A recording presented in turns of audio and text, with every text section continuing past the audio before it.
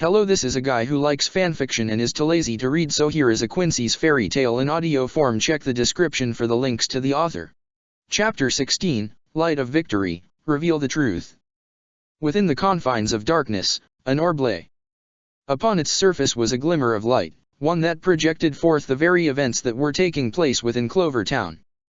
A battle was underway, one that pit a coalition of Wizard and Quincy against a being that by all rights could not exist within Earthland.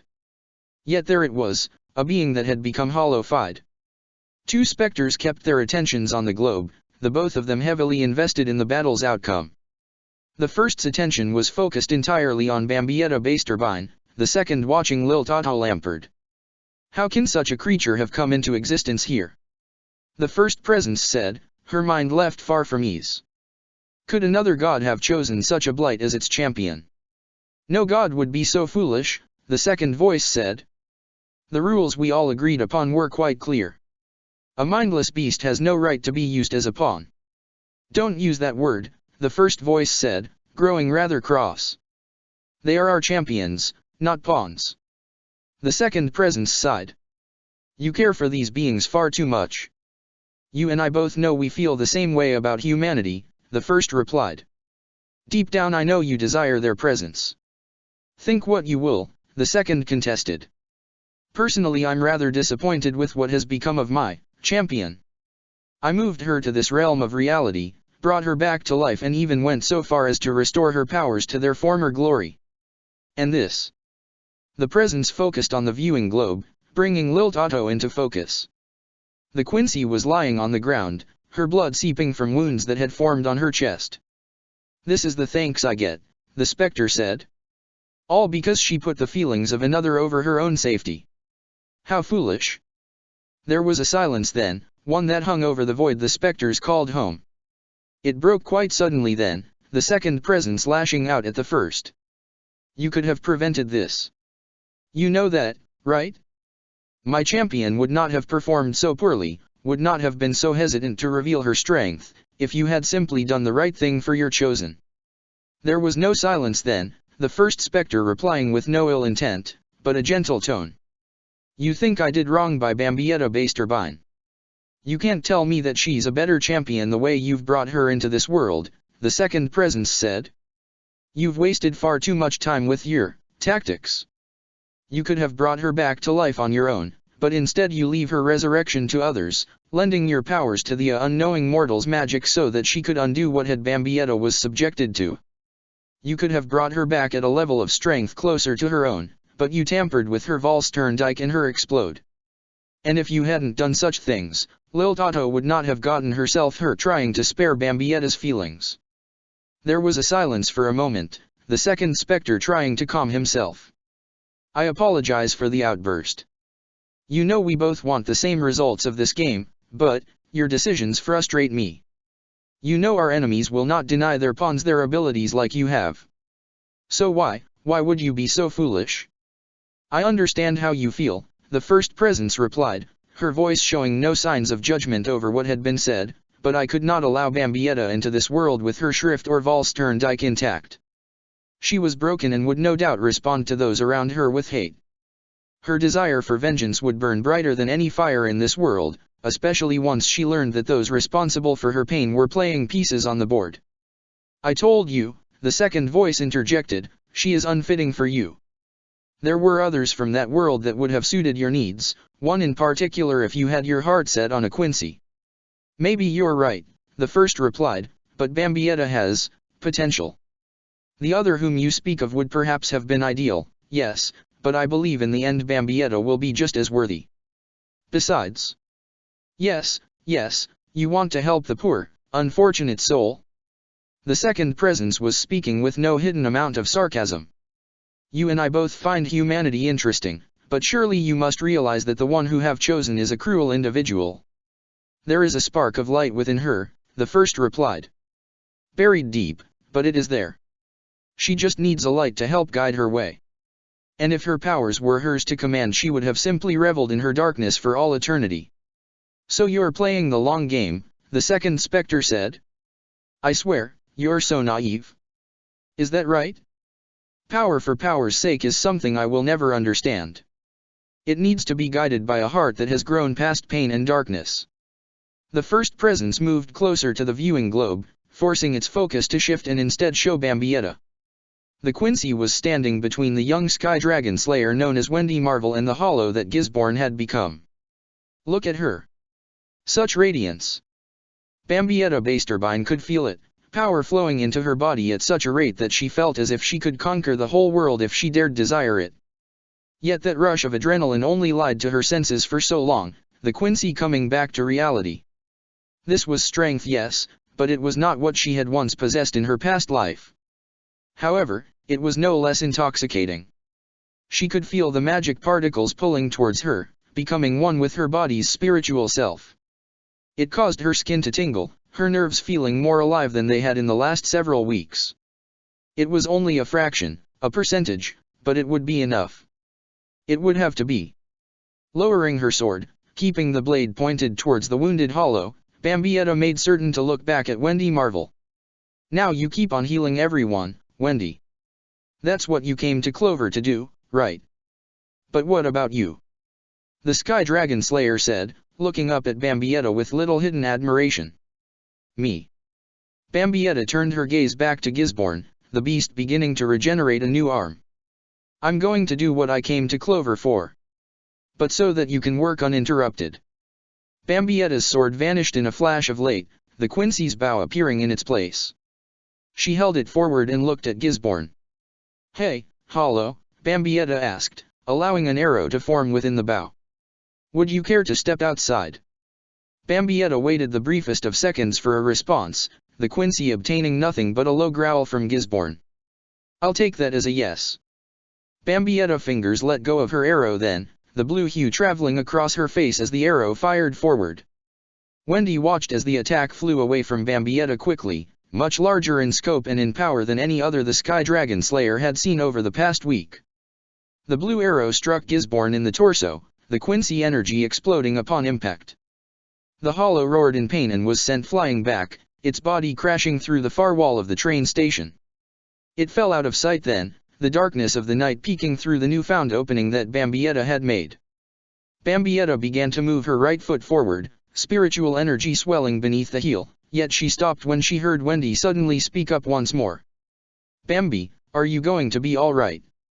The Quincy turned back to look at Wendy, Bambietta feeling nothing but exhilaration.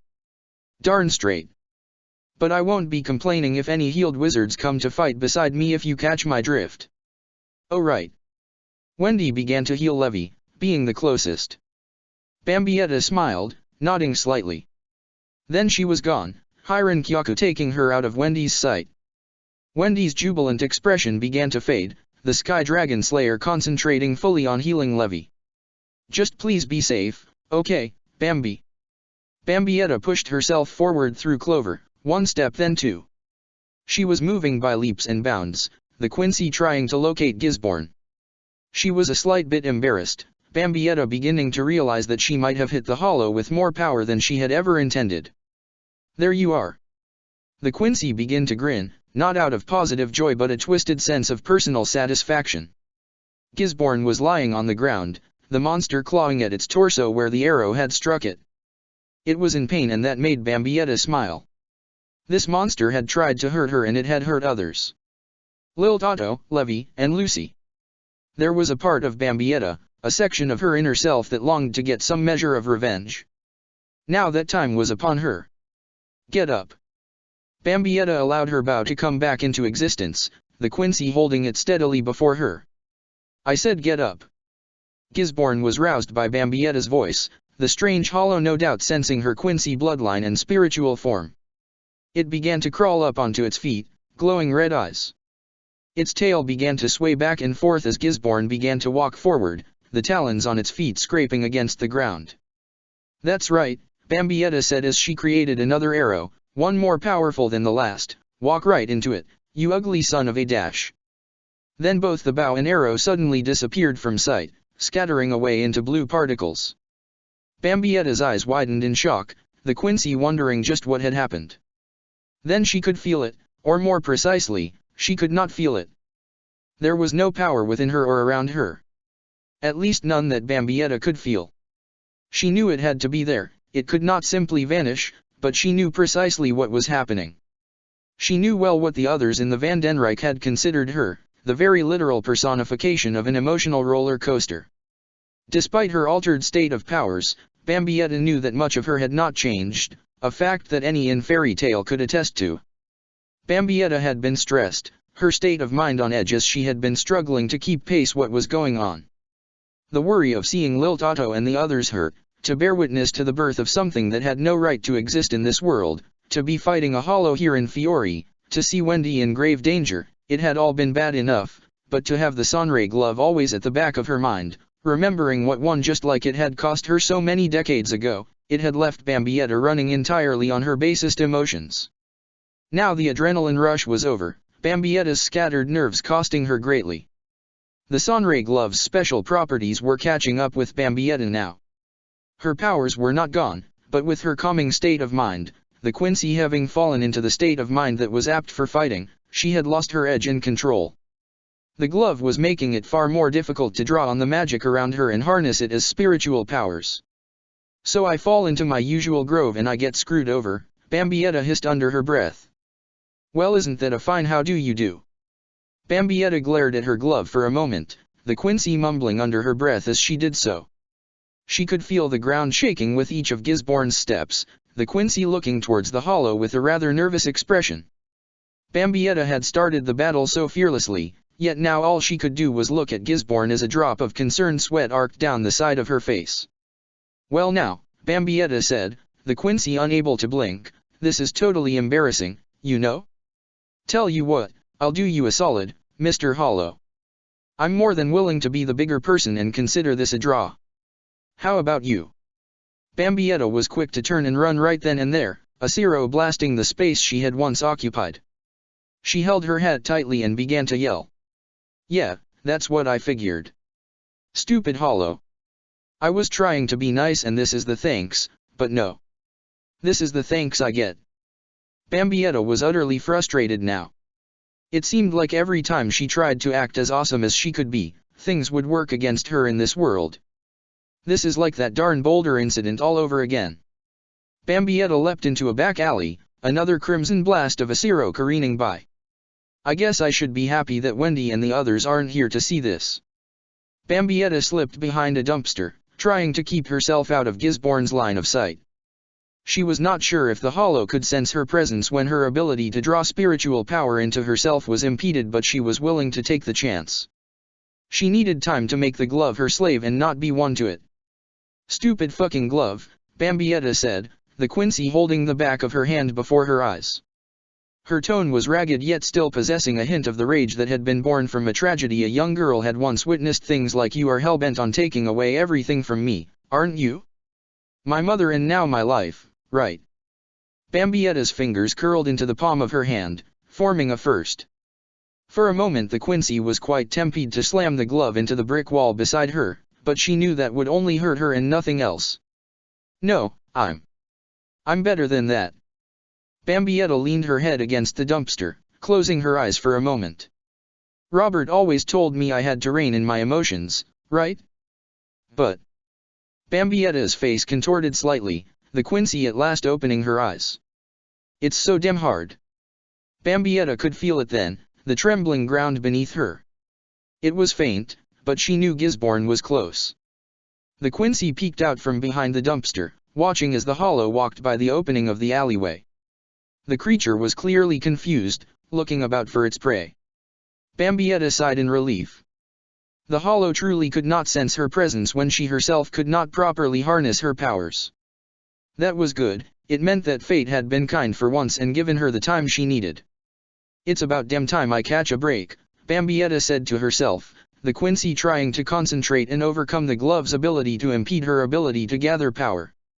Yet it was not long before that concentration was shattered, Bambietta's eyes opening as she realized that fate was never so kind to the likes of her. Lil. If the Hollow was no longer following Bambietta's spiritual pressure, she knew what would happen next. It would go after the wounded and weak Lilt Otto. Bambietta shook her head slightly as she looked up towards the darkened sky. You couldn't even give me this, could you? The Quincy knew better than to blame her misfortunes on a god, not in this world at the very least. Where she had come from, that was home to what Bambietta considered an unjust god. Here? She was not even sure a god existed. So much for catching a break. Bambietta forced herself to stand, pressing against one bent knee with a hand as she began to rise from the ground. She knew she needed time to grow accustomed to Sunray Glove, to overcome the limit it placed on her ability to draw strength and in turn ascend to greater heights. Yet time was not on her side. As she began to move out of the alleyway, she mumbled to herself. This is stupid, stupid, stupid. Lil Toto had abandoned her once before.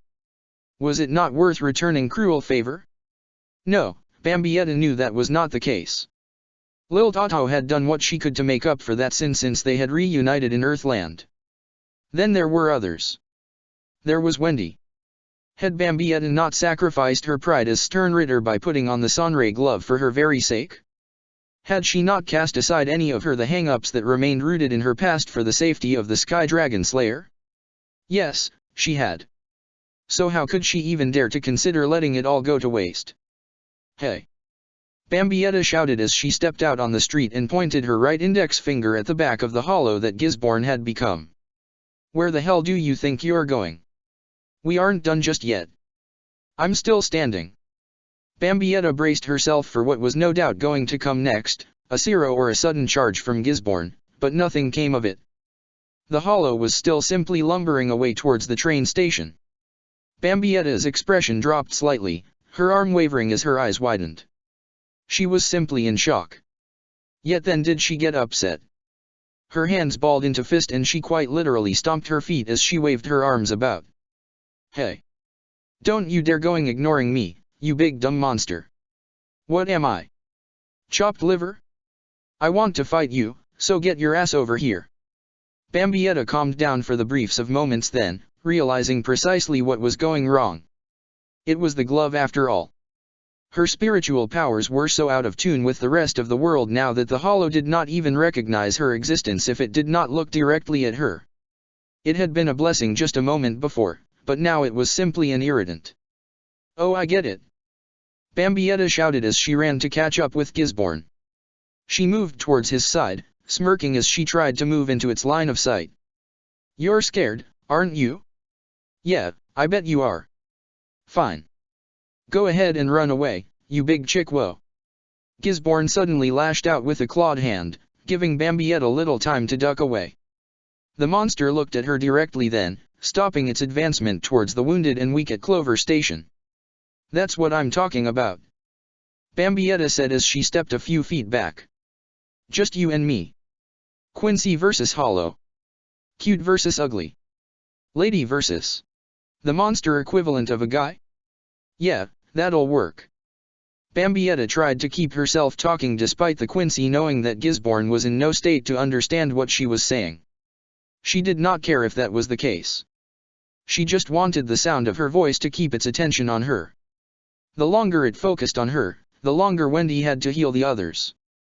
More importantly however was that the longer Bambietta could stall Gisborne, the longer she had to get a handle on the Sunray Glove. For as long as she kept boasting a mile a minute, her thoughts were elsewhere. The bulk of her concentration was focused entirely on her spiritual needs, the Quincy trying to absorb all the magic around her, to convert it into spiritual energy and triumph over the Sunray Glove. Yet then did Gisborne suddenly roar, the hollow lunged right at her. The time for talk was clearly over, but Bambietta was not one to remain quiet. Hey, I didn't hear no bell to start the next round. Okay, fine. Ding ding. Bambietta leapt back, trying to stay clear of Gisborne's talons. Yet what the Quincy did not expect was the hollow's tail to lash outwards, smashing into her ribcage with enough force to break two of the bones and send her flying away. Bambietta cried out as her shoulder hit the ground, her body skidding across the unforgiving stones that made up the ground. She grit her teeth as she came to a stop, the Quincy looking at the advancing Gisborne. Damn it! Bambietta spoke in nothing but a whisper, began to get up to her knees, one hand clutching at her wounded ribs. She was beginning to doubt herself now, knowing that she had no hope of killing the hollow, not like this. She had started out so full of vigor, believing herself to be the hero of this story. Now she was not so sure. Now all she could do was hope she could keep Gisborne busy long enough that Wendy could heal the others. No. A realization began to settle upon the Quincy's thoughts as she began to make it up to her feet. One that led her to assess her situation differently. "I'm not going to need help," Bambietta said as she breathed heavily and looked the approaching Gisborne in the eyes. "I'm going to crush you, Hollow. I'm going to beat you down and scatter your remains in the wind like so much dust." Gisborne stopped its advance, the Hollow beginning to notice a change in her spiritual makeup. Her blood, it recognized it once more. She was a Quincy, a pure-blooded Quincy. Gisborne roared then, its mask cracking open at the jaw to reveal its unholy roar as it did so. "Powers or not, I'm going to beat you all on my own. And do you know why?" Bambietta remained undeterred, the Quincy holding her gloved hand before her, tightening it into a fist. "Because it's just like I told Lil. This is my story and it's about damn time I take center stage." Bambietta could hear the words she was speaking, but she could not understand them. She loved fighting, she truly did. Yet there was one thing she had always understood, one credo she had obeyed. She only fought battles she knew she could win. Even if she was wrong, even if her opinion of her power was too overinflated and she underestimated an opponent, she would fight that battle. Yet to face a foe she realized she had no change against, to even consider for a moment throwing her life away for the sake of other, it was a strange sensation to the Quincy who had once been stern rittery. "Oh hell," Bambietta whispered under her breath, her right eye and its brow twitching, "I've become a total idiot." Bambietta's moment of self-depreciation was shattered then, Gisborne suddenly opening its mouth. A Ciro fired forth and Bambietta tried her best to leap away in the time allotted to her. She fell to the ground, clear of the blast, yet the shockwave caused by it hitting the pavement was more than she had prepared for. Bambietta screamed as her body was thrown to the side, buffeted by the forces at play, torn pavement smashing into her body even as it collided with the side of a house.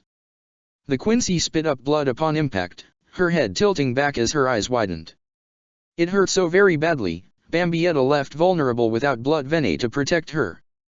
Yet despite the pain she could feel something else. There was a tingling running across her skin, feeling as if a cool breeze had touched down upon her body. Bambietta knew full well what it was. She was drawing the surrounding energies into herself and making them her own. It was slow and it was unsteady, but she was beginning to give birth to her powers. "How?" It was all Bambietta could say, her voice hoarse and racked with pain. Once the adrenaline rush had faded, she had tried so very hard to concentrate and pool her strengths. She had tried with all her might to remain calm and collected, to remember what Robert Accutrone had instilled in her so long ago. Then it hit Bambietta, the Quincy remembering well a fact that she had Stern Ritter and had discovered so many decades ago. Her teacher had tried everything in his power to help Bambietta, to allow her to grow into a Quincy worthy of the title Stern Ritter. In the end he had succeeded by mere happenstance, Robert observing the one place Bambietta was truly at home. She was loud and explosive in every sense of the word, but Bambietta had always found her sense of inner peace when she was fighting, when she was truly losing her soul to the battles. Bambietta remembered well what Robert had said to her when he had deduced what was her happy place. Apparently violence has its own calms. Bambietta began to pull herself away from the wall she had been thrown into, understanding at last what she was trying to accomplish. She could not try hard, she could not attempt to force the issue. No, she simply had to let herself slip into the ebb and flow of battle. "Thank you," Bambietta began to whisper, a smile tugging at the corners of her lips, "Accutrone." Bambietta looked at Gisborne, the Quincy's eyes glaring at him. She had been wrong, so very wrong. This was not hard, it was terribly simple. She just had to give herself over to the battle, that was all. That was something Bambietta knew she could do with relative ease. She could not doubt, she could not question anything. She could not even think on any deep level. She simply had to act, to fight to her heart's content. Yes, it was so very simple. More importantly to the Quincy, however, was that it was fun. Bambietta began to move towards Gisborne then with no hidden amount of swagger, the Quincy feeling the magic particles around her slowly swirling around her. They were bending to her will, conforming to her desires and becoming one with her power, one with her body. The Quincy continued to move towards Gisborne then, the hollow preparing to attack.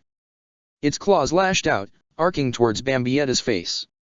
The Quincy gave no ground, allowing the talons to make contact.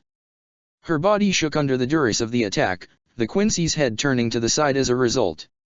Bambietta felt it, a slight amount of pain, a sensation of warm blood on her cheek and the bridge of her nose. Yet it was minuscule, the red liquid obscured by the glowing blue light that pulsed underneath the Quincy's skin. Bambietta had control of her blood once more.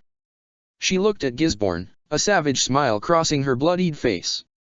The hollow's eyes flickered in response, as if the monster was hesitating. "I was right," Bambietta said. "You are scared." Gisborne roared in defiance, swinging out a handful of serrated claws at Bambietta. The Quincy did not let them make contact this time, disappearing from sight. Hiran Kyaku took her completely out of sight, the Quincy appearing behind the hollow with such precision that time seemed to momentarily slow for Bambietta. Her sword appeared in her hand and the Quincy slashed out with it, the blade cutting through flesh and bone. Blood gushed out from Gisborne's back as the hollow stumbled forward, but it quickly began to regenerate. The monster refused to relent, spinning around and swinging its tail out. Yet all it could do was scream as Bambietta's blade moved to intercept it, tearing the appendage clean off. The spiked tail quivered as it fell to the ground, stopping its erratic movement not long after. "Wow. Just, wow," Bambietta said, looking at her sword in clear, honest amazement. She had not even swung the blade with any force, she had simply moved it at a gentle pace and it still had torn apart Gisborne.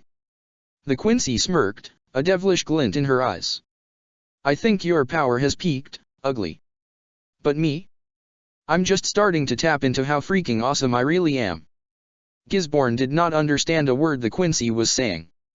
All it knew was that its blood was demanding her death no matter what it took. To that end it swung an arm down, intent on separating Bambietta's head from her shoulders. Yet she saw the attack coming and gauged what strength it possessed. Disappointed, Bambietta reached out with her left hand, blood venet at the ready, and caught the talons that belonged to Gisborne.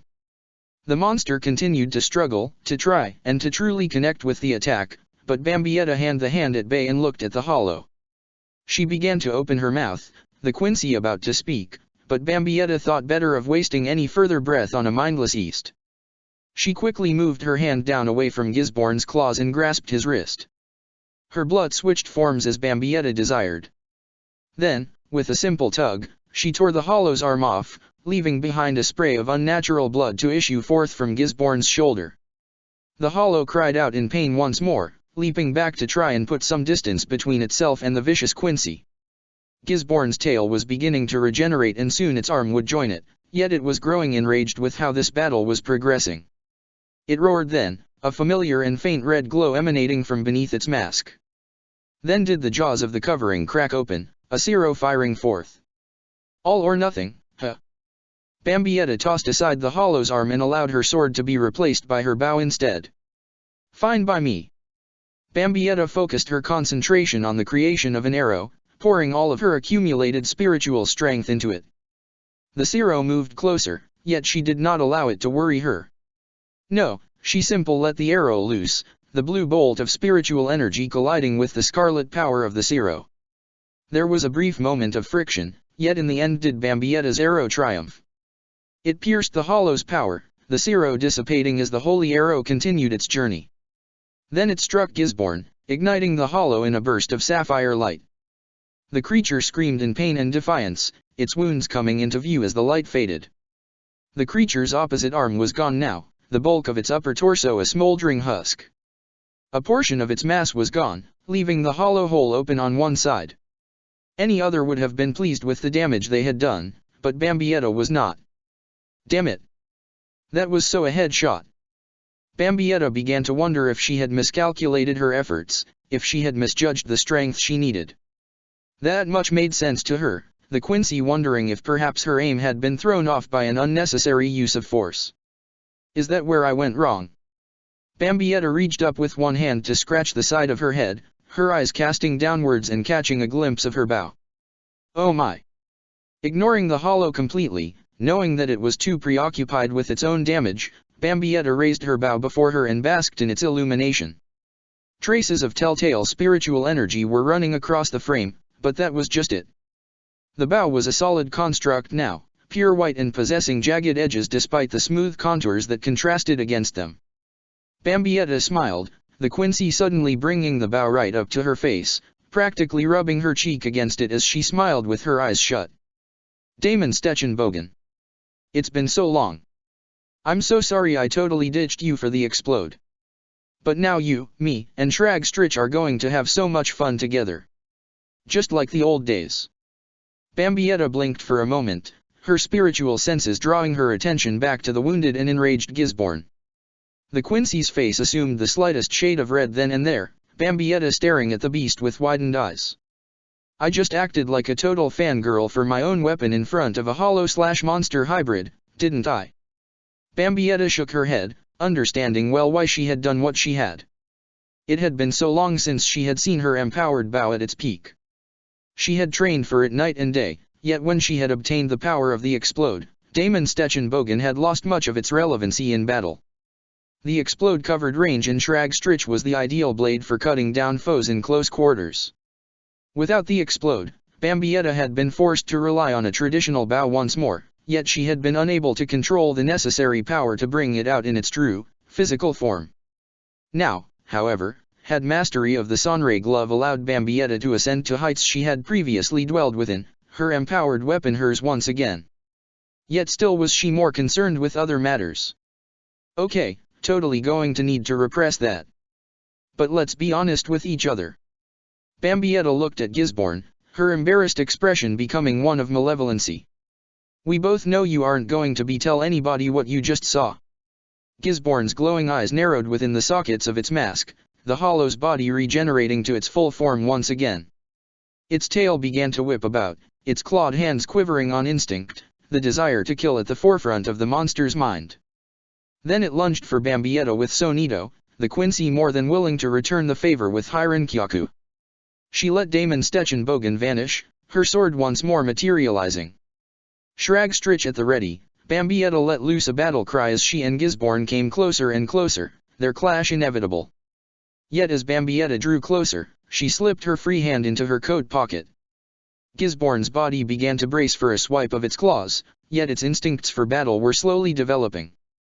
It could see Bambietta was preparing for just such a thing, no doubt intending to use her blade to cut another appendage. Instead the hollow opened its mouth, another Zero launching forward, this time at point-blank range. Nice try. Bambietta vanished from sight as the crimson energy came dangerously close to her, another step taken with Hyrenkyaku. Gisborne suddenly began to roar in pain as it ran past the space Bambietta had once occupied, the hollow feeling waves of agony across both its mask and its very soul.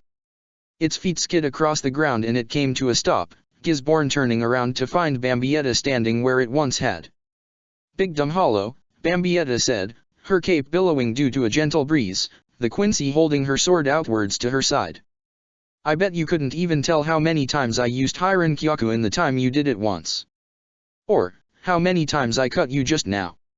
Gisborne had no idea what the Quincy was saying, nor did it care. It simply lunged for Bambietta then, ignoring the agony etched across its mask. Was it just once? Bambietta asked as she looked over her shoulder with a sly smile. Then she winked. Well, maybe.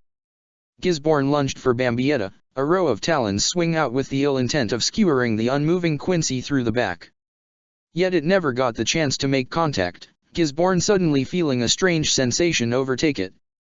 The hollow's torso began to fall apart, blood pouring out from twin cuts that ran from the hips to the opposing shoulders and straight through the hollow hole. The dreadful liquid began to take on the shape of a cross as Gisborne's body split apart into 4 pieces. The lower portion of its body slumped to its knees, the right and left chunks dropping to the ground and splattering blood as they did so. The top portion, little more than the hollow's chest, neck, and head hit the ground next, the twin sets of eyes glaring at Bambietta defiantly. Oh, I guess it was twice, Bambietta said as she turned and looked down at Gisborne. But I guess even that wasn't enough to overcome your regeneration. Oh well. What are you going to do now, huh? Bleed on me? Bite my ankles until your body regrows. Gisborne began to open its mouth in response, a red glow beginning to come into view. Oh no! A zero? Whatever shall little old me do? Bambietta screamed in a rather mocking tone, not letting up for a second. Then she shifted gears, casting a wicked grin. I guess I should have told you it was more than 2 times that I cut you just now, big guy. Bambietta could see it as Gisborne continued to prepare its attack, the cuts and cracks her sword had made in the hollow's mask quite evident. More importantly, however, were the Jinto capsules she had lodged into those very same spots of damage. The Quincy raised her free hand then, snapping her fingers and sending a burst of spiritual energy to those very artifacts of Quincy power. A cacophony of explosions rang through the Quincy's ears, Bambietta watching as Gisborne's masked face disappeared in a burst of blue light. It faded then, the decapitated hollow's remains lying still on the ground. Then did its body begin to dissolve, Gisborne's regeneration unable to activate now that its very essence as a reborn monster had been terminated and wiped from existence by the power of a Quincy. Bambietta watched as Gisborne's physical and spiritual presence vanished, leaving no trace of behind. The Quincy took a deep breath then, allowing her sword to fade away. She began to speak, uncaring that Gisborne was not around to hear her answer even if the beast could have understood it. I could have killed you with a single stroke to the mask just now, but I didn't. You want to know why? Bambietta smiled then, content with what had just occurred. I told Lil that you were going out with a bang, one way or another. And I don't lie just to make others feel better. The dawn of a new day was upon the town of Clover. Those who called the town finally felt a sense of security, the threat to their lives at last at an end. The forces of Magic Council and the Kingdom of Fiori were due to arrive soon enough, yet they would be too late for anything save repairing the damage to the town and nothing more. The combined forces of Fairy Tail, Phantom Lord, and Blue Pegasus had brought peace to Clover despite the damage caused in the name of protecting those who resided there, and the Wizards and Quincy were trying to enjoy themselves now as they assessed all that had transpired in the previous week. Despite the property damage that had ensued, those of Clover had deemed the Wizards and Quincy their heroes and had held an event in their honor. It was strange to Bambietta, so very strange. She had been congratulated and awarded for her accomplishments within the Vandenreich, Wywak having praised her abilities when he deemed it appropriate, yet that was all it had ever been. Here in Fiori she had been praised for her accomplishments just as before, yet it was not only from her superiors but also from those she had saved. That was something that had no place within the Vandenreich. Saving others had not been within the organization, conquest their only goal. Despite what had happened when Eisenwald had been defeated and the guild masters saved, despite what had transpired after the crisis on Galuna Island, Bambietta was not able to bask in her glories. As the others mingled within those thankful and pleasant at the Clover Town Hall, Bambietta kept her distance, staying on the sidelines of the chamber. She had found a seat for herself and had taken it for her own, watching but not involving herself with the festivities. Instead Bambietta simply watched as the others enjoyed themselves, even Lil Tato. Bambietta knew well how odd that was. Here she was, the social butterfly who stayed far away while the withdrawn and quiet one was actually trying to be friendly. Bambietta knew how ridiculous it was, but her mind was elsewhere. A hollow. It made no sense, a being such as that existing here in Fiori. Worse was the simple fact that it had not just been one of the spiritual beings she had battled in her home world. No, this had been an aberration by any standard. She had seen it before her very eyes, had felt the shift in the life force that had belonged to the monster known as Gisborne. It had changed in its death, become reborn as something else. Someone had been responsible for the transformation and Bambietta was vexed by that fact. She was in this world, as well as Lil Tato. Were other Quincy? Yet even if there were others, what Quincy would dare play with forces that could be lethal to their very being? Bambietta leaned back and closed her eyes for a moment, running a thumb and index finger against their inner edges. What the hell is going on here? None of it made much sense to Bambietta, but she also knew she had no true knowledge of how precisely she had ever come to this world in the first place. Was there a purpose behind it or was it simply a moment of fate's fickle nature? Bambi. The Quincy's body shook for a second, Bambietta's mind snapping to attention. She opened her eyes and looked forward, coming face with Wendy. Oh. Hey there, Wendy. I got you some fruit punch from the concessions table, Wendy said, holding up one hand and the plastic cup within it, one that matched the one in her other hand. That is if you're thirsty. Thanks. Bambietta took the cup then, noting the smile that overcame Wendy's face. The Dragon Slayer pulled up a seat beside Bambietta and began to sip at her drink. The Quincy did the same, her mind slightly more at ease now. So tell me, Wendy, what's it feel like to be considered a hero? Bambietta knew how the question would sound, just an adult picking the mind of a child to find out perhaps how they were adapting to the praise of others. There was more to it than that, Bambietta keeping it under the radar as well as she could. She simply hoped Wendy, someone new to what was going on while free of the Vandenrijke's darkness, could explain it to her. Huh? Me. Wendy held her drink with both hands, the Sky Dragon Slayer nibbling at her bottom lip as she began to think over the Quincy's question. It's kind of embarrassing. I just wanted to help people, but all this attention we're getting. I'm not used to it either. Bambietta took another sip from her drink. The Quincy remember well the conversation she had had with Urza Scarlet back on Galuna Island. Bambietta was beginning to understand what the wizard had mean that night when it came to others practically worshipping her good deeds. Still, I kind of like it in a way. Well, Wendy said, that's good. I mean, what you did the other day was really cool if you ask me. I beat up a monster, Bambietta said. That's nothing new for me. No, I meant. Wendy began to trail off for a moment, the Dragon Slayer trying to regain any semblance of confidence. I meant putting on that glove. Bambietta looked at Wendy, noting the slight smile tugging at the young girl's lips. It's no big deal, Bambietta responded after giving herself a moment. I just... You said you didn't want to, Wendy said as she looked up at Bambietta. Because of what happened to Dash. Don't say it. Bambietta had interrupted Wendy, her voice hesitating but still possessing a hint of a rough edge to it. Bambietta regretted her tone, realizing she had come very close to snapping at the Sky Dragon Slayer. Wendy glanced down the floor then, her happy expression faltering. I'm sorry. No, I'm... Bambietta sighed, the Quincy trying to get the words out. What did I say about apologizing? Wendy still did not look at Bambietta. But Dash. I should be the one who's sorry, Wendy said, glancing away with a cold look in her eyes. It's just, that's a touchy subject for me. Wendy nodded, the Dragon Slayer realizing what line she had reached with Bambietta. She looked back down at her cup, too hesitant to speak up again or to take a sip of the fruit punch. Then Wendy felt one of Bambietta's hands atop her head, fingers ruffling her hair lightly. Bambietta began speaking then. I know I said it before, but thanks for the magic healing. Huh? Wendy looked up at Bambietta, noting the smile on her face.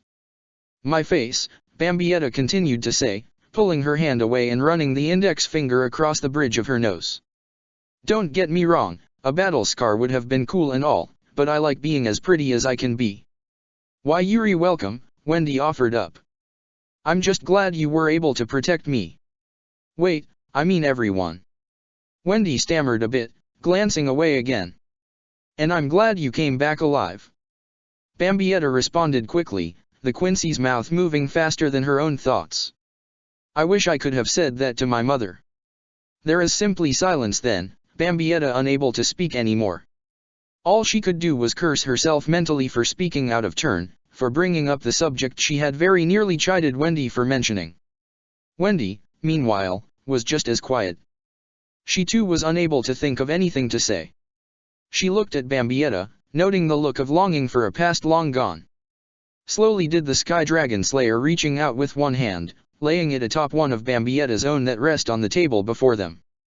Wendy took a breath then and began to speak. I miss my mom T-Dash. I want a rematch. Bambietta and Wendy both snapped to attention then, the Quincy and Wizard both catching sight of Natsu Dragneel fast approaching, Happy following not far behind.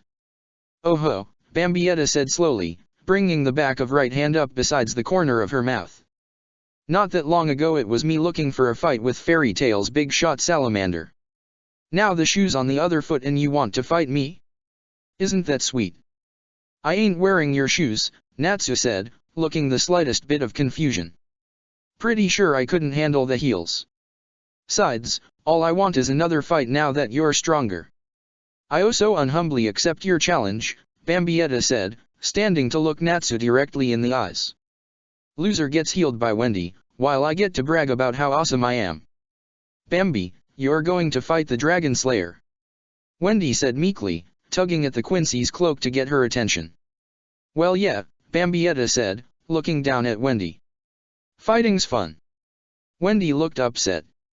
Well, for me, Bambietta added on. Wait a minute, Natsu said, looking down at Wendy. How do you know I'm a Dragon Slayer? I never told you. Man, you're dense. I'm pretty sure all of Clover heard you fighting Gisborne in front of everyone, Wendy included. Bambietta resisted the urge to slap her forehead, instead opting to deepen her voice as much as possible when she next spoke. Fire Dragon's Roar. Fire Dragon's Wing Attack. Fire Dragon's Fists of Fury. Hey, I don't have an attack named that. Natsu shouted, pausing for a moment. I kind of wish I did now, but that's beside the point. Isn't that right, little Miss Pure-Blooded Quincy's arrow of awesomeness? That was just a phase. Bambietta shouted in return, her face going flush as she fought desperately to resist the urge to stomp her foot. I'm totally over that, I swear. Bambietta and Natsu both stopped their little shouting match, the sound of Wendy giggling catching both their attention. They looked to her and could see the young girl holding one closed hand up to her mouth, Wendy clearly trying not to laugh. Both the Fire Dragon Slayer and the Quincy calmed down then, Wendy's actions having disarmed their almost sibling-esque quarrel. You two knuckleheads finally calmed down. Gray suddenly asked, the ice wizard approaching. Lucky you, Natsu.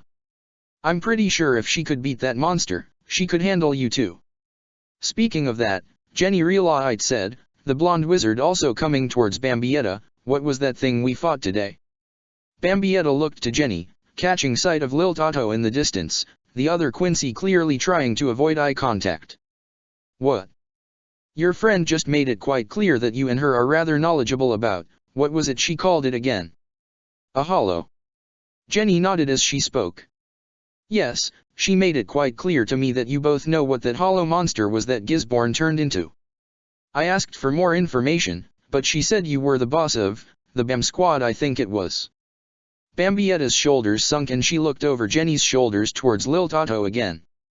The blonde Quincy could see the gaze that seemed to cast judgment and she simply shrugged in return.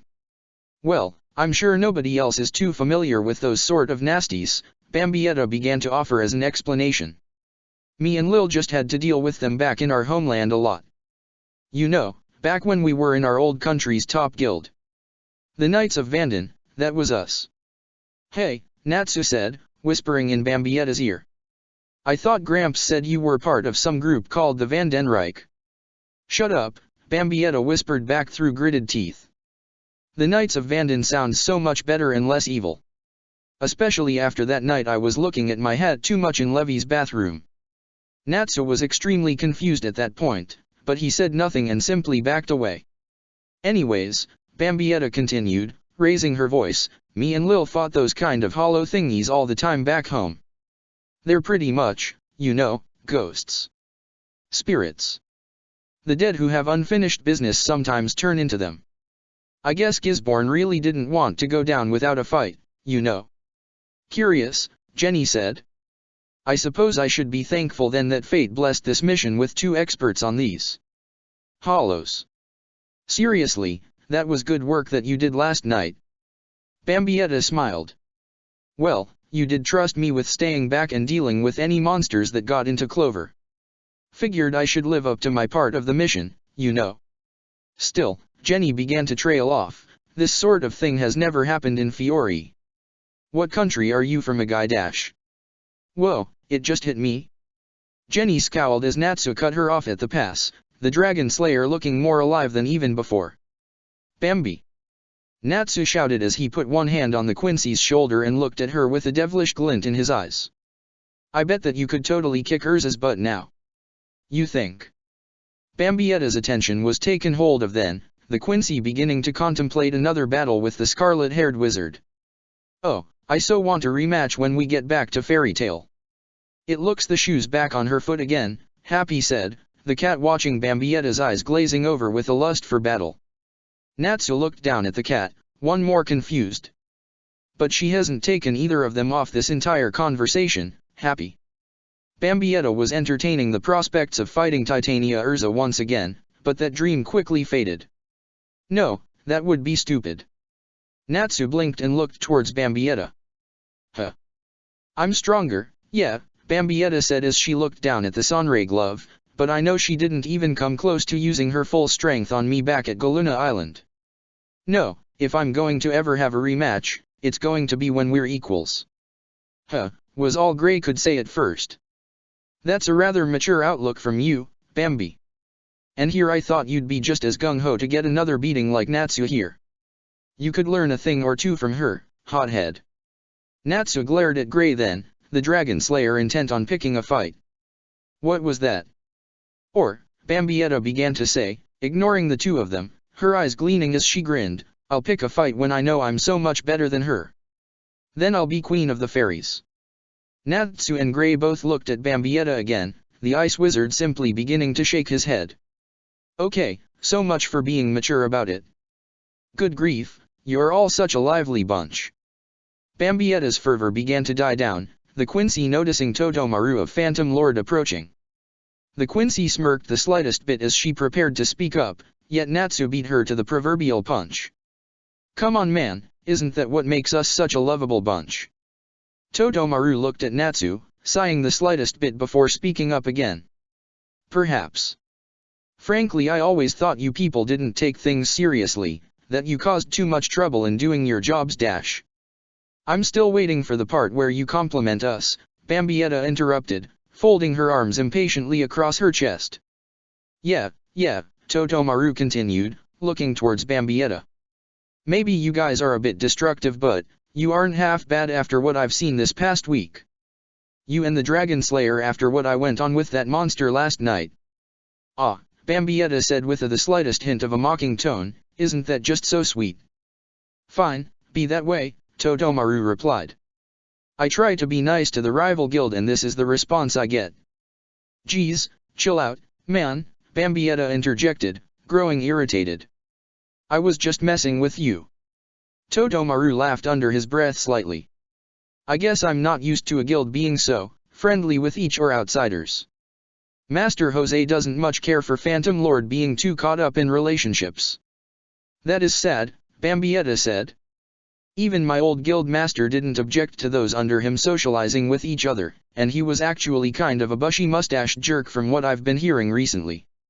Yes, well, Totomaru began to say, I'd actually like to stick around, but I know my master Jose would not appreciate me having fun as opposed to doing job requests.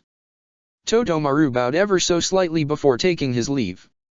Yet as he walked away, he passed by the approaching trio of Lil Tato, Lucy, and Levy. Bambietta noticed a strange fluctuation in the emotional state of the Phantom Lord's soul, catching sight of the wizard glancing at Lucy as he moved past her. Bambietta shrugged, wondering if maybe he was simply finding her easy on the eyes. That was something she could not argue against. I believe that Totomaru fellow has a good point, Carla said as she scampered over to Wendy. We've spent enough time here in Clover, child. We must stop dawdling and return back to Kate's shelter to report the success of the mission to Master Rubal. I guess you're right. Wendy took one last sip of fruit punch, emptying the cup before sitting up from the chair. She looked disheartened then, something Carla was quite quick to catch on to. Bambietta and the others took notice of it as well, the Quincy preparing to speak up. Yet she was once more beaten to the punch, Jenny stepping before Wendy. As the leader of this mission, the blonde began to say, I just want to thank you for everything you've done, Wendy Marvel. The young girl looked away bashfully, not sure what to say. You don't have to say that. I didn't do much. Nonsense, Jenny replied. You saved my life and the lives of everyone else, isn't that right?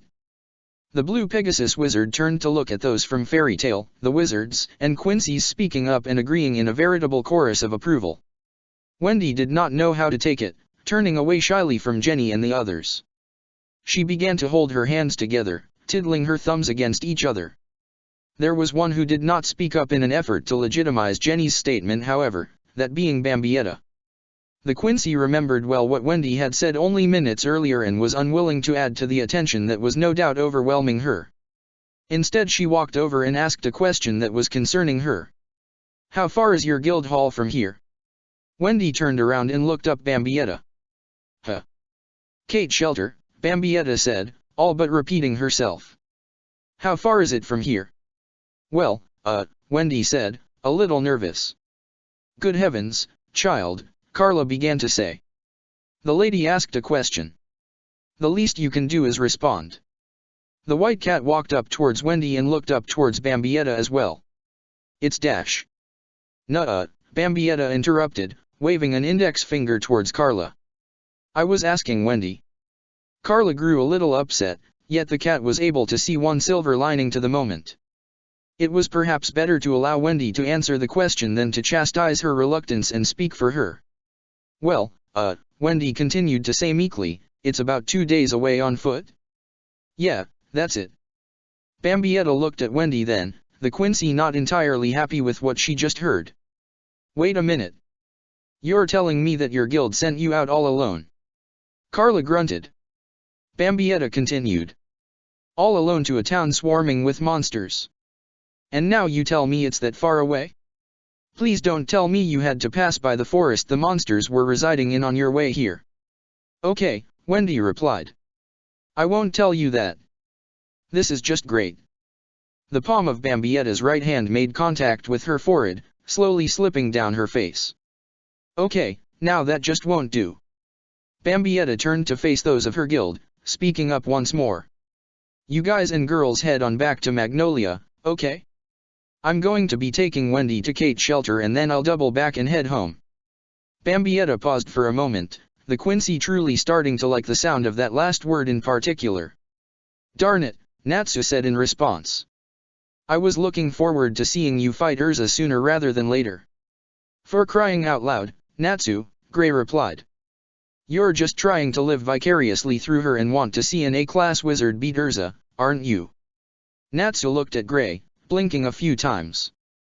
"I ain't trying to live viciously through anybody. That just sounds evil. I'm glad you want to help, but me and Carla can get home safely on our own," Wendy began to say to Bambietta.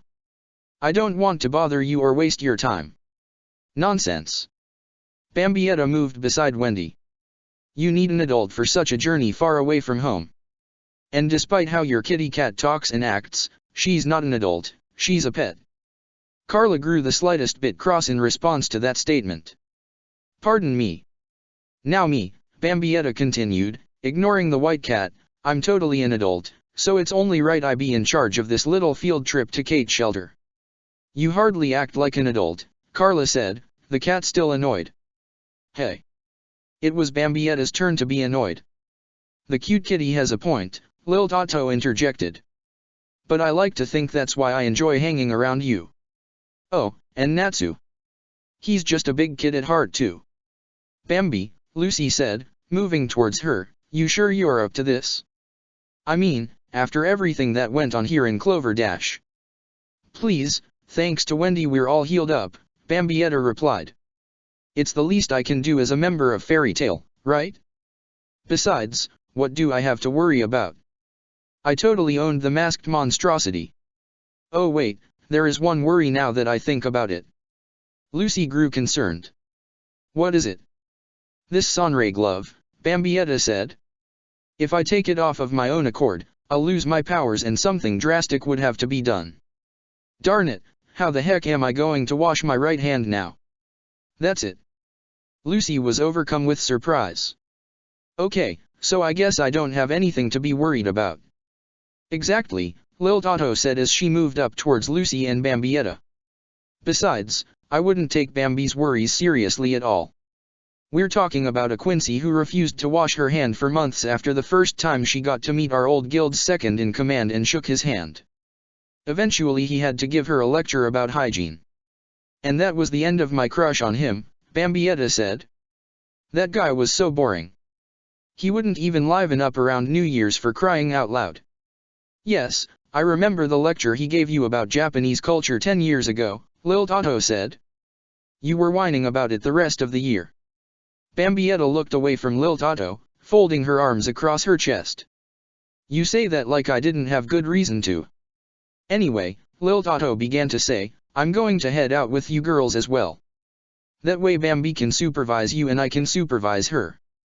Bambietta looked back at Lil Tato. Oh, now you're going to play the role of the big shot, Miss Volsterndyke. Lil Tato grew a little withdrawn. I'm sorry, alright. I knew it would make you mad. You think I was going to be mad you were stronger than me? Bambietta asked. Okay, so I am a little peeved about that. But you want to know what really grinds my gears? Being lied to. Lil Tato lowered her head as she could hear Bambietta walking away, the sound of Wendy and Carla's footsteps by her side. Yet then they suddenly stopped. Come on, Lil. I've only got the glove, so I still need a bodyguard with wings and stuff. Lil Tato perked up then, the blonde Quincy following after Bambietta, trying very hard not to smile. So this Kate shelter, Bambietta began to ask Wendy. Does it have a nice guild hall? I don't know, the young mage answered. I haven't seen any other guild halls myself, but I always thought it was awesome. Wow. That is, so awesome. The journey to Kate's shelter had been long and uneventful, the quartet of Quincy, Wizard, and Cat finding themselves their only company. Now they found themselves at the town that was home to the guild hall, Bambietta and Lil Tato finding themselves staring at a series of quaint structures. At the center of the town stood a small guild hall, formed in the shape of a cat's head, ears, and all. So very awesome. Bambietta's arms hung loosely by her sides, the Quincy staring wide-eyed at the unimpressive town before her. Lil Tato tried to console her let-down friend, patting her gently on the back. Wendy, meanwhile, was overjoyed, the young girl running forward, Carla by her side. We're home. Master Ribal. We're home. Bambi, Lil Tato said, moving closer to her friend, is it just me or does something seem strange about this place? No kidding. Bambietta's skin was crawling, the Quincy on edge. She allowed blood venet to seep through her body. She looked to Lil Tato and could see the familiar light of that power lining her veins as well. Satisfied, Bambietta began to move forward, drawing closer to Wendy. Wendy, hold on. The Sky Dragon Slayer turned around and looked at the two Quincy. Huh? Something wrong.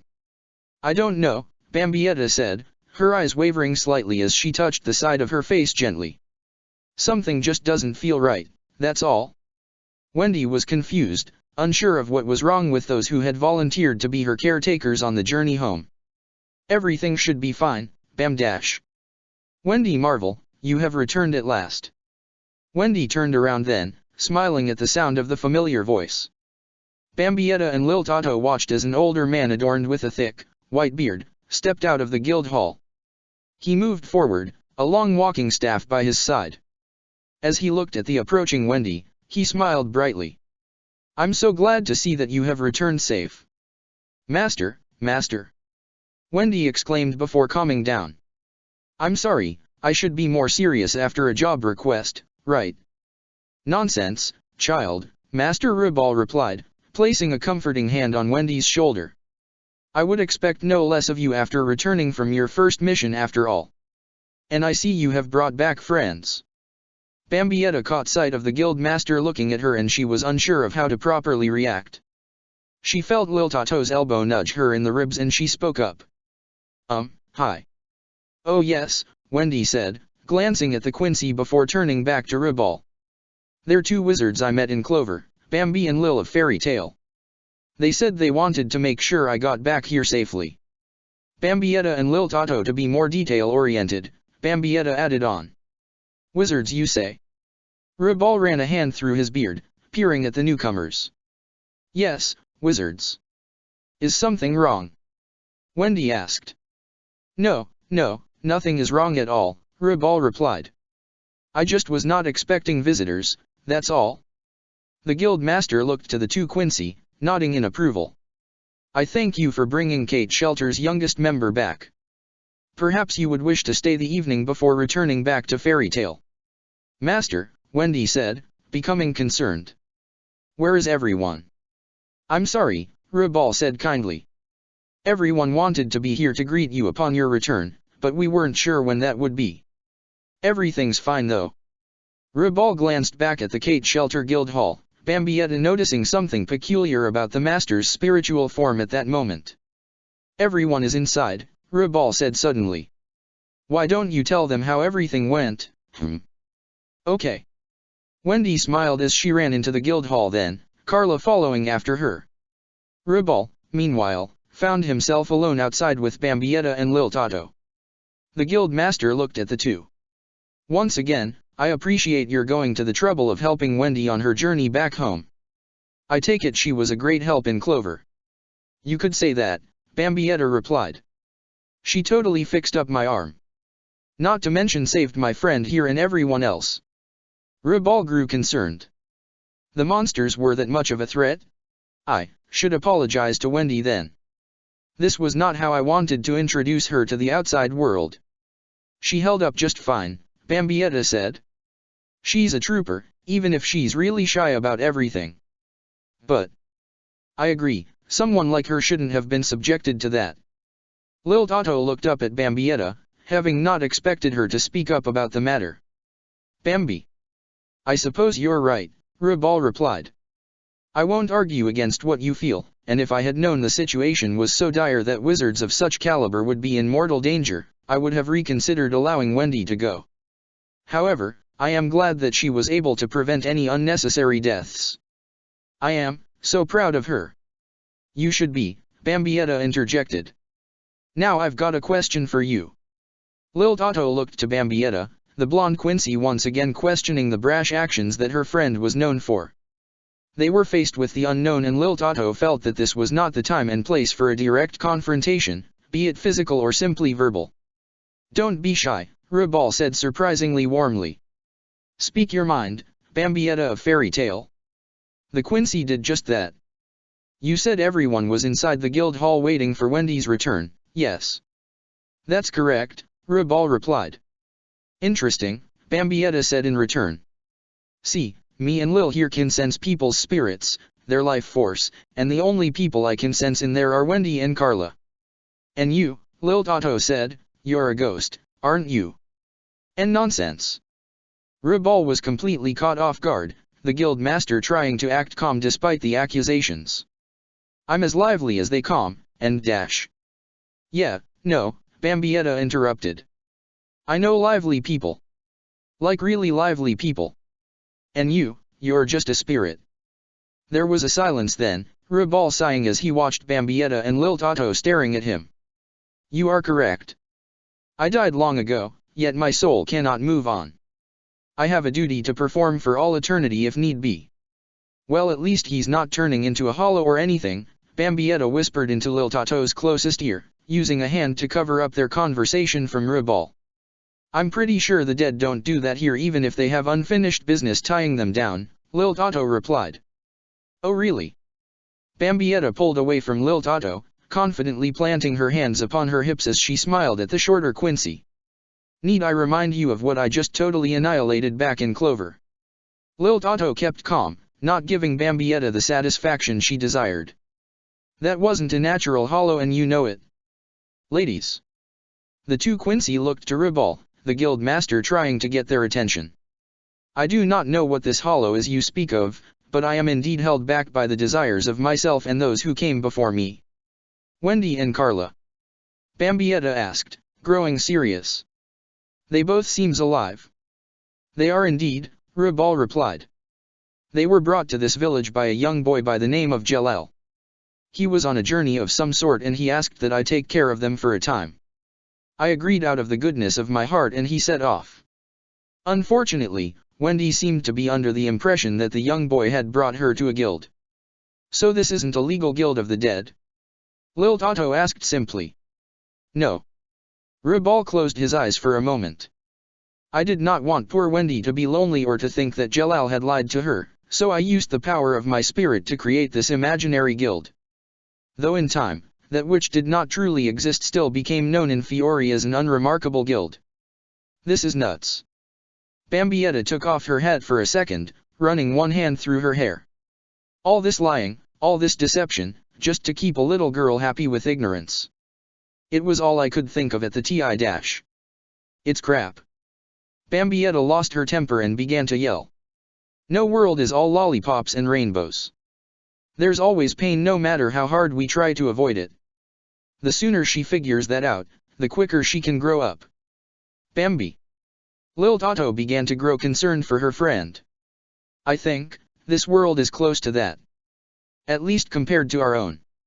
Life is pain, whether we want it or not. We have to dash. Lil Toto continued. And wouldn't you want to go and take back your childhood if you could?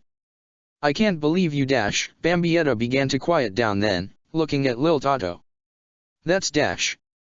You are right, Rubal said. But even an old spirit such as myself can get lonely.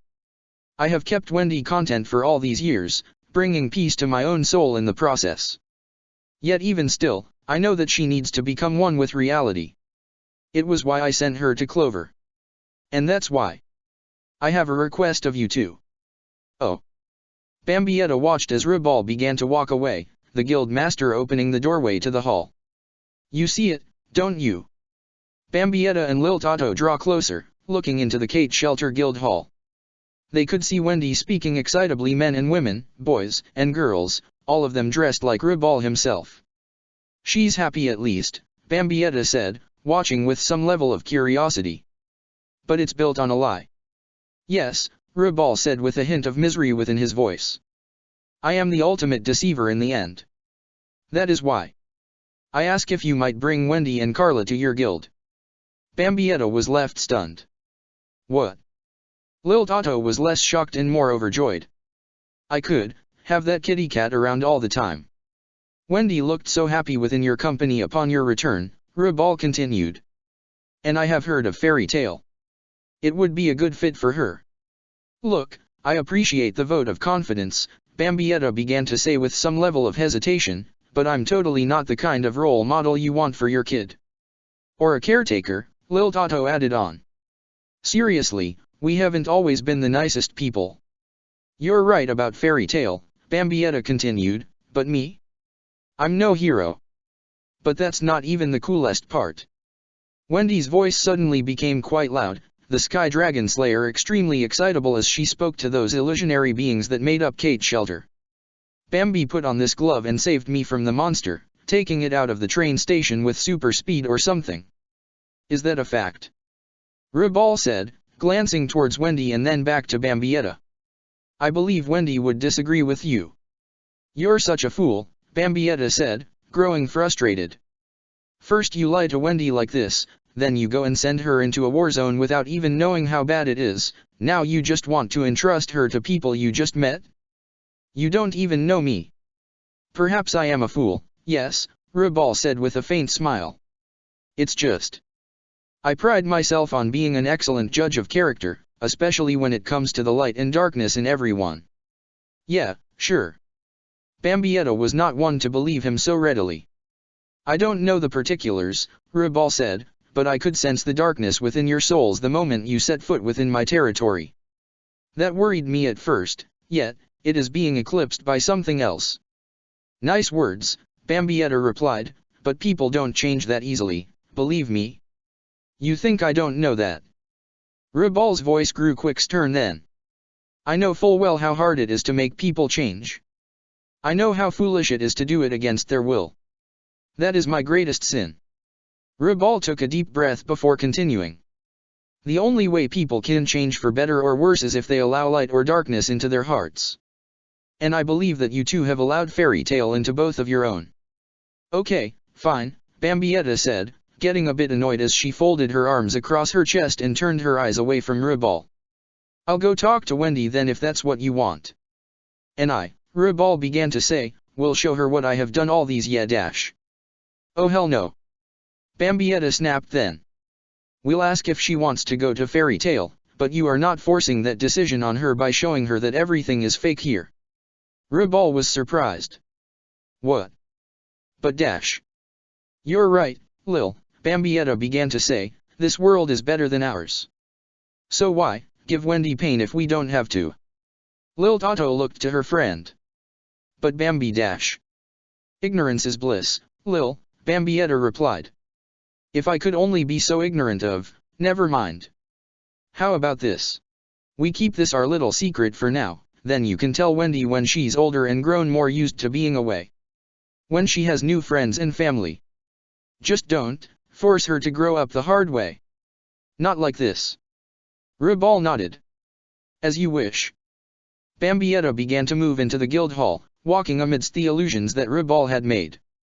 She moved up to Wendy, the Quincy trying to assume a comforting expression. Hey, Wendy, can we talk? Oh, sure, the Dragon Slayer said simply enough. About what? I know you're happy to be back here at Kate's shelter, Bambietta began to say, careful to avoid using the word home, but how would you feel about coming back to Fairy Tale with Lil and me? Wendy began to grow a bit withdrawn. But this is my home.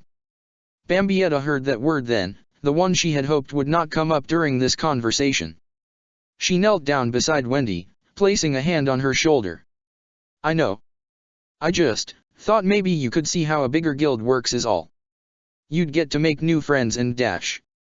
I want to stay here, Wendy interrupted. Bambi, I dash. Wendy, Rubal said, speaking up as he approached. You know why I sent you to Clover, yes. Bambietta closed her eyes for a moment, the Quincy wondering if the guild master had been right, that the painful truth was the only way to help Wendy move on to the rest of the world. Yes, the Sky Dragon Slayer replied. To experience the outside world. Exactly, Rubal said. That is why I asked Bambietta and Lil Tato if they would bring you to Fairy Tale for a time. You know we don't get many, if any, job requests here at Kate's shelter. I was hoping you could learn more of the world through Fairy Tale. Wendy grew upset, bringing a closed hand up to her chest as she began to tear up. But Master Rubal? Hey, Bambietta cut Wendy off then, the Quincy trying to talk as softly as she could. Me and Lil aren't actually from around here. Fiore's new to us as well. It's a big country and I don't know, I just felt we could see all that it holds together. How about it? Wendy looked towards Bambietta's eyes, then up to Master Rubal's. He nodded in approval. It is only for a time, Wendy. You can come back to Kate's shelter whenever you want, of course. I just want what's best for you. Wendy sniffed back with her nose, running the back of one of her hands over her eyes to wipe away any tears. She looked at Bambietta then and smiled. I'd be honored to join Fairy Tale. Before Bambietta knew it, Wendy suddenly hugged the Quincy. It was an unexpected action, one that caught the Quincy off guard completely. Bambietta froze for a moment, eyes wide. Then she slowly began to close them, a hand gently patting Wendy on the back. Then, welcome to Fairy Tale. Bambietta's mind was at peace for the moment, yet one lingering doubt crept around the corner of her thoughts. This country, this world itself, was new to her, yet now she was left to worry about just how much her old world was becoming a part of it. To the northeast edge of Fiore lay the Inferno Mountains. Few dared to travel there, the volcanic formations that made up the area a detriment to any who lived. Yet now did one such being do just that, a figure clad in white robes. The individual was careful with its movements. Within the figure's gloved right hand was a black crystal, one adorned with the unnatural blood of a monster. It had traveled far to return this artifact to its rightful owner, and now that goal was almost fulfilled.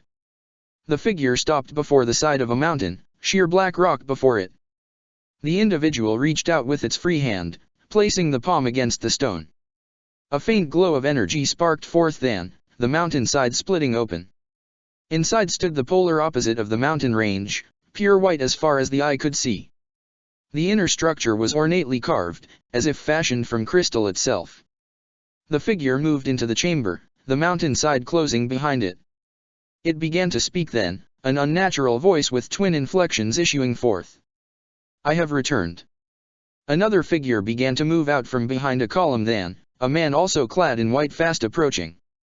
And did anyone sense your presence? Oh no, the first figure responded. One of my many abilities that I put to good use. Excellent, the man said. And how did the test go? The first figure reached out with a hand, showing off the blackened object it held. So Gisborne died, the man said, a disappointed tone evident. Such a shame. I had done much experimentation on that lacrima, etching the power of a hollow into it. I had gone to such lengths to fuse it with the monster as it slept. Yet a mere wizard killed it all the same. No, not a wizard, the first individual interjected. It was a Quincy. The man's eyes opened in surprise from behind his spectacles. Yet his surprise did not last long, his eyes narrowing as he smiled. How interesting. A Quincy, here in this world. Are you sure you saw what you saw, Araniro? You think I would not recognize that kind of spiritual pressure? The masked Arankar known as Araniro Arururi asked, quite distraught. You wound me. But yes, it was a Quincy. And not only that, it appeared she is a part of fairy tale. Tell me, doesn't that pique your curiosity, Sailaporo? Sailaporo Grand's eyes began to grow lost behind his glasses, light reflecting on the lenses, yet still his smile never faded. How interesting. Chapter 17, My own past blocks my path to the future. So, Wendy Marvel was overtaken by the sights and sounds all around her. She had been taken to the town of Magnolia by the two Quincy who had at first volunteered to take her home, yet now she was finding her senses assaulted by the chaos all around her. Wizards were yelling at one another, another Wendy recognized from Clover drinking herself silly with a keg of beer. Far across the guild hall Wendy could also see the pink-haired Natsu engaging in a scuffle with Grey and Elfman, a woman with silver hair trying to get them to calm down. So this is fairy tale? Yup, you bet. Bambietta said as she walked forward, stepping away from the entrance and into the chaos itself. A smile adorned her face as she turned to look back at Wendy. Isn't it great? Wendy began to move behind Lil Tato, peeking out from behind the blonde Quincy. Wendy began to become more timid than ever before, her eyes wavering as she looked at Bambietta. Can I go back to Kate's shelter now? Bambietta's enthusiasm dropped for a moment, the Quincy staring at Wendy with a deadpan expression. She perked up quickly however, Bambietta walking over and trying to coax Wendy out from behind Lil Tato. Come on, fairy tale's the furthest thing from scary. I don't know. Wendy moved further around Lil Tato, making the shorter of the two Quincy a little uncomfortable. Good grief, the blonde began to say, Bambi chasing a little kid around me in circles. Oh yeah, this is just how I want to spend my day. Bambietta heard that disparaging remark and stopped dead in her tracks. She cast a glare at Lil Tato before turning her attention back to Wendy. Okay, so forget what I said. You're scared. I get it.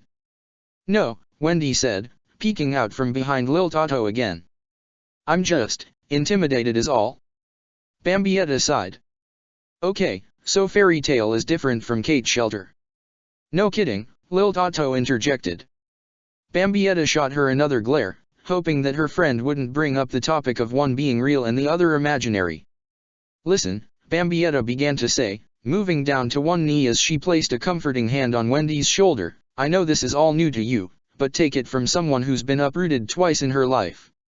It'll be fine. I promise. Wendy began to smile faintly then, the young girl at last pushing past her concerns. Thank you Dash. What are you girls doing here? The trio turned around to catch sight of Natsu and Happy approaching. Bambietta began to speak in return. What do you mean what am I doing here? This is my guild, Natsu. Nah, that's not what I'm talking about, Natsu replied. I thought you and Lil were going to be taking Wendy home. I don't know if you're just bad with directions, but this isn't Kate's shelter. I was hoping to join Fairy Tale, Wendy said. For a little while at least. That she is. Bambietta said excitably as she stood up. I guess you won't be the only dragon slayer around here now, huh, Natsu? Whoa, Happy said, the cat looking up at Wendy. This little girl is a. Yes indeed.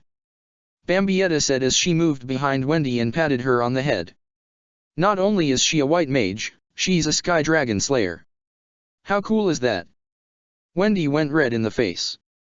Bambi, you're kind of embarrassing Dash. Wendy flinched suddenly, Natsu standing before her and placing both hands on her shoulders. You wouldn't happen to know where Igneel is, would you? Natsu, you're scaring the little girl, Lil Tato said rather calmly. Scaring the little girl? Natsu was completely thrown off. Nah, I was just asking a question, that's all. From one dragon slayer to Anno Dash. Natsu was suddenly thrown back, a closed fist having caught him square in the face.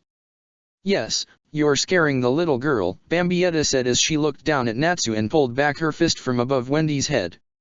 Whoa. Natsu popped up rather quickly, looking to Bambietta. So we are going to have that rematch, aren't we? Not here, you won't. Natsu and Bambietta both turned to see Makarov standing beside them, the chaos that had been brewing in the guild no longer present. Behind him stood Grey and Elfman, both of them no longer fighting as Natsu had been earlier, the guild master having no doubt lectured them.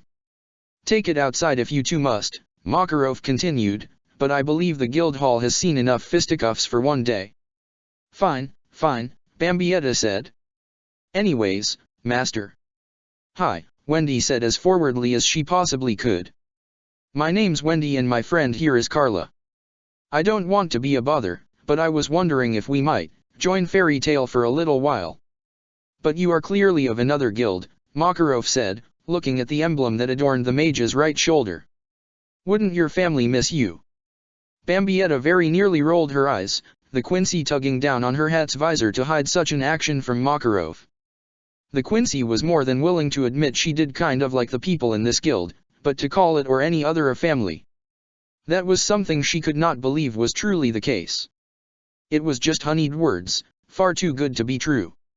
Well, Master Rubal told me that it would be best if I were to experience the world in a more active guild, Wendy said shyly.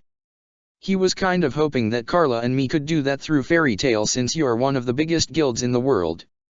Well then, Makarov replied, I suppose we can make an exception.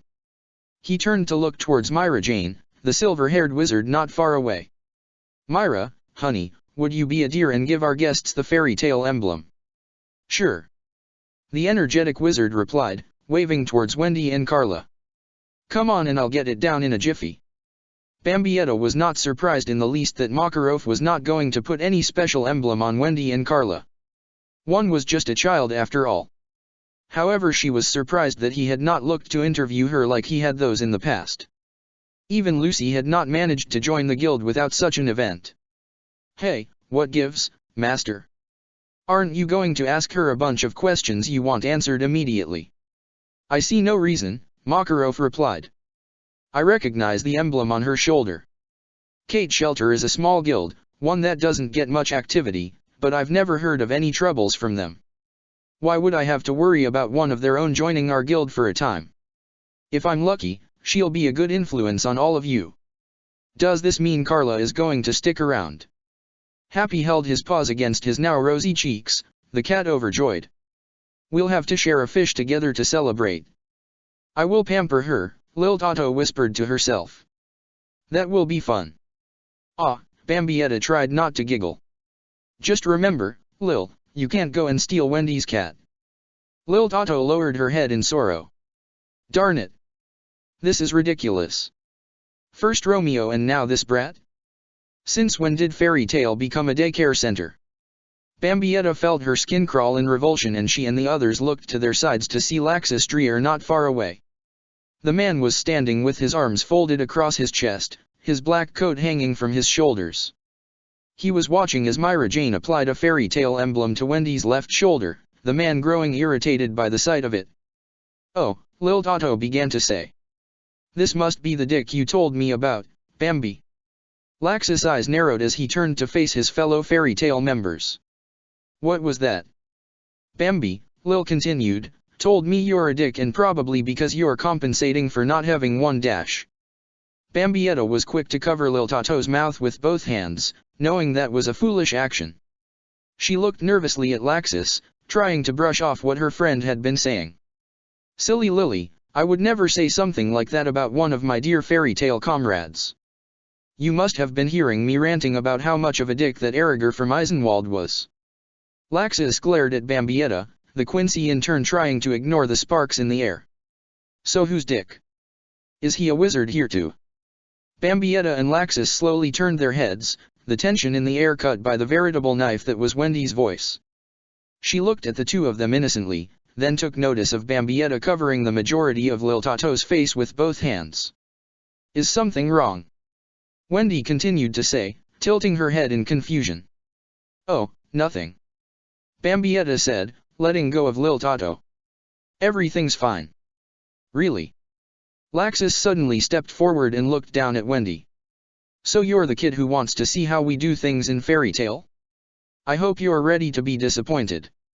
Wendy was unsure what to say, Laxus' imposing nature and unpleasant attitude not making the best first impression. Nonetheless, she tried her best to be nice.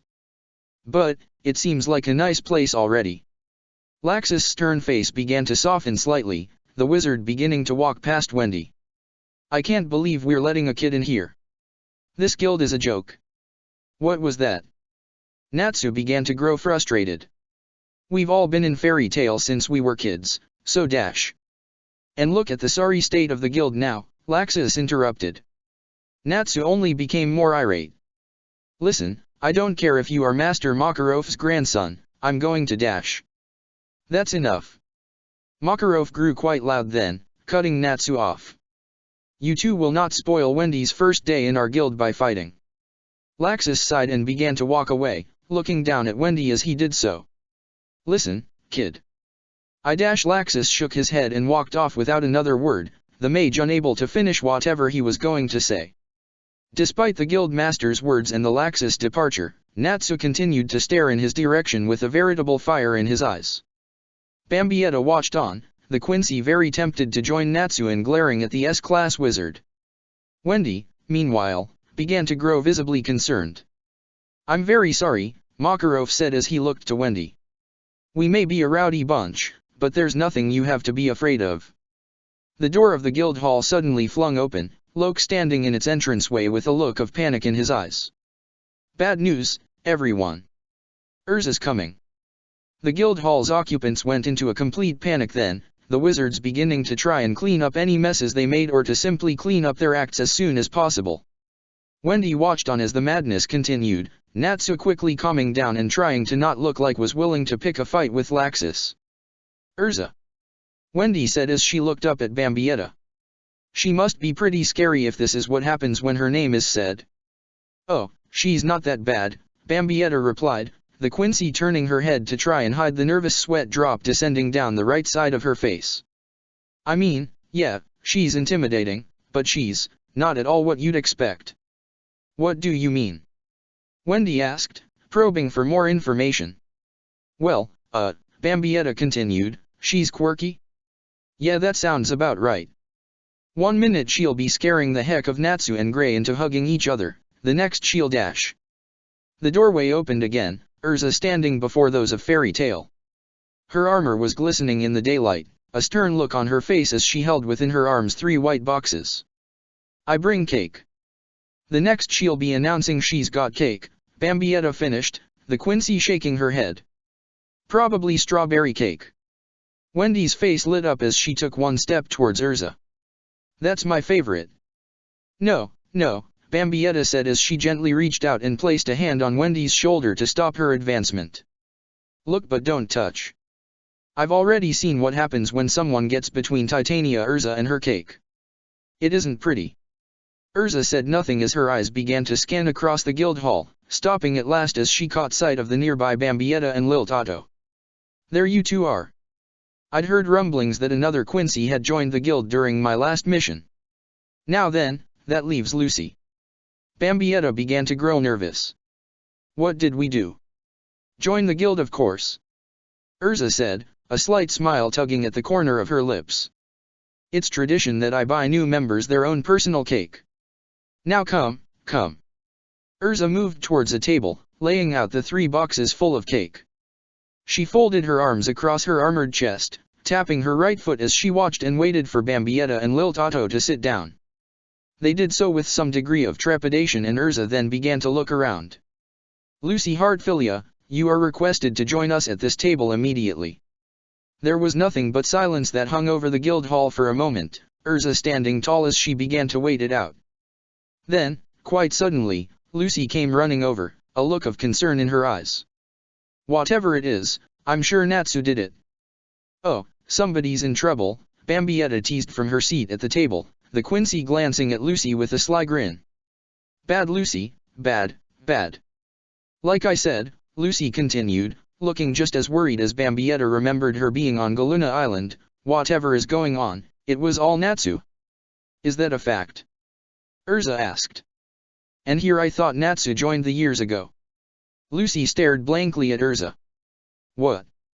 This, Urza began to say as she held her hands out, pushing a white box to Lucy, is my way of welcoming you to Fairy Tale. Lucy was on one hand ecstatic, but on the other confused. It's not that I don't appreciate it, but isn't it been a little while since I joined? Yes, that is true, Urza replied, but between the Eisenwald crisis and the job requests we've all been taking dash. Without permission, Lil Tato offered up. Yeah, I heard about Galuna Island. Bambietta and Lucy's eyes both began to widen, fearing further retribution from Urza. The two of them were worried for nothing, Urza putting the past behind her. A questionable action, but one not without merit befitting a member of Fairy Tale. Nonetheless, I do believe that time has held this tradition up long enough. That is why I wish to welcome our 3 newest members to Fairy Tale. Actually, Bambietta began to say, only Lil is part of that group now. Me and Lucy are old news. Urza's eyes began to narrow. What do you mean, Bambietta? Well, first of all, the Quincy said, turning to look up and over her shoulder, there was that new girl who showed up right after Lil here joined. I think her name was Stella Upchuck or something like that. Then there's our newest recruit. Bambietta motioned with her head slightly, directing Urza to look towards Wendy Marvel. The Sky Dragon Slayer was far and away, looking a little nervous when she realized another S-class wizard was paying attention to her. Hi, was all she managed to say, all the while holding her hands together behind her back. Wait. Urza's conviction started to waver, the scarlet-haired wizard beginning to see the truth before her eyes. Curse my inattentiveness to the guild's roster. I have shamed this tradition of my own making. Wendy began to grow scared again, the mage having not expected someone of Urza's supreme confidence to falter the way that she was. It's okay, really. I love cake, but... Bambietta watched in complete amusement, the Quincy having not entirely expected the reaction in the least. Oh my god. I broke Urza. No. Urza suddenly calmed down, the mage taking a deep breath. No, I can make this work. It's simple really. I just need the right outfit. Yes, that one will do. Bambietta began to worry for Urza, noting the way she spoke to herself in reassurance despite her calm tone. The wizard's body suddenly became alive with magic, Urza's default armor shifting away and becoming replaced by something else. That, Bambietta began to whisper, hoping that Urza would not hear her, is adorable. Lil Tato whispered as well, hoping that both Urza and Bambietta would not hear her. Lady Boner alert. Urza stood before her fellow guildmates in a revealing attire that held the pattern befitting a cheetah. Most eye-catching to Bambietta was the felt cat ears that peeked out from underneath Urza's head. My flight armor will have to do if I am to correct this mistake in a hurry. Urza looked about, catching sight of Wendy and then a woman she did not recognize. You must be Stella Upchuck. Stella did not look pleased. It's Upland. My apologies, Urza said simply enough. No apologies from me, Bambietta muttered under her breath. Urza continued to speak then, her voice stern but still showing signs of being concerned with her error. I shall return with a cake for you and Wendy in just a moment. Urza began to move then, Bambietta taking the opportunity to start to open up the box to her cake. The Quincy had no intention of waiting any longer, curious to see what was awaiting her, but Urza's rather demanding tone took hold of her attention. Bambietta Basterbine, you will wait so that you and all your fellow new guild members shall dine at once. Is that clear? Bambietta's eyes widened in shock as her back straightened. Yes, ma'am. Urza left then, leaving Lil Tato to simply giggle at Bambietta's reaction. Lil Tato caught a dirty look from Bambietta and quickly began to whistle innocently enough. Well, Urza might be fast, but I wonder how quick the bakery can possibly dash. And I'm back, bearing more cake. Bambietta turned and caught sight of Urza standing with the guild once again, twin boxes in her hands. "What, did they have some just waiting for you?" "Of course," Urza replied. "And even if they hadn't, I was prepared to pilfer my own stock hidden away in my armory's freezer." Bambietta's expression began to drop. "You've got to be kidding." "We speak of cake," Urza said as she placed the boxes down on the table and gave Bambietta a stern look. "I never joke about cake. Ever." The Quincy felt her skin grow cold for a moment, Bambietta realizing that she had done what she had warned Wendy of in one form. She had not gotten between Urza and a cake, but she had insulted the pastry. Duly noted. How many cakes do you have in there?" Lil Tato asked. Urza looked at Lil Tato with a discerning stare. "After this withdrawal, I still have 40 cakes in storage." Lil Tato's eyes began to waver, her mouth watering. "That's so not terrible." The blonde looked to Bambietta, Lil Tato trying to compose herself. "I love this woman, Bambietta." "No, you love the cake," Bambietta said. "But sometimes that's enough." Bambietta looked and could see Wendy moving closer at a rather unsure pace. Whether it was the girl's timid nature, Urza's larger-than-life demeanor or a combination of both at play, Bambietta did not know. What she did know was that she could at least try and alleviate the problem. "Come on, the cake isn't going to bite," Bambietta said as she patted the bench before Wendy's pastry box. "Take a seat and pig out." Urza watched as Wendy did just that, the S-class mage content with the moment. She had not expected Bambietta to be so kind to another, Urza having experienced the fragile nature of the Quincy back on Galuna Island. She had seen the best and worst this woman had to offer, yet Urza was quite happy to see the better side winning out for the time being. However, she knew this still required observation, especially now that there were 2 of these Quincy's within Fairy Tale. "You can't be serious." Urza was forced out of her trance, the scarlet-haired woman watching as Stella Upland approached her. "And why wouldn't I be?" Urza asked. "Cake," Stella said simply. "This is how Fairy Tale does things." Urza's eyes began to narrow, yet she did not allow her voice to betray her concerns. "Is that a problem?" "No, I just..." Stella paused for a moment. "It's just not what I expected is all. I've never heard of a guild do anything like this for new recruits." "I suppose Fairy Tale isn't your average guild then," Urza replied. "And I'm quite content with that." Urza moved her gaze suspiciously to the last box of cake on the table, trying to direct Stella's attention to it. The newcomer relented, sitting down and opening the box. She was quite surprised by the elegant pastry inside, white frosting adorned with strawberries all around its edges. However, the true nature of Stella was not so easily swayed. Emberella was not so much impressed as shocked. This seemed so very childish for any guild, let alone one as renowned as Fairy Tale. Still, she was willing to keep up appearances and began to use the utensils within the box to begin to carve out a piece of the cake itself. Wendy, meanwhile, was simply overjoyed as she looked at the personal-sized cake, overwhelmed as to where to start. Bambietta was about to help her when Urza stepped in and began to cut the cake. Lil Tato, meanwhile, ignored the supplied plasticware and simply let the gluttony resolve the matter for her. Her mouth stretched outwards, sliding over the cake as if it belonged to a snake capable of unhinging its jaws. Bambietta and Lucy were far from stunned, having seen it all before. Stella, on the other hand, was caught unawares and quickly dropped her fork as her mouth began to hang open in shock. Wendy was quite surprised as well, simply staring in awe. She was horrified by the strange power, but was willing to chalk it up to magic. Urza was little different, having seen her fair share of peculiar magic, particularly during her dealings with an individual from Blue Pegasus. She simply paid Lil Tato's ability no mind, her only concern that the Quincy enjoyed the cake. "Now then," Urza said, realizing she had reason enough to speak up earlier than she had intended, "I do have a question for you, friend of Bambietta Basterbine." The blonde Quincy looked to Urza, her mouth returning to its original shape, a tongue running across her lips to take care of any leftover frosting. "It's Lil Tato Lampard." "Lil Tato?" Urza nodded her head. "So be it. I was wondering perhaps if you might want to go out on a mission with me." "Don't worry, I will not pick a job request from the S-class board upstairs. That would be rather rude of me. Hey, wait a minute. Bambietta interjected.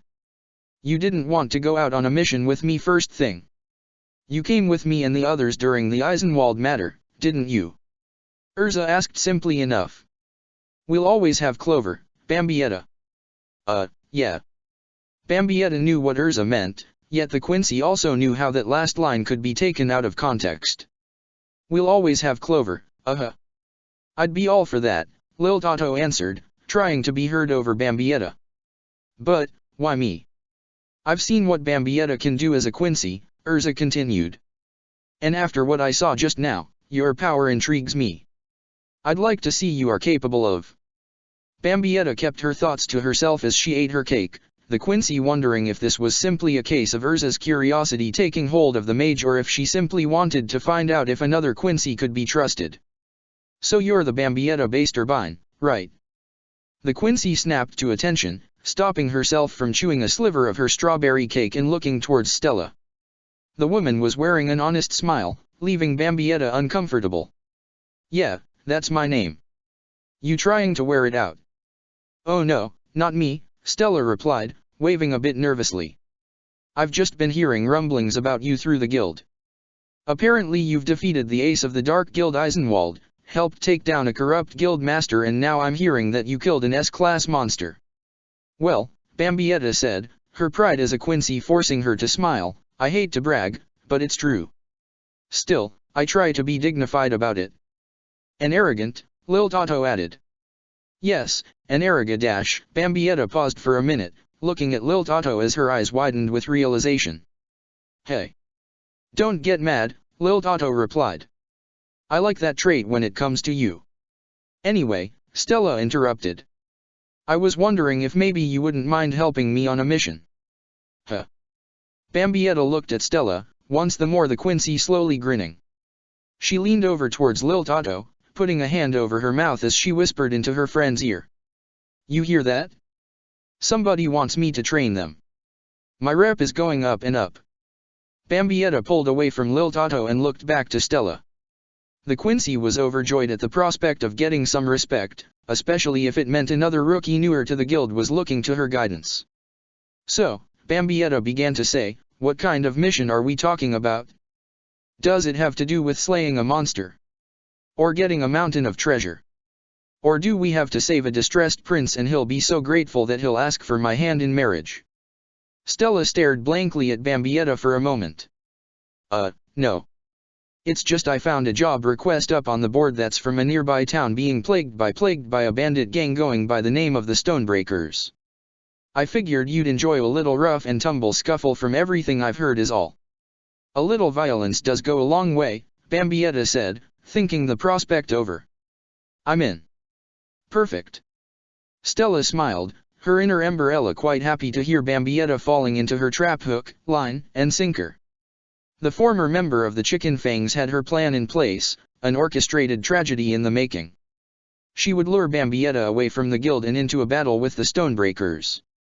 They would no doubt win, but Emberella would take the opportunity to stab Bambietta in the back quite literally. Emberella would return to Fairy Tale speaking of how Bambietta had died to save her, and her revenge would be complete. The one who had brought an end to the Chicken Fangs that Emberella had come to now would be dead, none the wiser as to how it had occurred, and Emberella's pride as a mage would be avenged. However, Bambietta began to add, I do have one condition. And what's that? Stella asked, trying to play nice. Bambietta slipped an arm around Wendy, pulling the Sky Dragon Slayer in close. Wendy should totally come along if she wants to. Wendy very nearly choked on the piece of cake in her mouth. Me. Yeah, Bambietta replied. Me and Stella can't be too careful with all those baddies around, so it can't hurt to have a white mage with us. Besides, you missed out on seeing me beat up Gisborne, so now you'll get to see how awesome I've become. Okay, Wendy replied, trying to smile, I'll go if you want. Emberella's inner mood soured, the dark mage not happy in the least. She could not have witnesses of what she planned, not at all. She knew what she could do to take care of that problem, Emberella looking at the Sky Dragon Slayer. Okay, Stella said, putting back on her happy expression, "We'll all set out tomorrow then. That way we'll all get a good night's rest first." Time had moved on from that point, Wendy having tried to acclimate herself to the fairy tale guild the rest of the afternoon. Now, the sun had set upon Magnolia and Wendy found herself in a bed not her own, the Sky Dragon Slayer and Carla having been invited to stay at the apartment of Bambietta Basterbine and Lucy Hartfilia until her living conditions had been arranged. Neither of the older women had been willing to run the arrangement past their shared landlord, worried they may have already asked too much as it was, but for now things were fine. Bambietta had offered her bed to Wendy, the Quincy having taken the couch for her own for the first time since her own first night under that very roof. It had been calming to Wendy at first, Carla curled up and sleeping by her side. Yet now it was proving difficult for the young girl or her lifelong friend to sleep. For there was a truly terrifying noise echoing forth across the apartment. What is that?" Wendy asked, the mage trembling as she gripped the blanket up to her chin tightly. "That's the same sound I heard back in Clover after night fell." "Oh no, don't tell me there's monsters here in Magnolia once the sun sets." "Don't worry," Lucy answered from across the room, the celestial spirit wizard looking at Wendy from her own bed. "It's just Bambi is all. You get used to her snoring eventually." Wendy and Carla both sat up, the two looking towards the sofa. Sure enough they could see Bambietta's face contorting as her mouth opened, another snore escaping from her. The Sky Dragon Slayer shivered in response, Carla meanwhile shaking her head. "Good heavens, child," the cat began to say, "we've been invited to the den of a true monster." Lucy giggled, catching both the newcomers off guards. "Funny you should mention that. I think the people of living on Blueberry Avenue thought the same thing back when I found Bambi sleeping on a bench." "Poor Bambi," Wendy replied, the mage finding little reason to laugh. Her enhanced hearing, common to a dragon slayer, only made the snoring more uncomfortable to hear. "I wonder if I could fix that for her." Wendy threw off her blankets and stepped down to the floor. She quietly walked over to the sofa, listening all the while to Bambietta's snoring. As she got closer, Wendy began to concentrate on her magic. Her hands began to cover in the minuscule currents of localized wind, the skin glowing a faint emerald. She placed those very hands on the sides of Bambietta's face then, watching and waiting. Slowly did Bambietta's snoring begin to die down, the Quincy's breathing becoming more relaxed and quiet. Wendy smiled as she noted the calm look that overtook Bambietta's face, the Quincy apparently resting peacefully. "Wow, it worked," Lucy said, sitting up and peeking from her bed. "I guess Sky Dragon Slayers can do a lot more than traditional healing." "Yeah," Wendy whispered in return. "I can temporarily fix ailments like this. But I'd have to stick around for whenever it comes back." Lucy was impressed. "Huh, I wonder if you could do the same for Natsu's motion sickness." "Of course," Wendy suddenly shouted, losing herself in the moment. "I could totally dash." "Wendy." Wendy looked back and could see Bambietta staring at her, the Quincy having woken up due to the sudden outburst. She was looking to her sides, noting Wendy's hands on her cheeks. "What are you doing?" Bambietta continued, the Quincy still trying to awaken fully. "I was just trying to help is all," Wendy said meekly. "You know, with your snoring." Bambietta became red in the face for a moment, the Quincy not a fan of that sore spot being brought up. She calmed down quickly however, noting who she was dealing with. "You can fix that." "Yeah, for a little while," Wendy said quietly. "It's just the least I could do for you letting me stay the night." Bambietta grinned for a moment, breathing in through her nose then mouth. They felt so much clearer now. She looked towards Lucy and spoke up. "Say, you think we could talk with the landlord about this apartment housing a third tenant for the long haul?" Lucy looked a little nervous in response. "Bambi, I think we're pushing our luck as it is." "Okay then," Bambietta replied. "I guess we'll just need to pool our resources and get a bigger place. I'm sure between the three of us we can manage." "Four of us," Carla said. "I don't think the average landlord is worried about pets being a part of the number of tenants," Bambietta shot back. "Anyway, thanks Wendy, but I think it's time we all got some rest for the job tomorrow." "Yeah," Lucy said, trying not to yawn. "Me too." Natsu said he's got a new job request lined up he needs my help for. I just hope it doesn't involve dressing up as a maid again.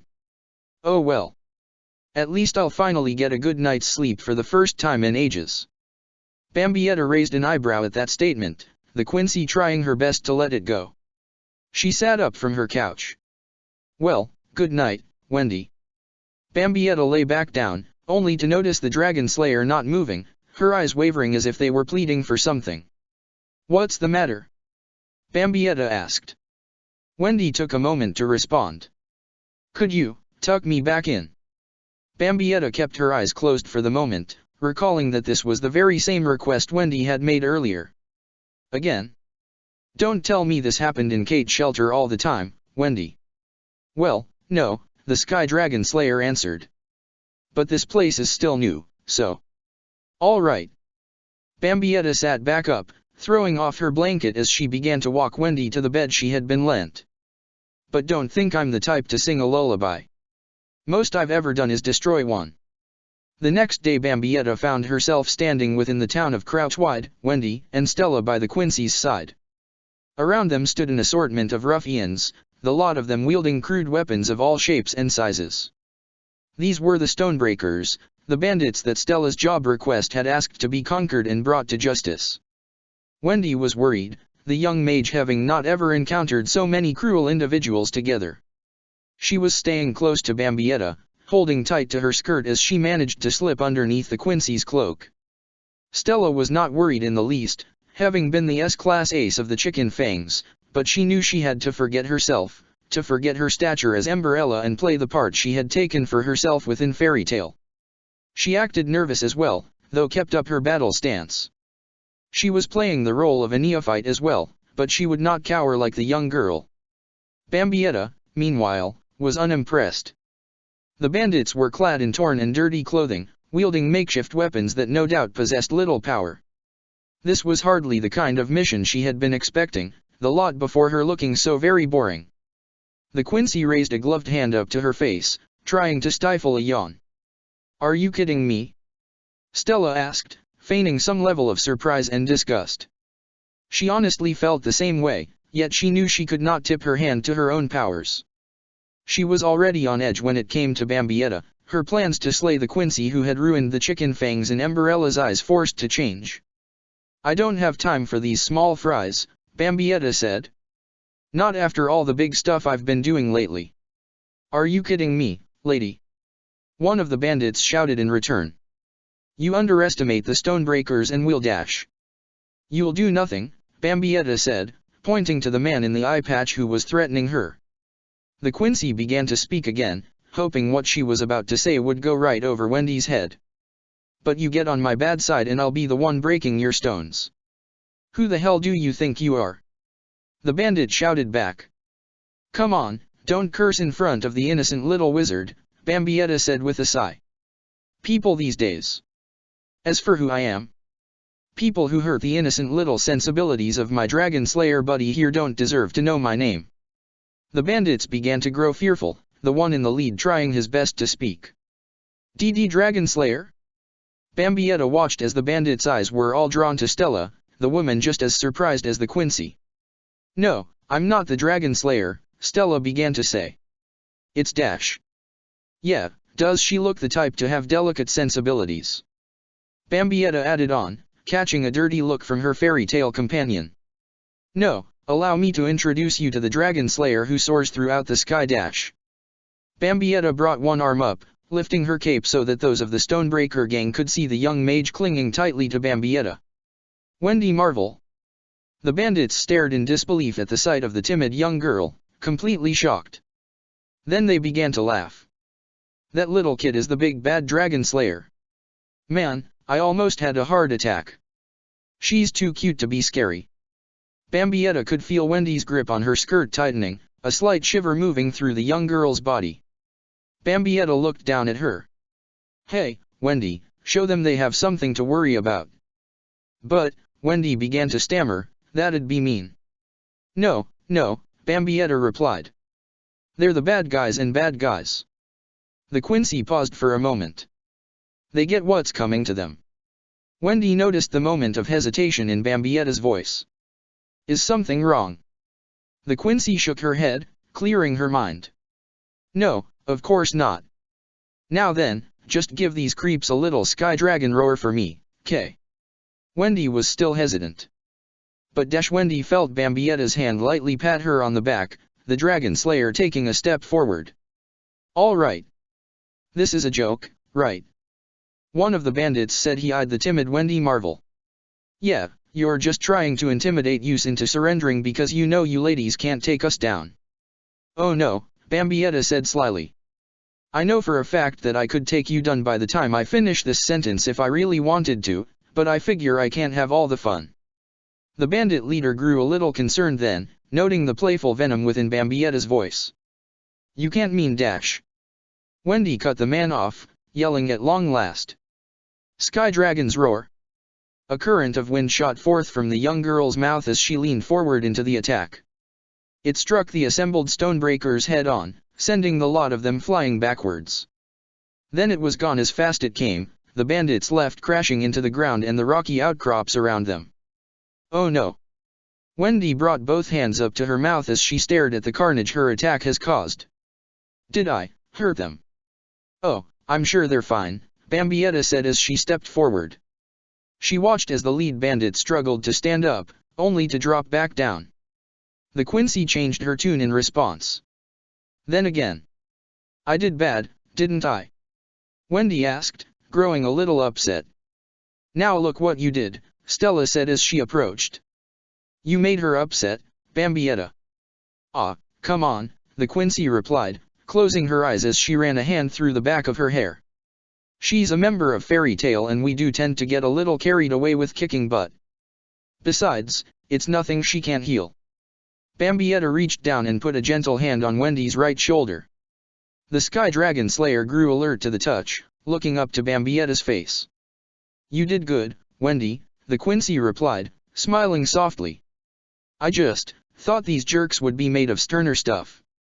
Bambietta looked to the downed stonebreakers and began to speak under her breath. I figured some of them would get back up for more so I could do my thing. Bambietta sighed. I just hope Urza and Lil Tato are having more fun on whatever job they took together. I hope Bambi is having fun. Lil Tato spoke under her breath as she continued to use Hiran Kyoku to evade the low-level magic spells that were being cast at her by the denizens of the Dark Guild known as Nosferatu Heart. As much as she was good at it, combat was never something Lil Tato especially enjoyed. It was a means to an end and nothing more in the Quincy's opinion, something she knew that she and Bambietta differed on extensively. Still, this was a means to getting paid for a job well done and Lil Tato was going to see it through to the end whether she was enjoying it or not. She slipped away from the low-level wizards, quickly firing off a volley of her arrows. The majority of them struck home, the Quincy managing to hit non-vital areas. The mages gasped in pain, their defensives dropping for a moment. Lil Tato took that opportunity to go truly on the offensive, stepping into the fray and dropping one wizard after another with strikes empowered by blood artery. Urza, meanwhile, was herself busy contending with the master of the Dark Guild, a man going by the name of Teeps. Initially he had managed to keep pace with the S-class mage, Urza having to switch to an armor more apt for their battle. The Blackwing armor had been just what she had needed, the pale man beginning to falter under Urza's constant assaults.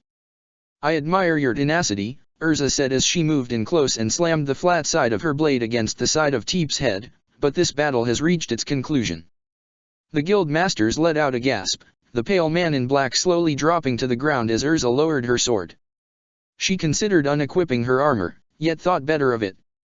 Urza turned to aid Lil Tato in cleaning up the leftovers of Nosferatu Heart instead. Impressive. She knew the woman was stronger, going by the rumors she had heard, yet when Urza had asked Lil Tato to engage the guild so that she could fight Teeps on her own, she had expected that she would have to help the Quincy with the few stragglers that would remain. Yet Urza could see that they were all of them defeated, their bodies lying around Lil Tato. She was untouched, possessing no wounds and her white clothing not even scuffed up. Those she had beaten were clearly still alive, their chests rising and falling even as they lay before the Quincy unconscious. It was nothing. I just did what you asked after all. It was a simple statement, one that was followed by Lil Tato looking to Urza. But I don't think you got a good look at what I'm capable of. That is why you asked me out here on this mission, right? I believe you've given me a good example actually, Urza replied, the mage returning to her more traditional armor. That was dash. You also want to know if I'm trustworthy, Lil Tato interrupted. Me and Bambi. Urza kept silent for a moment, the mage trying her best to ascertain what was going through Lil Tato's head. Perhaps I should be honest with you first. Lil Tato raised an eyebrow at that. Urza took a breath, closing her eyes for a moment, opening them and looking at the Quincy sharply. Master Makarov has asked me to look after you and Bambietta both. It was a request I took graciously as I do feel that your friend joining this guild is partially a result of my actions. And I suppose your joining was just another outcome that soon followed. Speaking of that, Lil Tato began to interject, Bambi hasn't exactly been rather forthcoming with how she joined your little guild. Maybe you could be more honest with me. Is that how it's going to be? So be it. Urza's gaze never wavered. I found her by the side of the road during one of my journeys. She was under a spell, neither alive nor dead, and begging to find someone she called Gigi. Lil Tato's change in body language was visible, the Quincy's frame tensing up. She closed her eyes as she looked away. Urza took note of that, giving Lil Tato time to find the strength to compose herself. All the while did Urza continue to speak. I took her to someone I hoped could undo what had been wrought. I was quite content to see that she was alive and well when next I returned to the guild hall. Lil Tato lowered her gaze again, the Quincy barely able to let her lips curl up into a smile, a lone tear slipping down her face. Good for you. I just wish I could have. Urza let the moment linger, realizing that Lil Tato was unable to finish her statement. She began to speak then, a serious tone still evident in her voice. Lil Tato Lampard, I need to know something for the sake of my guild. I understand that it might pain you, but I have not asked Bambietta precisely because I realize it would cause her even more undue stress. What kind of guild were you to, and if something like that could be done to one of your comrades? It wasn't a guild, Lil Tato said. She looked up at Urza at last, running the back of one of her hands beneath her eyes. But surely you know everything if you've been speaking with Master Makarov after I did. Yes, I suppose so, Urza continued. But I would like to hear it from you if not Bambietta herself.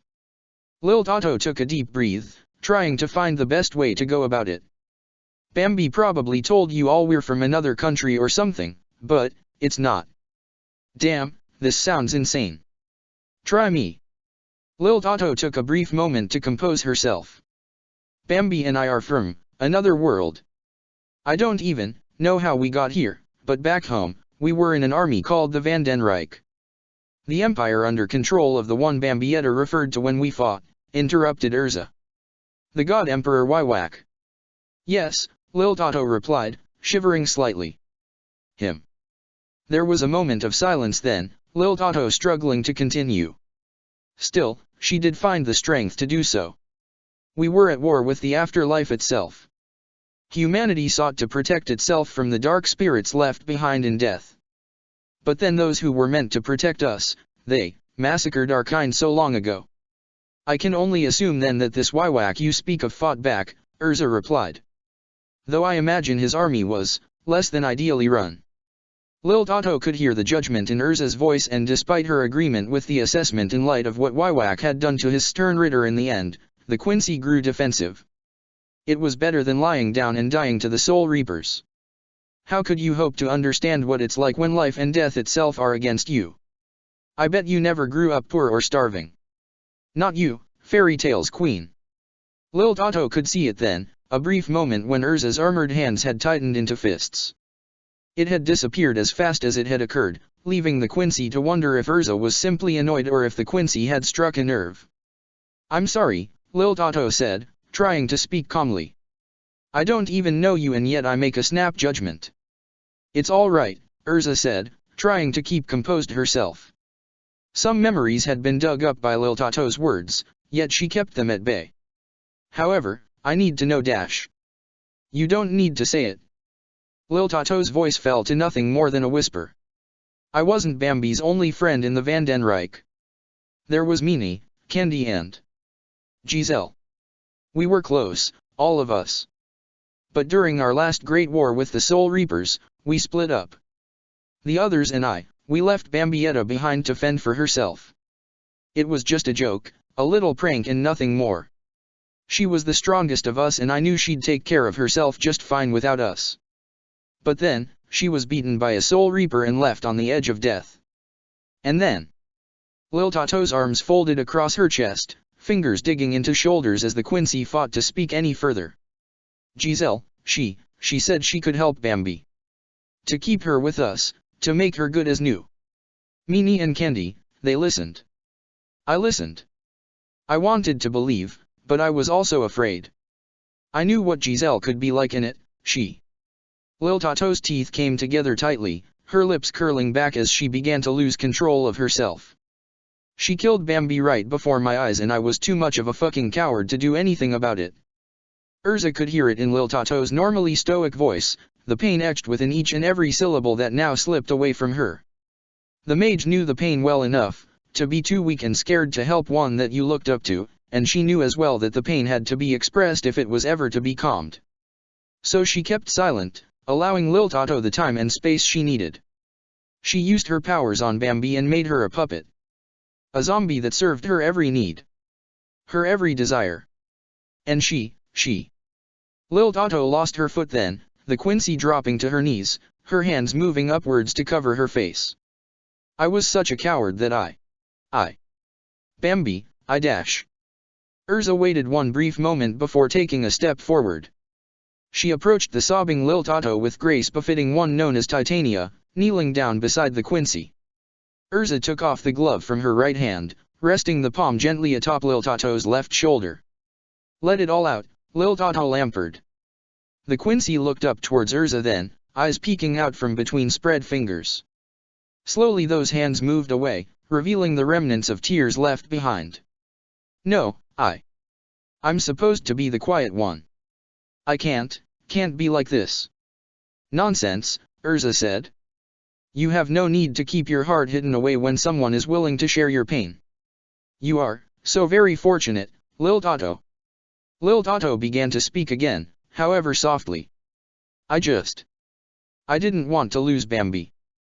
But, she would have been better off that Soul Reaper had killed her. Then Giselle wouldn't have dash. She is alive here, right? Urza asked. And I see no harm done to your bond. Maybe Bambi forgives me, Lil Tato continued, but I don't know how. I can't ever forgive myself. I would not ask you to do something you feel you are incapable of, Urza replied. However, perhaps in time you will feel different. Urza helped Lil Tato up to her feet, the Quincy keeping quiet for a time. Urza did not force the issue, instead simply providing Lil Tato a shoulder to lean on if she needed it. The Quincy took it for the moment, speaking up at last. How can she forgive me? Lil Tato asked. Urza. Could you forgive a friend that hurt you like that? Now it was Urza's turn to grow silent, leaving Lil Tato to feel the mage's arm stiffen up in response to the question. She began to wonder what she had done wrong, what button she had pressed, but Urza's body remained tense for only a moment. I don't need to worry myself with such concerns, Urza replied, her tone of voice less than convincing at first. No one in fairy tale would ever betray their own. Lil Tato could see a confident expression on Urza's face, yet there was something within her spiritual nature that the Quincy could detect. A deep-rooted sadness that was buried within her soul as if encased in the thickest of armors. Yet still it was desiring to peek out. I guess you're right, Lil Tato said, unwilling to press the subject any further. I mean, that Natsu kid, Lil Tato's face suddenly went the slightest shade of red, the Quincy unsure of what was suddenly overtaking her. Urza simply smiled. She glanced away from Lil Tato for a moment, the wizard beginning to wonder a great many things. She was content in what she had seen this day, that Lil Tato was apparently no threat to the guild. Still, Urza would keep her eyes open just in case. However, her biggest concern was the Vandenrijk that Lil Tato had spoken of, the woman known as Giselle in particular. It was clear that Lil Tato had no idea how she had arrived in Earthland, just as Bambietta had been, and it was leaving Urza to wonder just how many other wanderers from other worlds had come to Earthland. Bambietta watched on as the Krautwide authorities, unimpressive as they were, led the defeated members of the Stonebreakers into a series of carriages. The Quincy was quite content with how Wendy had managed to defeat them all with ease, but at the same time she was disappointed that she had not been able to have any chance at getting in on the action. Stella was no different, the disguised Emberella's plans having become nothing more than a bust. She had hoped to make some money at the expense of the Stonebringers, all the while taking the opportunity to kill Bambietta and return to Fairy Tale with the sob story of how she had heroically sacrificed her life. Now, all thanks to Wendy, that plan was in shambles. She could not hope to kill Bambietta with a witness, and worst of all was the fact that Wendy had shown the Stonebringers to be nothing special. There was no way she could blame Bambietta's death on such weaklings. What nonsense is this? Both Bambietta and Stella snapped back to attention, an unfamiliar voice pulling them away from their sullen moods. Bambietta, however, was focused on something else. A spiritual force was rippling through the magic around her, one that seemed to demand her respect. The Quincy and the wizard could suddenly see a look of fear on the faces of the myriad number of Krautwide officers, all the while the members of the Stonebreakers were clearly overjoyed. "Boss!" one of them shouted. "You've come to save us." "BB boss!" Wendy squeaked out, the young wizard feeling a tremor run through the earth beneath her, the constant sound of metal boots striking the ground with footstep after footstep. The Sky Dragon Slayer turned around then, just as Bambietta and Stella did the same. The trio of Fairy Tale members suddenly found the sun blocked, a massive shadow cast down upon them. Bambietta looked up them, catching sight of a tall figure clad entirely in dark armor, a blood-red cape descending from its pauldrons. The individual's face was obscured, a spiked helmet covering it all. Bambietta gulped back her concern for a moment, the Quincy still sensing the power roiling off the man that stood before her. He was at least twice her height, leaving Bambietta to question if that was potentially natural in Fiore. Yet while her spiritual senses were telling her this was trouble, while her mind processed the potential need for fear, her mouth continued to run of its own accord. "So who are you, the Iron Giant?" A low hissing sound echoed from within the man's helmet, a clear indication that Bambietta had gotten underneath his skin. That pleased the Quincy, at least for a moment. Twin magic circles appeared within the man's armored hands, giving physical form to two serrated swords, both of them as long as Bambietta was tall. The Quincy's eyes widened for a moment, Bambietta beginning to wonder if she had made a little mistake. Still, she did not act any more sensible. "Okay," Bambietta said to herself as she and Stella took a step back, pushing Wendy to do the same. "So we've got on our hands a walking trashcan with an attitude problem. I don't really think it's a good idea to antagonize the big scary man with swords, Bambietta," Stella interjected. "But that's what I do," Bambietta replied. "You would be wise to listen to your friend, woman," the armored man said. "But I suppose it does not matter. You are all from Fairy Tale, yes? Then I have business to conduct with you wretches. But first things first." The armored man simply walked past Bambietta and the others, keeping his swords to the ground. The Quincy followed his movement, clearly confused. She surely did not recognize the armored giant of a man, in either appearance or spirit, so she could not understand how he could have issue with her. "Is he going to hurt those people?" Wendy asked, the little dragon slayer growing worried. "I know they're bad people, but dash." "Don't worry," Bambietta cut in, the Quincy's hand twitching as she focused on her powers. In an instant she could bring her sword into existence if it proved necessary. "If he makes any move, I'll be there in a flash." "That's good," Wendy said sweetly. "Besides," Bambietta continued, "if anything happens to those bandits, that'll probably be the end of our reward money."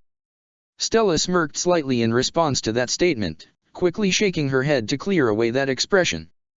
She had to admit, she did at least share the Quincy's baser desires when it came to doing good deeds, the money being a prime motivator, but she knew that changed little. She was the one who had to die for what had happened to the chicken fangs. That was precisely why she was happy that this armored man had shown up when he had. He might very well be the opportunity that Stella had been hoping for. Now all that was left to worry about was Wendy. The bandits, meanwhile, could see their boss slowly approaching, the lot of them growing concerned. One of them began to speak in fear, trying to garner his favor. "Boss, we're sorry we've failed you, but dash. You have failed me for the first and last time, you incompetent garbage," the armored man said. "Know this, I am going to fight these fairy tale wizards that defeated you. Do not think I do this out of respect for trash such as you all. No, I have others to avenge. However, you had all hope that they defeat me, minuscule as that chance is, because when I'm done with them, I am going to kill each and every one of you for your failure. And then this entire town and all who live here will follow." "Well," Bambietta began to say, listening keenly to the conversation, "no pressure then. We just got to beat up tall, dark, and edgy here if we want to protect our reward money." Bambietta felt Wendy tugging at her cloak, the Quincy looking down at her pleading eyes. "And the town," Bambietta continued, trying to placate the Sky Dragon Slayer. The Quincy looked to the armored man then, pointing her sword at him as it materialized fully. "Yo, big guy. We're all for fighting you if that's what you want." Wendy's eyes widened at that statement. A guttural snarl issued forth from the man's helmet as he turned to look at Bambietta, his right eye glaring at her through the mask. "You speak as if you have a say in the matter, fairy tale fly." Bambietta blinked. "That's an oddly specific insult. Say, you wouldn't happen to know a guy by the name of Erriger, would you?" "Do not speak that name in my presence," the armored man said. "Oh, so you do know that Foshinayami," Bambietta said slyly. "What? He owe you money or something? You two gambling buddies or something? Gotta say, that mask makes for a mean poker face. The poor little Reaper must have been taken to the cleaners by you." Wendy and Stella both began to look at Bambietta, wondering just how crazy she was becoming in response to a change to fight. "The Reaper?" The armored man's head and shoulders lowered for a moment. "Don't make me laugh. He is unworthy of that title I gave him, just as these worthless bandits are unworthy of my benevolence." Bambietta raised an eyebrow at that very statement, Stella doing the same. Wendy, meanwhile, remained only worried. "The title you gave him? Then that means—" Bambietta's confusion suddenly shifting back to a mean-spirited smile. "Oh, how the high and mighty have fallen."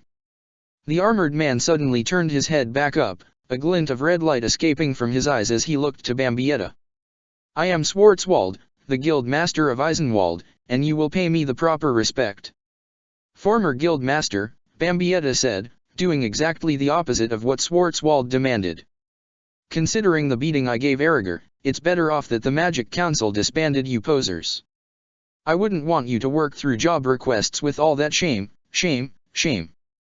Schwarzwald stood to his full height, staring down at Bambietta. His calm voice began to crack, a rage once more returning to it. "So it was you." Schwarzwald swung his right arm down, his massive blade striking the ground. A shockwave of power suddenly burst forth from the motion, the crimson energy arcing across the ground towards Bambietta. It took her by surprise and she quickly grabbed towards Wendy and Stella, using Hiran Kyaku to remove them from harm's way. The house behind them, however, was not so lucky. The three-story complex was overrun by Schwarzwald's power, the structure tearing apart from the force. It crumbled then, right before the eyes of the fairy tale members as they came into view once again. "Oh no!" Wendy was overwhelmed with worry then, the Sky Dragon Slayer concerned for all those who had been in that building. She began to move towards it, to want to see if she could heal those in need if they were even still alive, but Bambietta's hand suddenly clasped down on her wrist. The Quincy could tell that Schwarzwald's gaze had suddenly settled on Wendy as she began to move, the dark wizard's malevolent spiritual nature sparking. He was fully intent on killing her if she so much as took another step. "Bambi!" Wendy cried out, desperate to help those in need. The Quincy said nothing, Bambietta standing up and looking to Schwarzwald. "So you want a piece of me, man of steel?" Yes, Schwarzwald replied simply. "And then everyone else who wears that accursed fairy tale emblem. You destroyed my guild, so it's only proper and fair that I return the favor." Stella's face remained impassive, yet the true individual underneath the mask, Emberella, awakened in response to Schwarzwald's words. He was just as she was, wishing to hurt the one responsible for taking away her guild, her family. The mage glanced at the nervous Wendy, her thoughts becoming lost in darkness. If Schwarzwald could bring harm to innocence for his grudge, then what was stopping her? This girl was just another fairy tale wizard after all. This was the moment that Emberella had been hoping for. Stella, Bambietta suddenly said, snapping the wizard out of her inner concentration, I'm asking you to keep Wendy safe, okay? But we should all fight him together, Stella contested. She needed that if she was going to get the chance to turn on Bambietta in the heat of battle. The opportunity could not be taken away from her so easily. No, Bambietta replied. 1. You asked me to go out on this mission for help. Well, I want to help. 2. I want to have some fun. And 3. This guy is after me first and foremost, so I want her kept out of this. Bambietta shook her head for a moment. Here she was again, fighting to protect others. It felt so unnatural to the former stern Ritter. Oh, and 4th. Bambietta looked at Schwarzwald with cruel intentions etched upon her face. This won't be my first rodeo when it comes to kicking the butt of a guild master. Oh, sorry, Schwarzwald. Former guild master. Stella heard exactly what Bambietta had just said, understanding exactly who she was speaking about. She grew upset in response but tried to keep her emotions in check. The disguised Emberella could only count her blessings that Altair's advanced form of magic had been put to good use. The woman had spoken of how the Quincy had managed to very nearly peek through the veil of her disguise, so much so that Altair had needed to make a more elaborate form of magical deception that masked even the transformed one's nature and projected feelings. Bambietta, meanwhile, could feel Schwarzwald's eyes staring at her intently, the malice that the man felt for her radiating off his spirit in waves. He was readying his blades, speaking once more. I will enjoy extinguishing your life, fairy tale fly. Bambietta's smirk slipped away, a cold stare issuing forth from her eyes. She replied slowly and deliberately, a tone escaping from her lips that left Wendy truly worried. You wouldn't be the first. Then Bambietta was gone, Hiron Kyaku propelling her towards Schwarzwald. Her plan was simple, to grab hold of the man and use the speed of a Quincy to take him out of town before he could even blink. That way Wendy could heal those in need and no more collateral damage could be caused. More importantly, however, Wendy would not get caught up in the battle. It had worked tremendously well against the unnatural hollow in Clover, and Bambietta expected the same result here. Unfortunately, she soon found her arms wrapped around Schwarzwald, her shoulder pushing against his stomach. Bambietta winched in pain from the impact, her feet digging into the ground as she continued to push against Schwarzwald's unmoving body. Come on. Bambietta grunted. You're making me look bad, you know. What a foolish little fly, Schwarzwald said, the man completely bemused by Bambietta's actions. Just what are you trying to accomplish? Bambietta sheepishly turned her gaze upwards, looking into Schwarzwald's eyes. She shrugged her shoulders slightly as she continued to try and tackle Schwarzwald away. Would you believe I thought we could settle our differences with a hug? Enough. Schwarzwald raised both his arms high, the sun's light glistening on the edges of his twin swords. Bambietta's face grew serious in response, and she quickly let go of Schwarzwald and skipped backwards. His blades came down then, shattering the ground and causing his crimson energy to ripple through the pavement and dirt. The magical energy arced all around, tearing asunder whatever it came in contact with, be it simple fences or magic mobiles. Bambietta, however, was happy that she was not a part of that disaster. Well, this isn't good, the Quincy said, looking around at the devastation. You just know the Magic Council is going to blame me and Fairy Tale for this sorry mess. You speak as if you will live long enough to worry about such matters, Schwarzwald replied. Soon enough your flesh shall hang from my blades, your blood running down them. Wendy grew quite horrified by the man's threat, her reaction clearly visible on the young dragon slayer's face. That only got Bambietta more upset as she pointed an accusing finger at Schwarzwald. Hey, hey, hey. Bambietta shouted.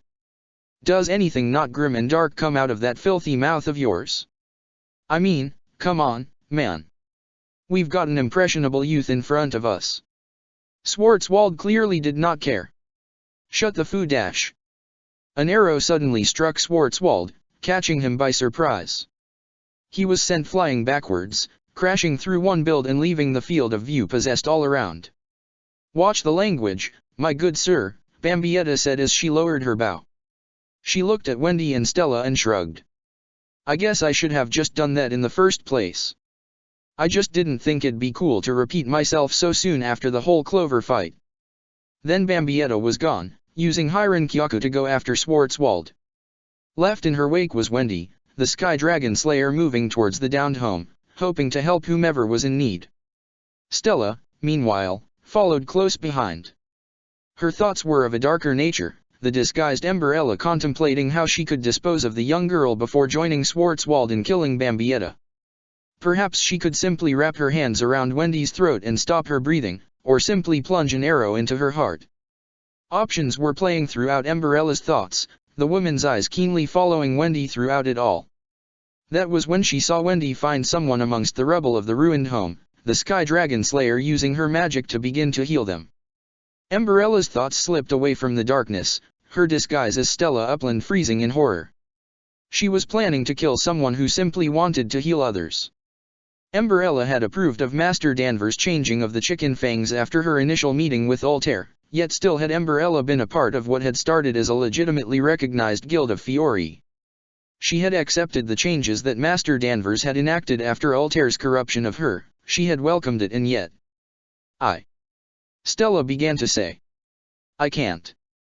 Wendy, unaware of the potential danger, smiled in relief as she saw the man buried in the rubble begin to awaken, breathing slowly at first. "Thank goodness you're okay." "Goodness," Stella said as she moved towards Wendy, trying to ignore the conflicting thoughts in her head and keeping up appearances. "I'd say it's all thanks to you."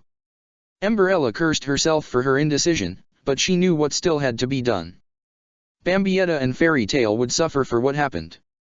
It was just this innocent little soul that she would need to keep out of that conflict. The outskirts of Krautwide were quiet, several deer leisurely lapping up water from a stream that ran through the forest. It was a peaceful scene for the animals, the deer taking their time to quench their thirst. Then a man in dark armor came crashing down into the stream, screaming obscenities before his impact. The deer quickly ran off, leaving Schwarzwald to stand up from the stream. He let his twin swords fade away into his off-site armor, instead reaching up towards his shoulder. Bambietta's glowing arrow was lodged into it still, the pain irritating him. He grasped the weapon of light, tearing it from his body. Then, before his eyes did the arrow fade away, its power spent. "What devilry is this?" "What?" Bambietta said, suddenly appearing in the nearest forest clearing. "You've never seen my pure-blooded Quincy's arrow of no." "No, I've outgrown that." "Totally." "Naming your attacks." Schwarzwald was far from impressed. "How childish you must be. A true warrior would simply fight." "Hey now," Bambietta complained. "Even Aragorn named his magic powers." "A trait I was never able to beat out of him," Schwarzwald replied. "Believe me, I tried." "Well, nuts to you," Bambietta shot back. "My old guild master loved naming the power I used to use." "Damn, even he's got a perk over you." Schwarzwald did not offer Bambietta another reply, instead equipping to himself another weapon. He threw his arm forward, a thick and heavy chain whipping about Bambietta and wrapping around her upper body, pinning her arms to her sides. "The hell is this?" Bambietta asked. "I never thought I'd run into a guild master into this sort of thing." "Oh wait. Former guild master. Sorry, Schwartzy, I keep forgetting. Get over here." Schwarzwald shouted, twisting his body around as he pulled on the chain. "Oh, no thank you." Bambietta shouted, her heels digging into the ground as she was pulled across it, all the while resisting. "A white outfit in that water? No thank you, you kinky son of a gun." Bambietta's body became empowered with blood artery, her sword materializing once more. With a quick stroke she cut the chain before her, leaving it to fall slack around her body. Schwarzwald, meanwhile, stumbled forward, his momentum thrown off balance when he no longer was being resisted. The former guild master of Eisenwald dropped his weapon, rendered useless as it was, and growled under his breath as he looked over his shoulder at Bambietta. I am going to rend you limb from limb. Bambietta shook her head. Good grief, there you go again being all super dark and creepy. Bambietta lowered the pitch of her voice. I mean, come on, man. Rend you limb from limb, I'm going to kill you all for being defeated. I beat my apprentice on a nightly basis because I'm so evil. You are such a one-note bad guy. The least you could do is be quirky or something. Swartzy. Schwarzwald turned on Bambietta, lunging for her quite suddenly. A massive axe suddenly materialized in his hand, the armored man bringing it down towards the Quincy. I'll split you in two. Ah, boys with their toys. You all seem to think bigger is better, but it just slows you down with all that girth. Bambietta simply stepped out of the way of the attack with Hirenkyaku. The ground shook as the massive axe embedded itself in the ground, yet it did not faze the Quincy in the slightest. She simply brought her sword back, preparing to attack. Here, let me show you how it's done. Lethal things do come in small packages. Bambietta swung her blade down, careful not to do any lasting harm. She knew Makarov's rules and she was willing to abide by them. The sword cut through the mask that adorned Schwarzwald's helmet, leaving the metal to drop to the ground. The wizard gasped in horror, his heart very nearly skipping a beat, the sight of Bambietta's blade having consumed his vision for a moment. So that's it, huh? Bambietta said. Big guy in armor, but at least you aren't a doggy under that helmet or something. That's a plus. Bambietta looked down at the momentarily terrified Schwarzwald, noting his sullen face. The only particularly remarkable thing present was the emblem of Eisenwald that adorned his entire face, as if it served as the man's war paint. Nasty tat, man, Bambietta continued. And I thought Erriger the Reaper took his guild seriously. The Reaper, Schwarzwald began to say, trying to compose himself. I gave him that title, so what do you think that makes me? Bambietta answered simply. A bad guy who tries too hard. That foolish apprentice wanted to avenge our guild's dishonor, Schwarzwald continued, as if he was no longer listening to Bambietta. But I did not care what the council did to our standing. Eisenwald was a guild that specialized in assassination, that was all. We could do that with or without the Magic Council's permission. Okay, Bambietta said, clearly uninterested in whatever story Schwarzwald was trying to tell. Look, I'm sorry I beat you so readily. I mean, you are tougher than Erriger, but I've gotten stronger since then too. So come on, don't feel bad. Just please stop with the woe is me backstory, alright. Erriger wanted the other guilds to share our pain, Schwarzwald continued, his voice trailing off as if he was in a trance. But me? I didn't care in the least. Lullaby was a means to a different end as far as I was concerned. Do you ever shut up? Bambietta asked. Seriously, it took a lot of effort on my part not to slice your face off just now, and what do I get for my trouble? A surrender? Nope, just random babbling. Schwarzwald's voice began to trail off, as if he was in a trance. All those guild masters meeting in Clover, each and every one under my control. Bambietta furrowed her brow in response to that statement. What? Erriger was my reaper, Schwarzwald said, his voice climbing towards a crescendo, but the lives taken by those who wore the emblem of Eisenwald belong solely to me and me alone. Bambietta felt her skin begin to crawl, a shiver running down her spine as the spiritual nature of Schwarzwald began to spike, a shade of darkness eclipsing it. She leapt back with Hirenkyaku, trying to put some space between herself and the downed maniac. Schwarzwald began to rise, a magic circle forming in his right hand. A new weapon began to materialize from it, an ornate, crimson scythe. It glowed with power, leaving Bambietta to feel as if she was growing ill from its twisted power. I am the master of Eisenwald, the armored man said, his voice booming with power as he planted the pole of the scythe into the ground, Schwarzwald the underworld. Waves of corrupt power spread out across the battlefield that had become Schwarzwald and Bambietta's, the Quincy bringing one hand up to her mouth to fight the urge to vomit. This was a dark magic at the man's beck and call, one that was assaulting her spiritual senses. Her grip on her sword began to waver, Bambietta beginning to realize that this was not a feeling entirely foreign to her. She watched then as magic circles began to light up upon the ground, crimson magic arcing away from Schwarzwald's scythe to create them in the first place. Then Bambietta's own heart skipped a beat, the Quincy watching as individuals began to rise up from the circles. No. Bambietta could see it clearly. Rotting corpses, all of them long since dead. That was what was before her now, several bodies of those who had no doubt died to members of Eisenwald. Schwarzwald, you. This is but a mere fraction of the legion that is mine, but it should be more than enough, Schwarzwald said, but with the power you've left with me with, this is all that I can summon at once. But it will be enough.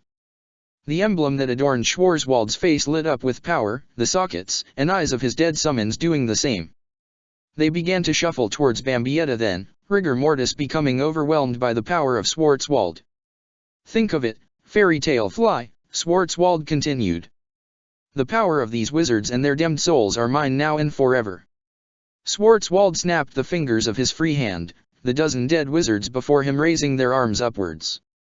Magic circles began to form, their corrupted powers activating under the former guild master's command. What's the matter? Schwarzwald asked, noting Bambietta's suddenly quiet demeanor. No witty retort? No matter. The dead have risen and you shall fall now. But do not worry, I shall make your body me dash. Schwarzwald suddenly cried out in pain, blood spurting outwards from his chest and obstructing his vision. He brought his left hand upwards as he leaned forward, using his scythe to keep his balance. His hand touched his armor's breastplate, noting how it had been sliced open, the same applying to the flesh underneath it. He looked forward then, noting how Bambietta had vanished from sight. All that remained was the sight of dirt that had been kicked up by a sudden movement, the dust falling back to the ground. How dare you! Schwarzwald screamed, his teeth gritting as his eyes began to shift from the right and left. Show yourself! Schwarzwald suddenly cried out in pain once more, a bloodied sword suddenly extending outwards from his chest and into his line of sight. Bambietta was behind him then, holding her sword tightly with both hands as she stood directly behind Schwarzwald. Her eyes were cold, her expression lifeless as she withdrew the sword. A trail of blood followed it for a moment, the liquid of life splattering down on the ground. Schwarzwald stumbled away from Bambietta, falling to one knee as he held his scythes with both hands. His breathing became erratic and forced, blood oozing down from his mouth. I will make your corpse suffer for this. His power began to falter, yet still did Schwarzwald reached out with one hand towards his undead legion. Listen to me now. Kill her. Bambietta swung her sword in a horizontal arc without a word, the blade tearing through the scythe that Schwarzwald held tightly to. Split in two at the base of its blade, the scythe's light began to fade, the undead beings beginning to fade from existence. No. Schwarzwald said, looking on in horror. You've destroyed Purgatory. My collection, it's dash. Schwarzwald cried out in pain once more, his unmasked face slamming hard into the ground. Bambietta had lashed out with a kick, the heel of her boot pinning down the back of Schwarzwald's helmet. Your collection. Bambietta screamed. Nothing in this world is yours. Not them and not me. I'm going to fucking tear you apart, you miserable piece of shit.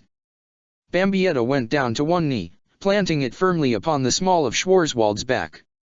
The Quincy reached out with a hand wrapped in blood artery, gripping down on the helmet the man wore. With one swift motion, she tore it from his body, uncaring of what damage such an action might do. Schwarzwald gasped in pain, metal tearing at his face and flesh.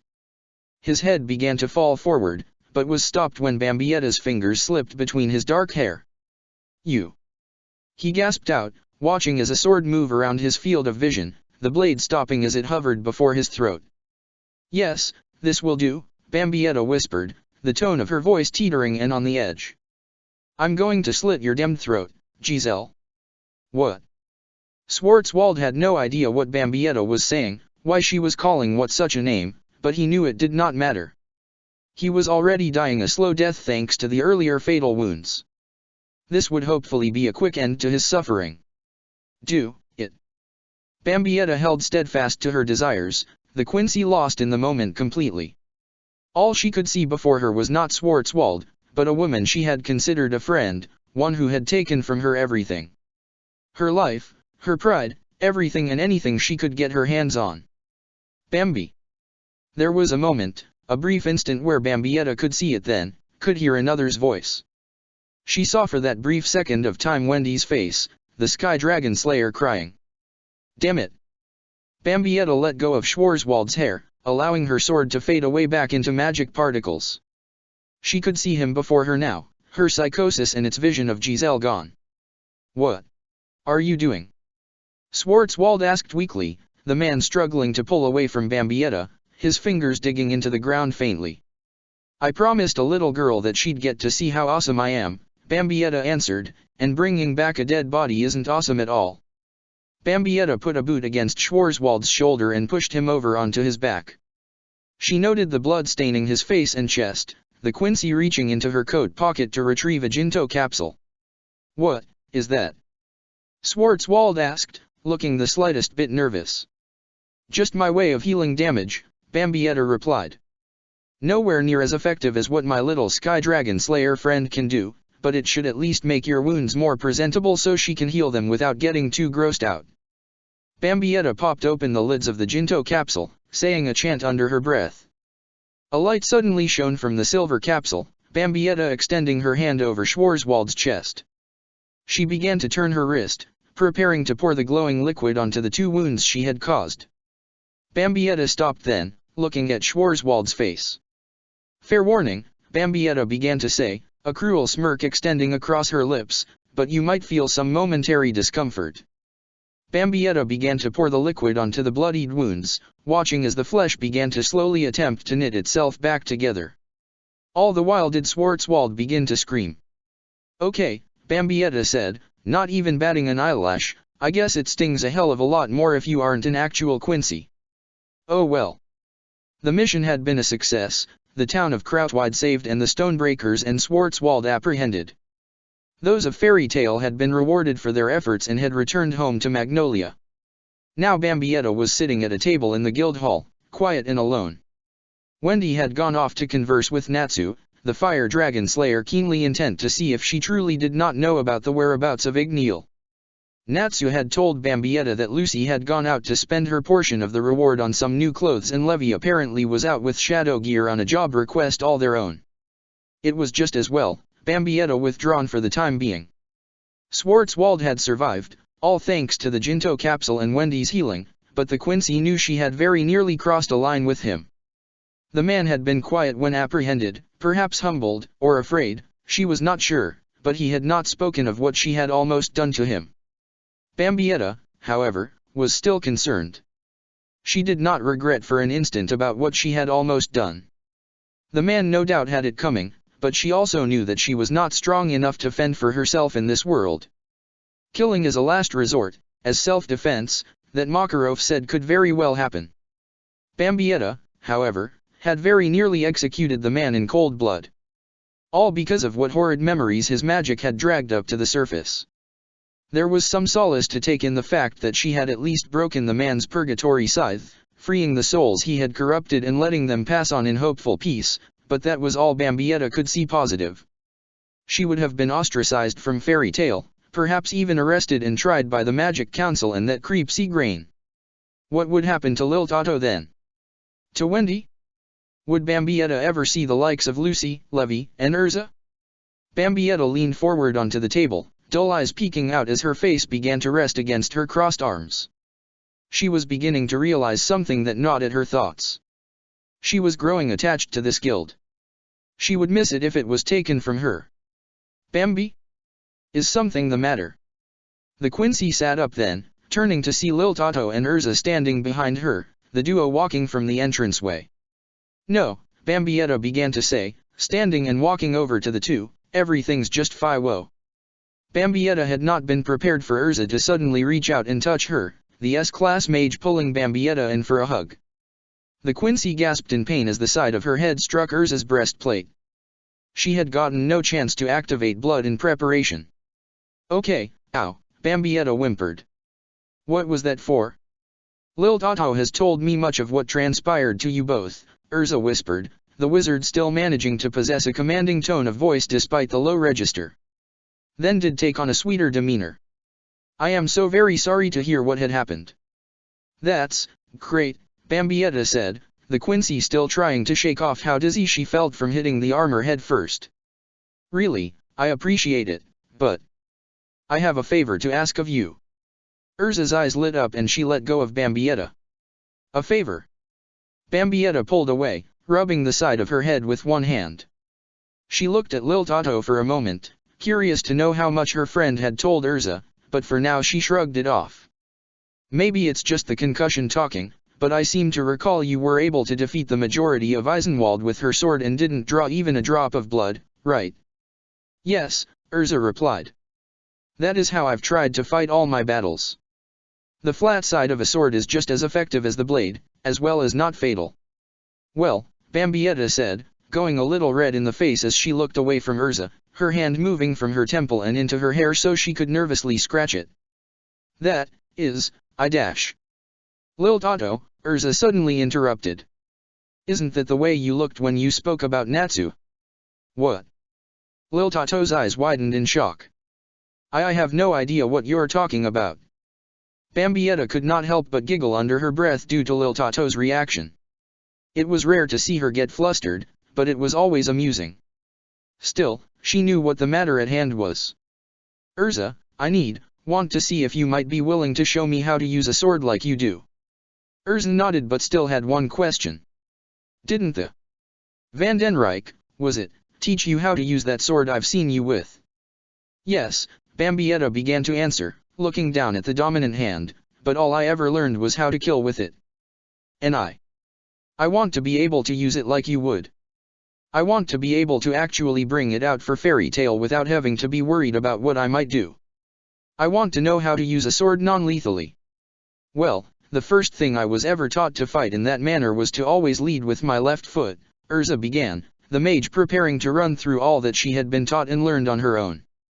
She brought an index finger up, ready to speak once again, when she suddenly stopped. I suppose this is not the time or the place. Nonetheless, I accept your request, Bambietta Basterbine. Shall we begin tomorrow, 4 in the morning? Bambietta's eyes widened in horror. That early? I've always believed that a warrior's skill rises best when the sun does the same, Urza replied. Okay then, Bambietta said in return. 4 in the morning it is. What have I done? Oh, Bambi. Lil. You're both here. The two Quincy and Urza looked to see Myra Jane fast approaching, an honest smile on her face and a package in her hands. The silver-haired woman walked right up to Bambietta and handed it to. While you were both away, this was delivered to the guild hall for you both. For us. Bambietta was confused, something that became all the more apparent when she looked at the mailing label and could see that it was indeed addressed to herself, Lil Tato and the Fairy Tale Guild Hall. Well, this is odd. Open it, Lil Tato said simply as she leaned in close to Bambietta, peeking down at the package. All right, fine, Bambietta said as she began to tear open the box. So pushy.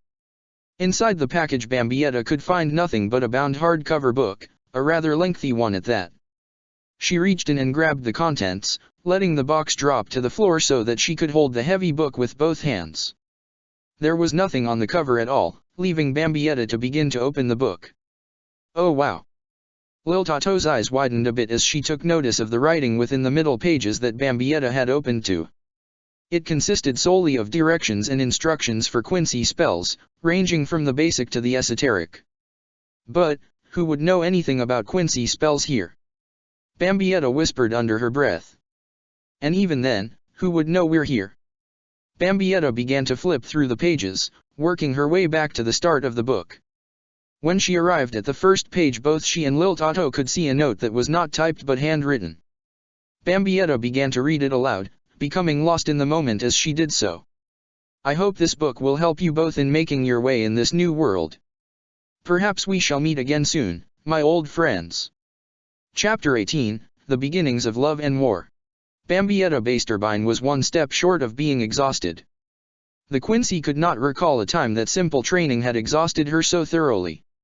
Yet, as she walked down the streets of Magnolia slumping forward and trying to catch her breath, the Quincy was beginning to realize that training with Urza Scarlet was the furthest thing from simple.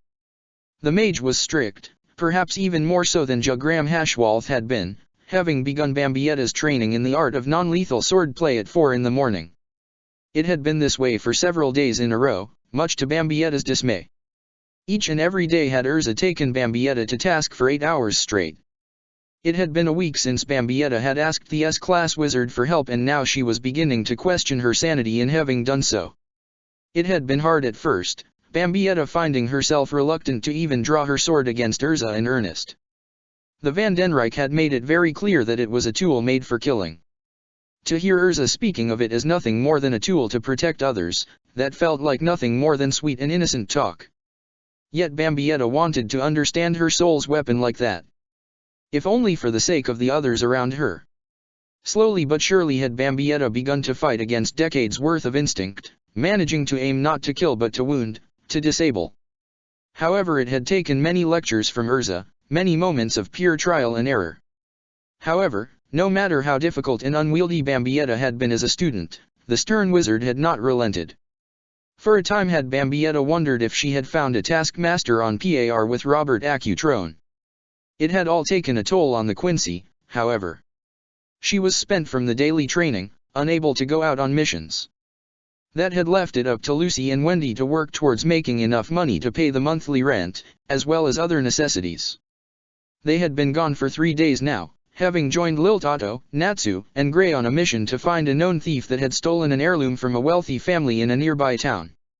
However, there was one other issue that concerned Bambietta. "I'm sorry, Urza," Bambietta began to say, "about scratching your armor." "Think nothing of it," the red-haired woman replied. "It's nothing I can't repair with some help from my favorite blacksmith. I'm just glad it was only a scratch to the pauldron atop my right shoulder. It's a clear sign that you are relearning your craft." Despite her exhaustion, Bambietta slowly began to smile. Urza was speaking the truth, she was gaining a newfound power over her sword. Yet the part that did make the Quincy happy deep down was the fact that she had managed to damage Urza's heart crew's armor. It was a far cry from the Bambietta that Urza had battled on Galuna Island. "Yeah, I dash. Bambi. Urza." The two mages looked to the side, catching sight of Lucy and the others fast approaching. They all looked filled with jubilation, even Lil Tato to some extent, a sign of a job well done. "You okay?" Lucy asked as she approached her roommate. "You look a little tuckered out." "Me?" Bambietta said, trying to perk up and act energetic. "No, I'm dash." Bambietta suddenly cried out in pain as Urza's right arm snaked around her, the mage dragging Bambietta in close so that her head inadvertently collided with the harsh metal of a breastplate. "She is becoming a finer warrior day by day," Urza exclaimed. "A tribute to her talent." "Yeah," Bambietta whimpered. "Never, better." Bambi." Lucy brought a hand forward, holding up only her index and middle fingers. "How many fingers am I holding up?" Bambietta tried to concentrate, to look past the glazed effect that had claimed her eyes. 8. Lucy became concerned then, turning to face those she had returned to Magnolia alongside. "Say, Wendy, I think she might need some healing." No, I'm good," Bambietta managed to say as Urza let her go. "So how'd the mission go?" "Well," Lucy began to say, "it did get a little out of hand." Bambietta was not surprised, her and Urza slowly making their way into the group as they all began to the walk towards the guild hall. "That's fairy tale for you, right?" Was all Wendy had to offer. "I was hoping it'd be a simple job, but then the thief turned out to be in a dark guild and we had to fight them." "Oh man." Bambietta quickly grew upset. "I missed fighting a dark guild." "Oh please," Lil Tato interjected. "Haven't you fought enough dark guilds already? Seriously, I was hoping for a job request that was a little more varied from the rest." "We totally kicked their butts though," Natsu suddenly shouted, the Dragon Slayer reaching out and pulling Lil Tato in close. "Their number 1 guy was tough, but me and Lil totally wrecked him." The blonde Quincy went red in the face, her expression one of embarrassment mingled with confusion. Bambietta could see it clearly, that her friend had no idea how to properly handle the present situation. Her cheek was resting directly against Natsu's bare chest, having slipped past the vest he wore.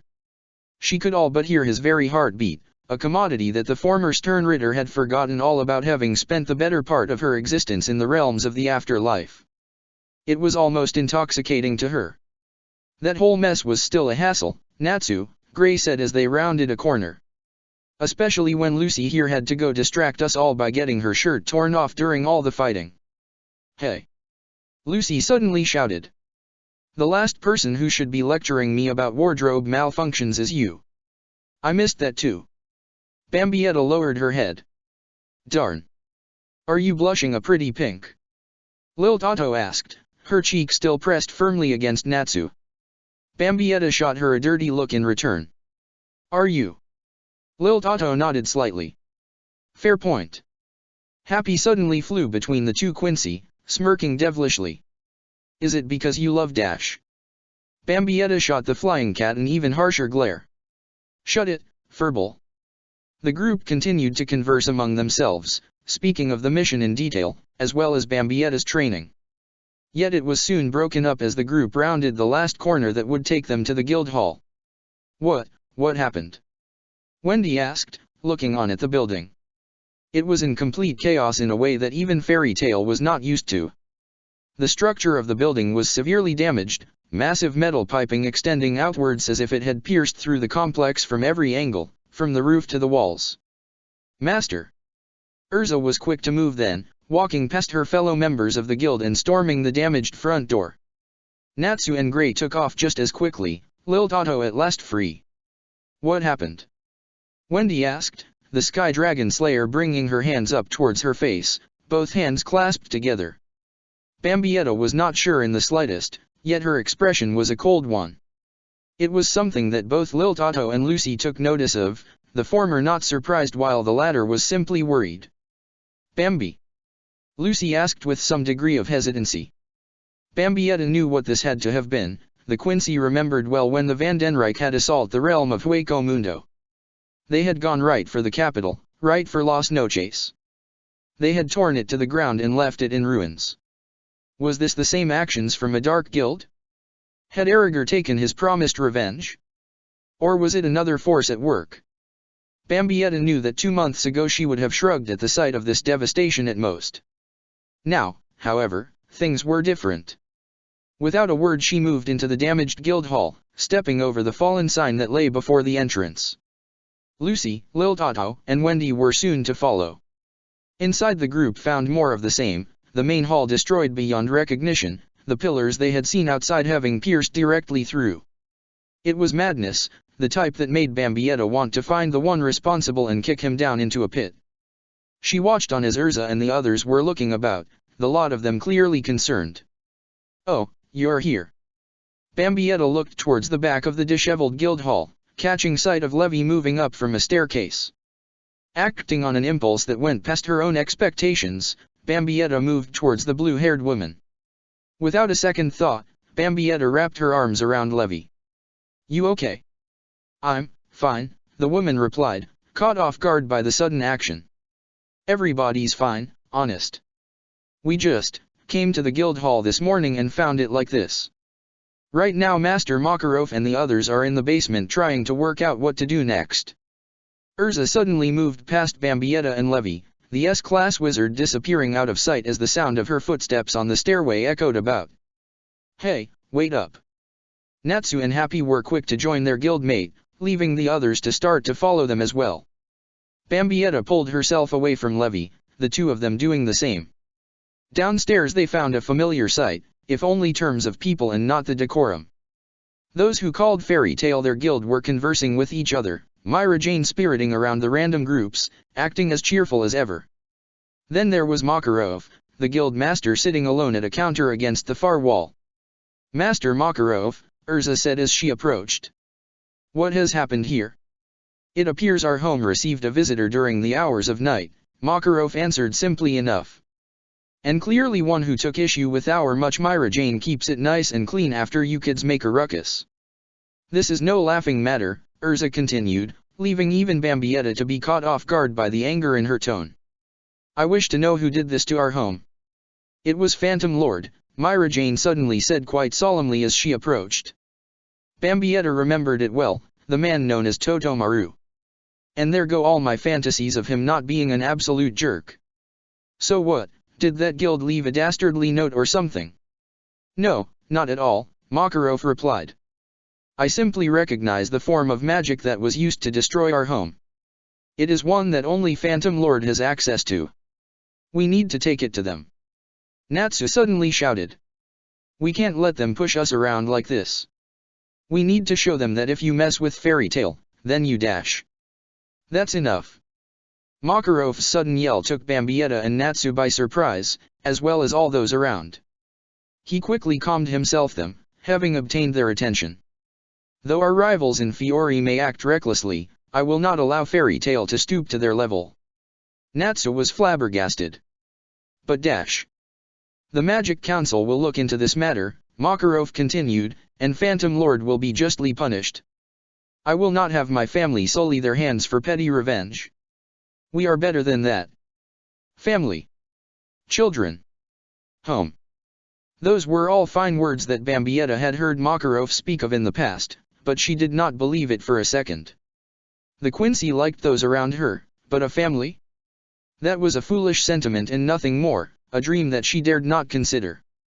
Those who shared Bambietta's blood had died for her or betrayed her. Those she took on the blood of had done the same if not worse. Come on, Gramps.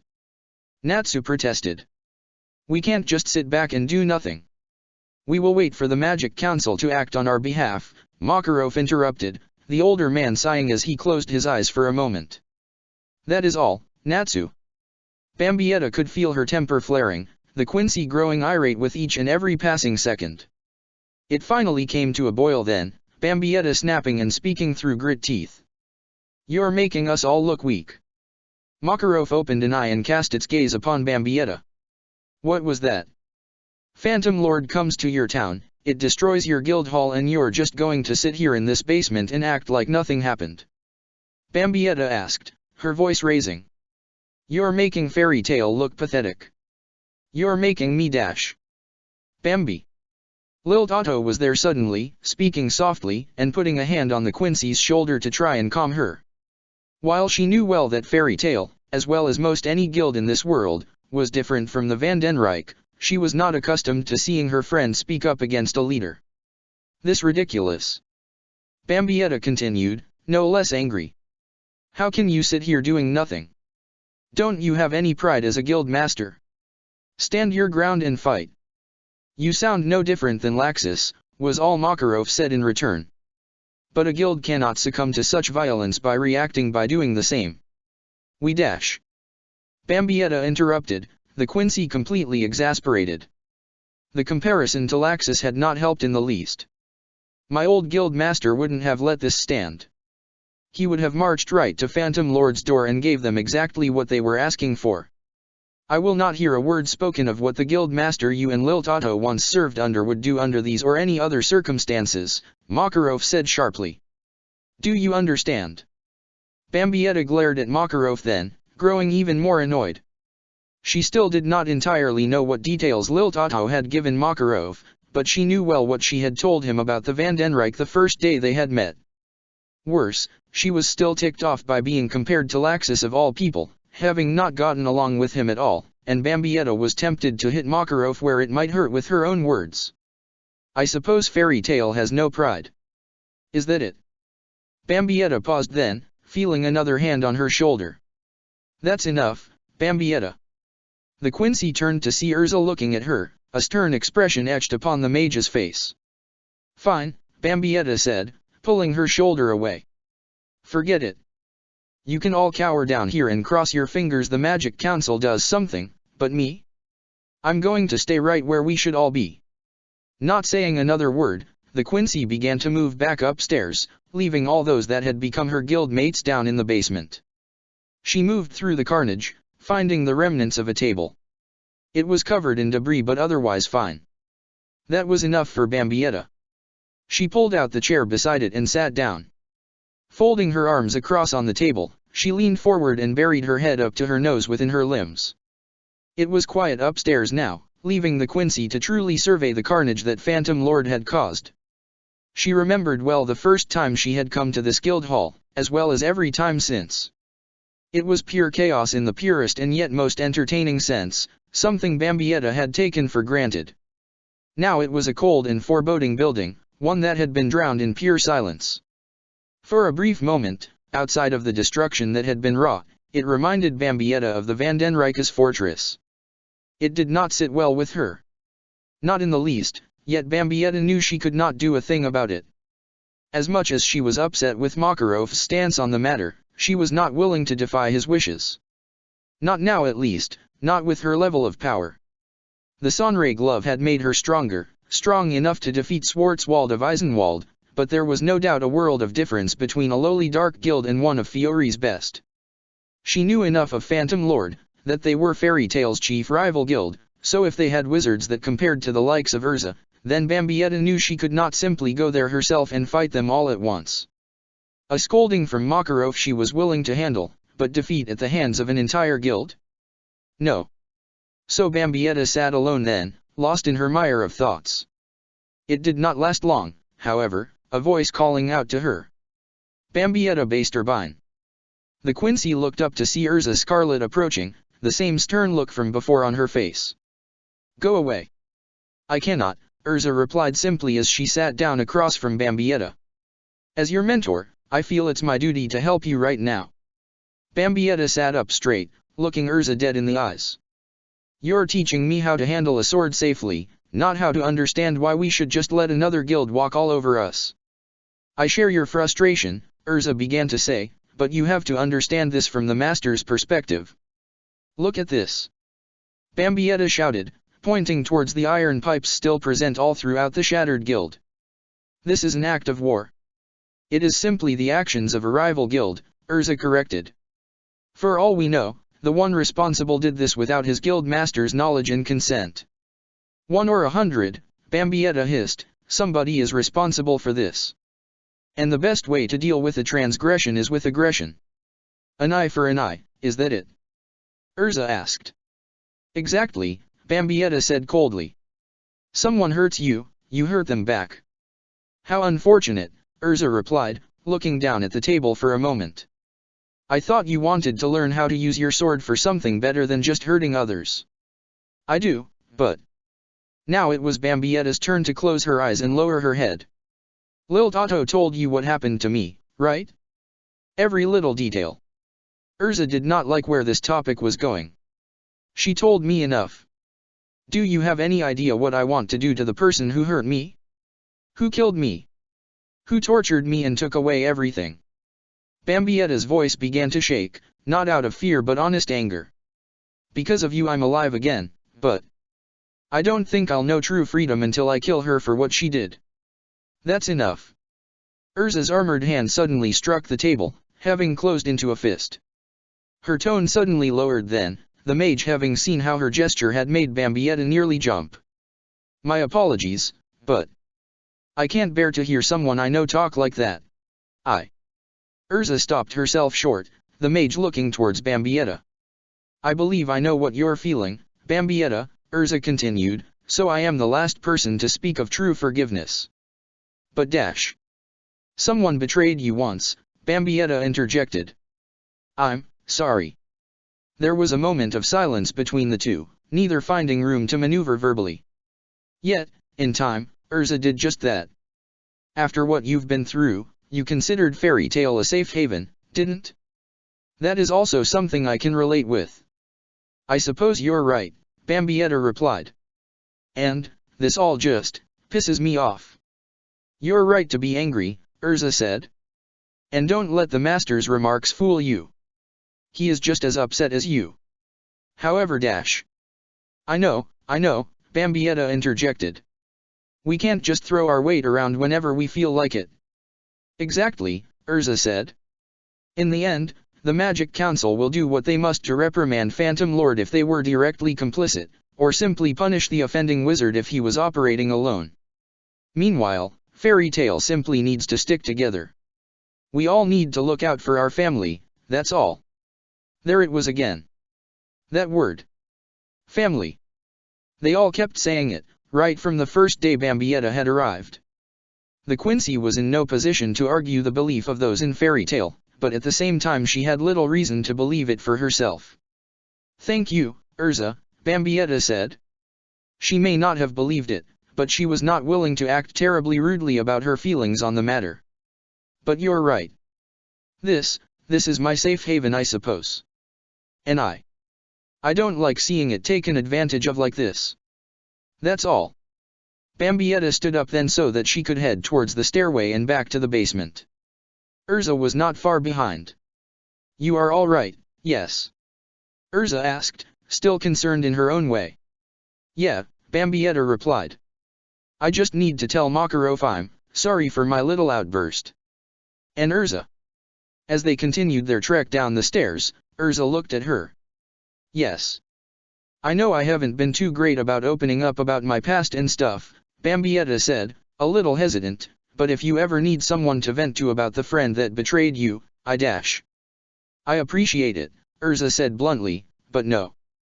Bambietta grew the slightest bit upset by the dismissal, yet still she tried to stay understanding. "I get it.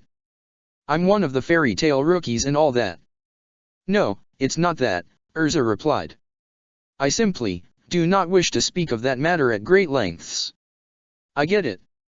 Bambietta could not argue that point. The past could be such a cruel, ugly beast for herself and others. Sometimes it was simply best to close the door on it and move forward. It was the one benefit Bambietta could lay at the feet of the zombie shrift. It had muddled those very memories of hers, perhaps for the best. Still, despite that, Bambietta could not help herself.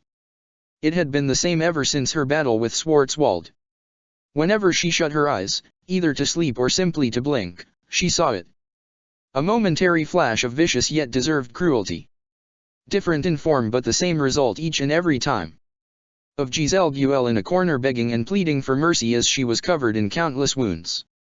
Of the wretched stern Ritter screaming in pain as a sword tore through her throat, leaving her to choke on her own worthless blood. Of her body torn to shreds, barely recognizable. They were pleasing images to the darker aspects of Bambietta Basterbine, the Quincy realizing that her suppressed tendencies were rebelling against her attempts to fit in with fairy tale. For a moment did Bambietta wonder if Urza felt similar for the person who had betrayed her, but the Quincy already knew the answer to that. Urza was, after all, a good person deep down. Bambietta, however, did not consider herself the same. "Wait, this isn't the right place." Bambietta and Levy stood outside the restaurant they had chosen to dine at for lunch. It had been Levy's idea from the start, the solid script mage having decided to treat Bambietta, knowing full well that she had been unable to make any jewel since training with Urza. Bambietta had been leery at first, but she also knew full well not to look a gift horse in the mouth. Yet now they could find no sign of Mario's Pizzeria, instead a sign was there welcoming the fairy tale members to Talon's Pizzeria.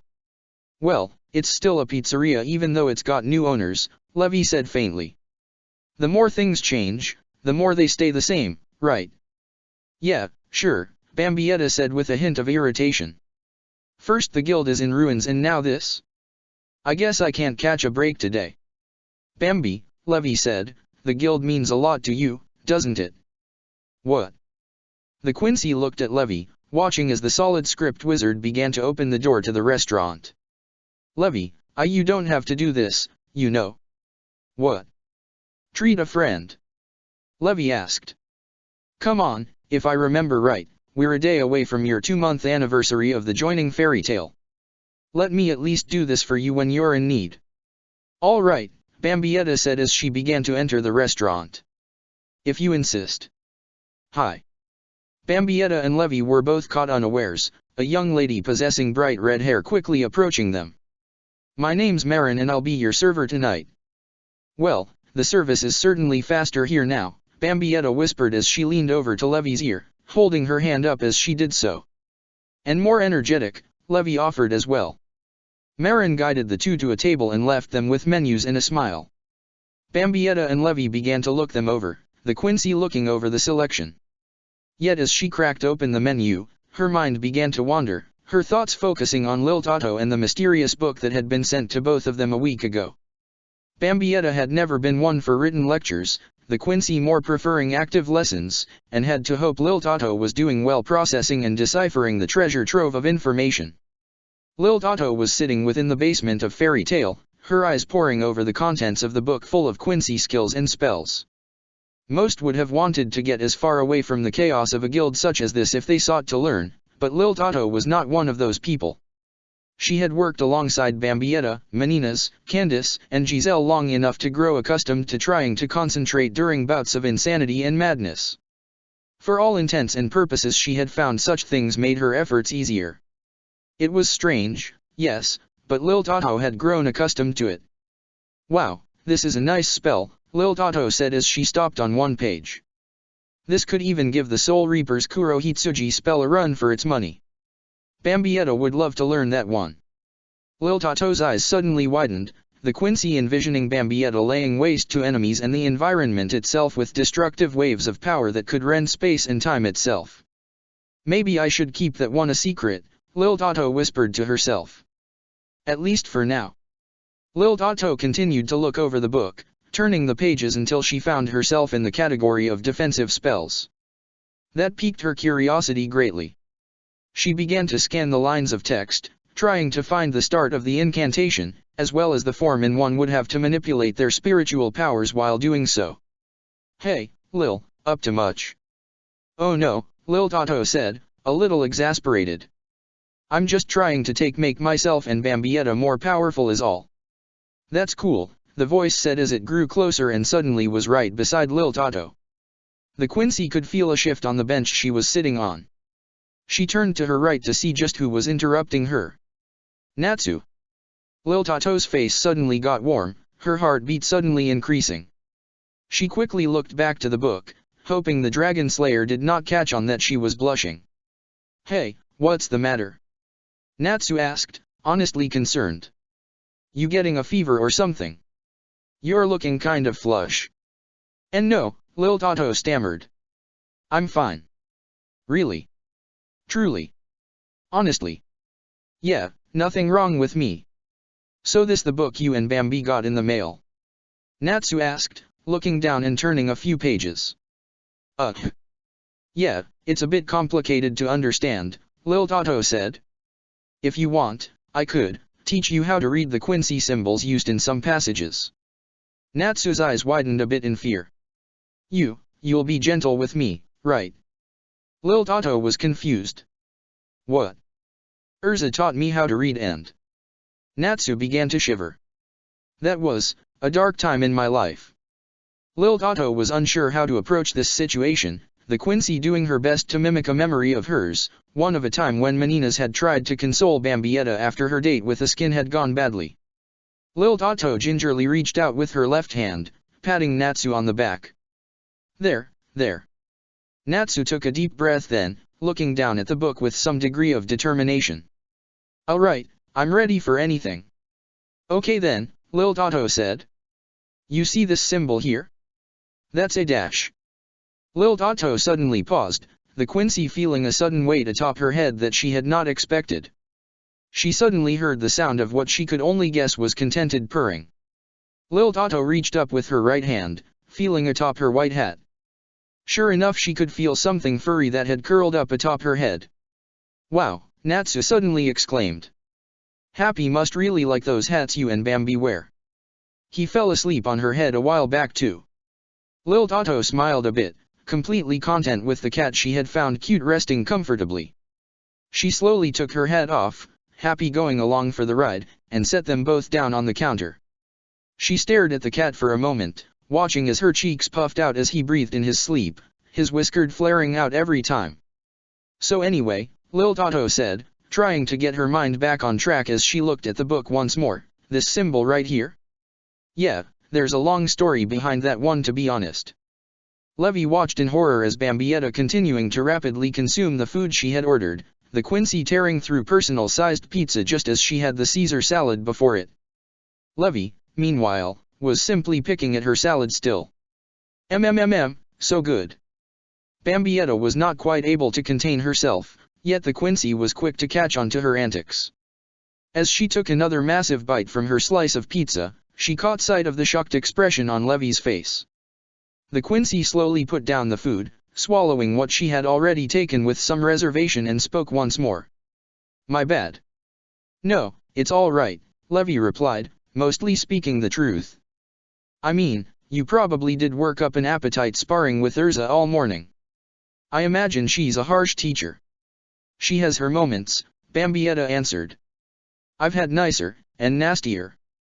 That worries me, Levy said in return as she put her fork back down. I mean, I saw her teaching Natsu how to read and, sometimes I shiver just thinking about it. That bad, huh? Bambietta covered her mouth with one hand, fully intent on suppressing her body's reaction to eating too quickly before speaking once more. Maybe I'm getting off easy then. Levy took a few bites of her salad again, knowing that there was one subject she wished to broach with Bambietta, one that she was not entirely sure how to get underway. She took a deep breath and did her best. Bambi, there's something I do think we need to talk about. Bambietta suddenly became apprehensive. Look, you know I'm not usually this much of a pig when I eat. It's just I was famished is all. It's not that, Levy said with a sigh. It's just. I've noticed you sneaking some glances at me. Bambietta's eyes widened. No, you got to be mistaken, Levy. Oh. Levy began to say slyly. What about a few weeks ago? You know, when I had to bend over to pick up the book I dropped. I caught you and Loke both glancing at me. Him I'm used to, that's probably why I pick up on those sort of things. But then I saw you too. Oh no, no, no. Bambietta exclaimed in a slight panic. You got the wrong idea. I was just curious what book you were reading, that's all. And what book was it? Levy asked, the solid script mage trying her hardest not to giggle. Well, Bambietta began to answer, her hand running through the back of her hair nervously, that is, well. It was short. Levy only grew confused at that. The book was short. Bambietta blushed slightly before looking down. Your dress. Now it was Levy's turn to go red in the face. I never thought it was that short. Bambi, you didn't dash. It was white, Bambietta said, only adding to Levy's embarrassment. Bambi. The book cover, Bambietta replied, the Quincy taking note of how flustered Levy was getting. The book cover was white. Oh, okay, Levy said, slowly calming down. Well, anyway, the reason I brought this up was, you like Lucy, don't you? Bambietta truly snapped to attention then. Wait, what? Come on, Bambi, Levy said, trying hard not to tease her, ever since I caught you looking my way, I started to notice things. And your eyes have been wandering her way quite a lot. You're imagining things, Bambietta said with a slight degree of hesitancy. Name one time my line of sight wandered in her direction. That's easy, Levy began to say, much to Bambietta's dismay. Remember when we all went to the Magnolia Fitness Center? And Lucy started to work up a sweat with a jump rope while you were on the treadmill. It was distracting. Bambietta recalled it well, even if she did not want to. The Quincy had all but stopped moving while the automatic treadmill had not, and she had ended up falling off and pitching forward directly on her face. Can we not talk about this? It's nothing to be upset about, Levy continued. I'm not upset, Bambietta retorted. And I still contest that you're imagining things. Levy continued to dig at the conversation nonetheless. Weren't you upset that you missed out on seeing Lucy lose her top on that mission? And about not getting the chance to fight a dark guild, Bambietta interjected before quickly grabbing a slice of pizza and consuming it as if it would show she was trying to ignore Levy. And? Levy all but squealed. You said and. Bambietta scowled, her cheeks puffing out as she slowly chewed her food. She swallowed it harshly, not content with things at all. You're just reading into things that aren't there. Loke said you told him you were bi, Levy quickly said as she casually took a forkful of salad into her mouth. Something about you were going to be his wingwoman or something like that. Bambietta's jaw dropped. She had never said such a thing of her own admission, her Quincy friend having done so instead. Her voice lowered then, Bambietta growing a bit more distraught. Her teeth grit together as her lips curled back, a vein on the side of her head threatening to burst. Lil Tato. Again, I'm not sure what you're getting upset about, Levy continued. So you're in love. What's the big deal? I suppose you have a point, but Bambietta tried to calm her nerves. Romance never ends well with me. I mean, when it comes to guys. Bambietta paused for a moment. Not that I've actually ever seriously acted on how I feel for the ladies. You're so cute when you're dead. I love you so much. Bambietta's mind and face went blank for a moment, a momentary trace of clouded memory playing out across her thoughts. She held silent in response, her a shiver or revulsion playing across both her spine and her skin. Levy noticed it quite readily. Bambi. It's nothing, Bambietta replied as she snapped back to attention. Nothing worth remembering. But, anyways. Levy could see the untold doubt and concern etched upon her friend's face nonetheless, the solid script mage wondering if perhaps Bambietta was thinking of times long past, of incidents she had alluded to the night they had first met. She was determined to get her friend's thoughts directed elsewhere. So what do you like about Lucy? I mean, if you don't mind me asking. Are talking superficial like huge tracts of land? Bambietta asked. Or is something more substantial? Levy's expression sunk for a moment. Substantial? Well, I mean. Bambietta was never one for outwardly expressing herself so honestly. I mean, she's nice but not exactly shy or a pushover or anything. She's got bite with how she acts. Levy had heard it. Shy? A pushover? She was not wanting to make Bambietta fall for her or anything, but she was readily hearing what the Quincy was seeing in Lucy and not her. Speaking out of turn and unsure of why she was even saying it, Levy voiced her concerns. I can bite. Bambietta blinked. Huh. Never mind. Levy shook her head. So you like that dash? You can bite, huh? Bambietta continued, the Quincy unrelenting now that her brain had processed what Levy had said. My. I never pegged you as the kinky type. That's not what I meant and you know it, Levy replied, all the while unwilling to give what Bambietta had implied any true attention. Now like I was saying, you like that Lucy's spunky or something. Bambietta shrugged, the woman completely unsure of where this conversation was going. Well, yeah. Well, maybe you should tell her how you feel, was all Levy could say. I mean, what's the worst that could happen? Bambietta grew silent for a moment. I could lose a friend if things go south. Besides, people like her, people like all of you fairy tale wizards, you're all too good for me. She's too good for me. Now what the heck brought that up all of a sudden? Levy shook an index finger at Bambietta, as if the solid script mage was no more than a mother dealing with an unruly child. I won't be hearing any of that, you got me? You're fairy tale now, so dash. That doesn't change who I've been in the past, Bambietta said, interrupting Levy. I didn't exactly bat an eyelash over being in a dark guild, you got me? Levy simply looked at Bambietta with some hint of reservation exuding from her eyes. But you regret it now, don't you? Bambietta said nothing at first, the Quincy unsure of how to answer that properly. I regret how things ended there, yes. Levy was not foolish, she knew just how much of a non-answer she had just received. However, she also knew what kind of member of fairy tale the Quincy had become in a short time. Anyway, I really don't want to hear any of that, I'm not good enough, stuff anymore, alright? I mean, I don't know exactly what went on in the past but, you've changed, right?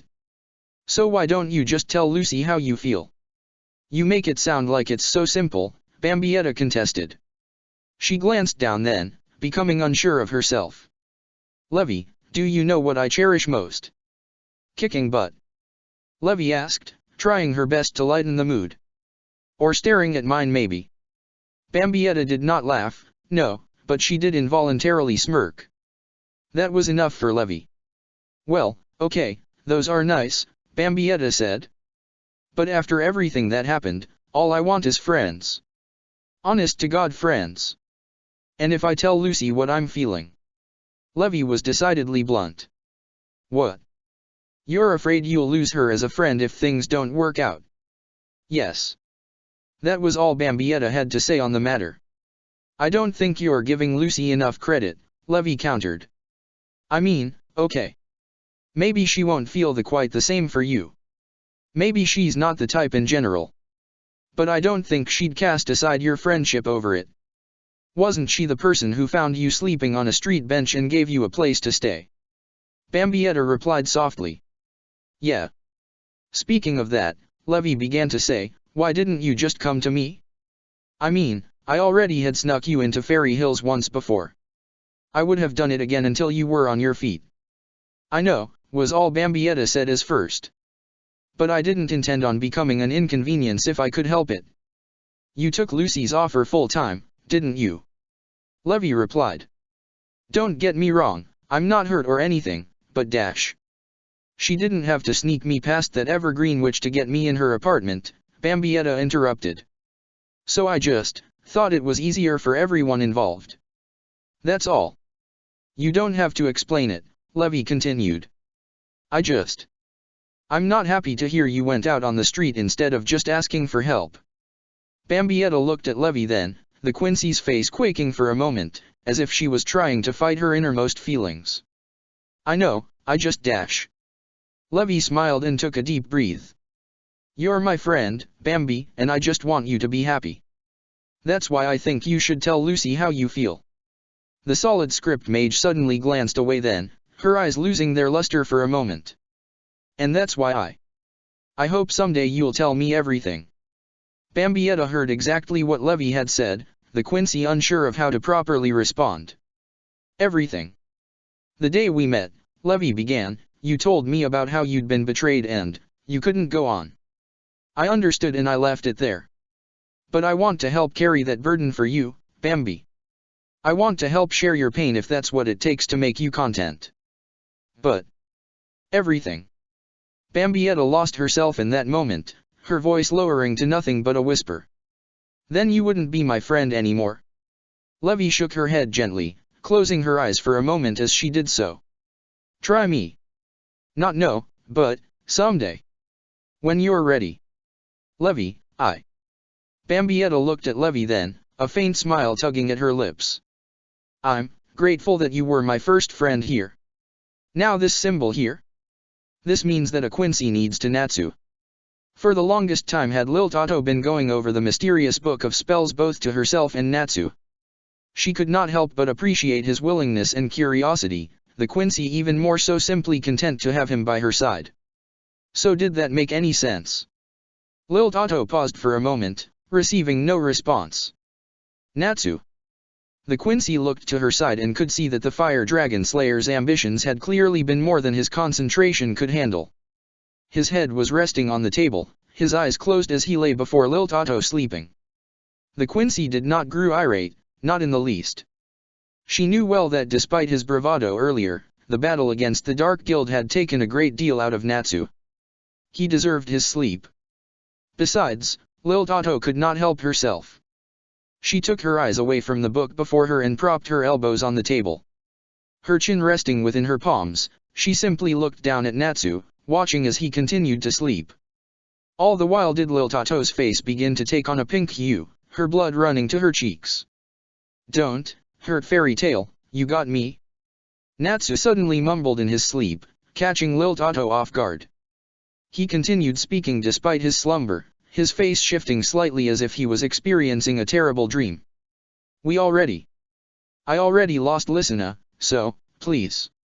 Lil Tato's expression fell then, the Quincy noting the faint amount of moisture that was forming at the corner of Natsu's closed eyes. She looked away then, feeling guilty for staring at the sleeping dragon slayer, as well as for overhearing something he no doubt did not intend for another to have fall upon their ears. Feeling equal parts guilt and sorrow for the young man she had grown to like, all Lil Tato could do was whisper his name with sympathy for his pain evident. Natsu. Despite how the day had begun, the rest of it had progressed in a rather lackadaisical manner. Bambietta had spent the better part of it with Levy, parting ways only when then sun had begun its descent over the horizon. Bambietta had taken that cue to return to the apartment she now shared with Lucy, Wendy, and Carla. Yet now that she stood outside the inner doorway that led to the apartment, the Quincy was still. Levy, I know you said you want the best for me, Bambietta began to whisper under her breath, but it's too soon. And I can't risk it.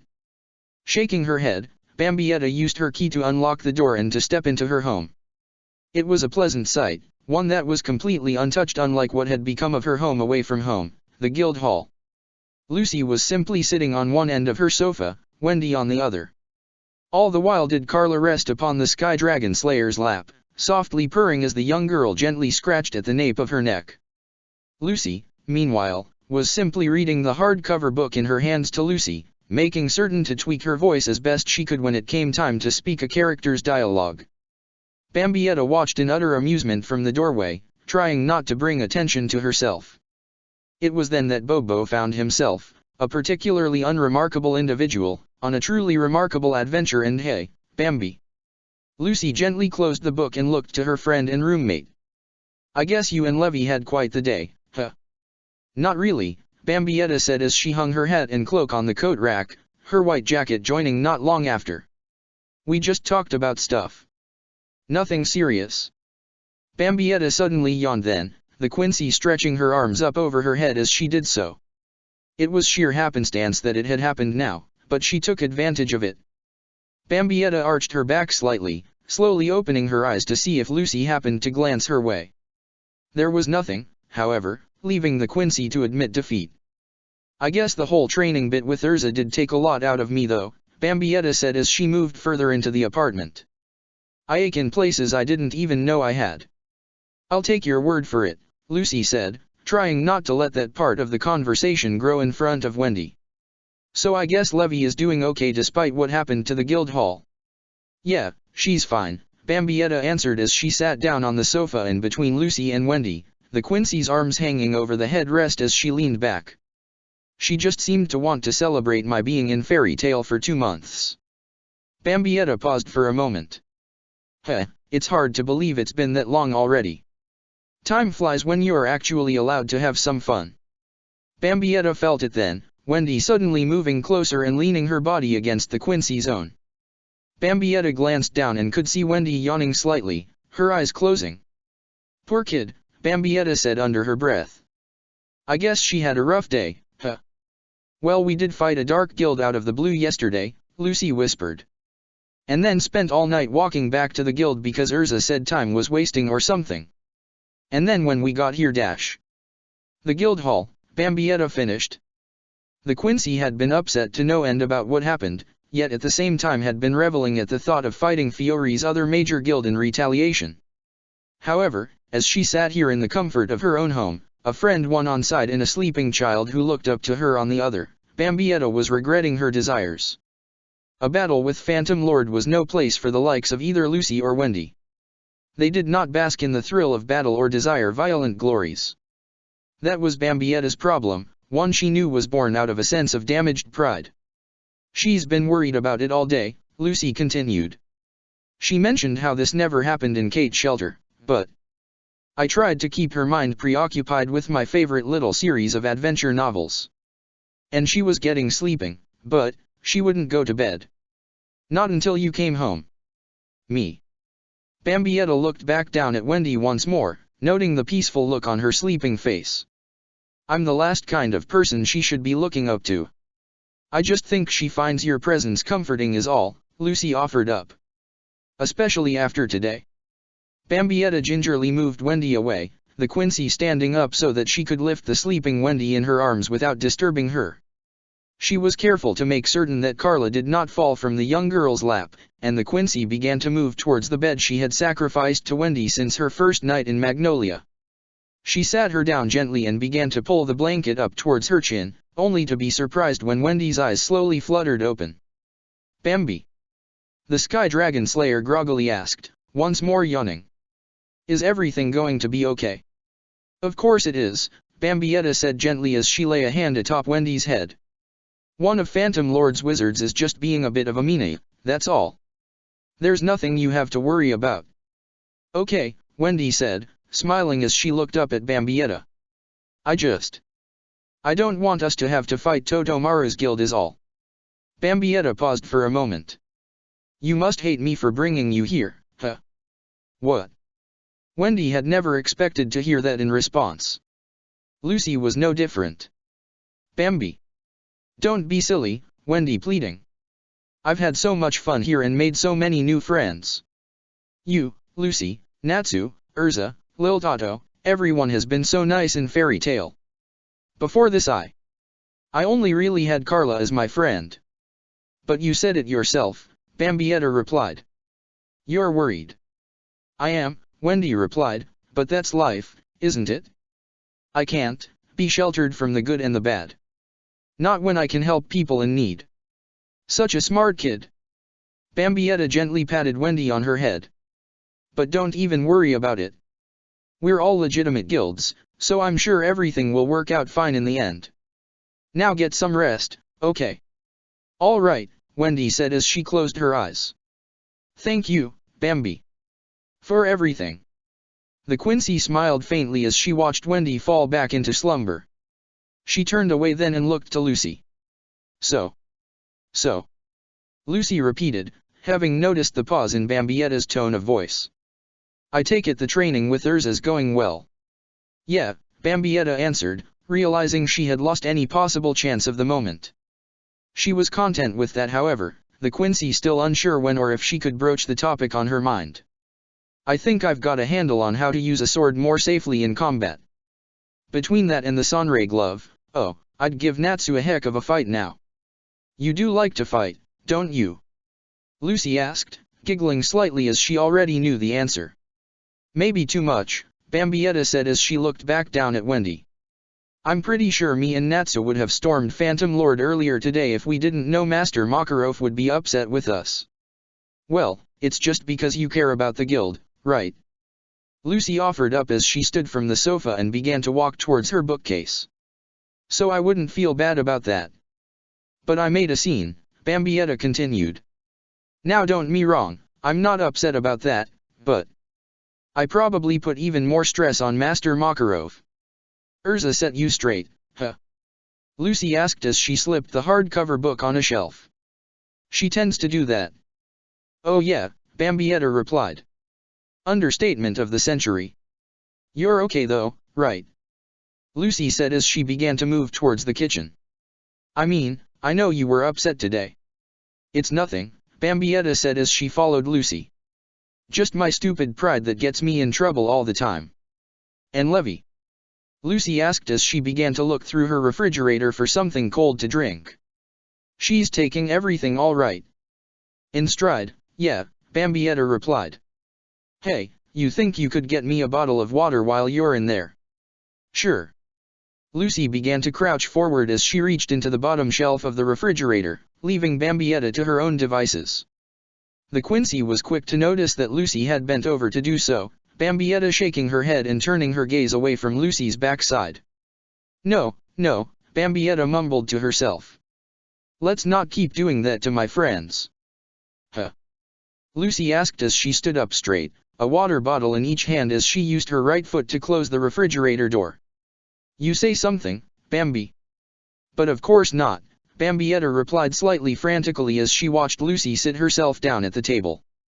The Quincy graciously took the water bottle from Lucy and began to open it. So spill with me, girlfriend, Lucy suddenly said with a sly expression on her face. What did you two gossip about? Girlfriend. Bambietta very nearly choked on the water she had just tried to swallow. Oh, nothing much.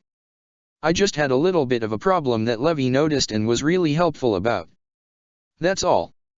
Oh. Lucy leaned forward on the table, her shirt revealing much cleavage as she did so. Come on, you can share. Maybe I could help too. Bambietta tried to focus on Lucy's eyes and nothing else. It's all good, nothing left to worry about. We were just talking about something I kind of longing for. Oh, Lucy said, smirking all the while. Like? Well, a rematch with Natsu. Bambietta suddenly exclaimed. What else? Figures. Lucy moved back into her seat and began to drink from her water bottle at last. And here I was hoping for something juicy. Anyway, Bambietta began to say as she looked down to the table for a moment, Levy told me I should go for it if I think it'll make me happy. Smart advice from a smart lady, Lucy said as pulled her water bottle away from her lips. Seriously, she's right, Bambi. Only those who chase dreams can catch them. Bambietta smirked at those words as she turned her gaze upwards. Nice words. I guess that must be the aspiring writer in you. Bambietta paused then, having caught sight of the white material that made up Lucy's shirt having gotten rather wet. Oh darn it, Lucy muttered. I knew I was in a rush to drink, but I didn't plan on spilling some all over myself. It's a good thing Natsu and Gray aren't here to see this. Lucy sat her water bottle down and began to remove her shirt right before Bambietta's eyes. The Quincy tried to look away as the now damp garment moved up over Lucy's head, leaving on display the lightly colored blue bra and the voluminous cleavage it supported. Bambietta shook her head and forced herself to close her eyes as she mumbled under her breath. Must think clean thoughts. I guess I'll be doing the light laundry tomorrow, Lucy said as her shirt passed over her head, her long blonde hair falling out of it and back down over her shoulders. She noticed Bambietta had her eyes closed and was quick to comment on it. Oh, don't be like that. I saw your underwear on our first job together, so fair is fair. Okay, sure. Bambietta did as Lucy requested, the Quincy forcing herself to look the celestial spirit mage in the eyes once more. Honestly, I totally forgot about that. Anyway, Lucy said, pausing to take another sip of water. Levy helped you out, huh? Yeah. I'll chase that dream someday, but... Bambietta said, pausing for a moment. She's been good at that ever since I came here. And I. Bambietta paused. She's been nice to me since day one and I really need to do something to show my appreciation. Like what? Well, you and her are bookworm buddies, right? Bambietta asked rather simply. We prefer the term literary connoisseurs, Lucy replied, but yeah, we are. I was thinking maybe I could get her a nice hardcover book, Bambietta said. I almost grabbed one today, some bestseller called 50 Gradients of Color, but I wasn't sure. I mean, it seemed like a good adventure novel, since the back of the dust jacket said it was a story full of nice katanas, but... Okay, I'm glad you didn't get her that book, Lucy began, bringing up an index finger that was soon followed by the middle. And 2, I know exactly what you could get her. See, I knew I made the right call, Bambietta replied. It seems to me that you're the expert, Lucy. Okay, now there's one book I know Levy's been fangirling over for the last couple of weeks, Lucy said, nodding in approval as she did so.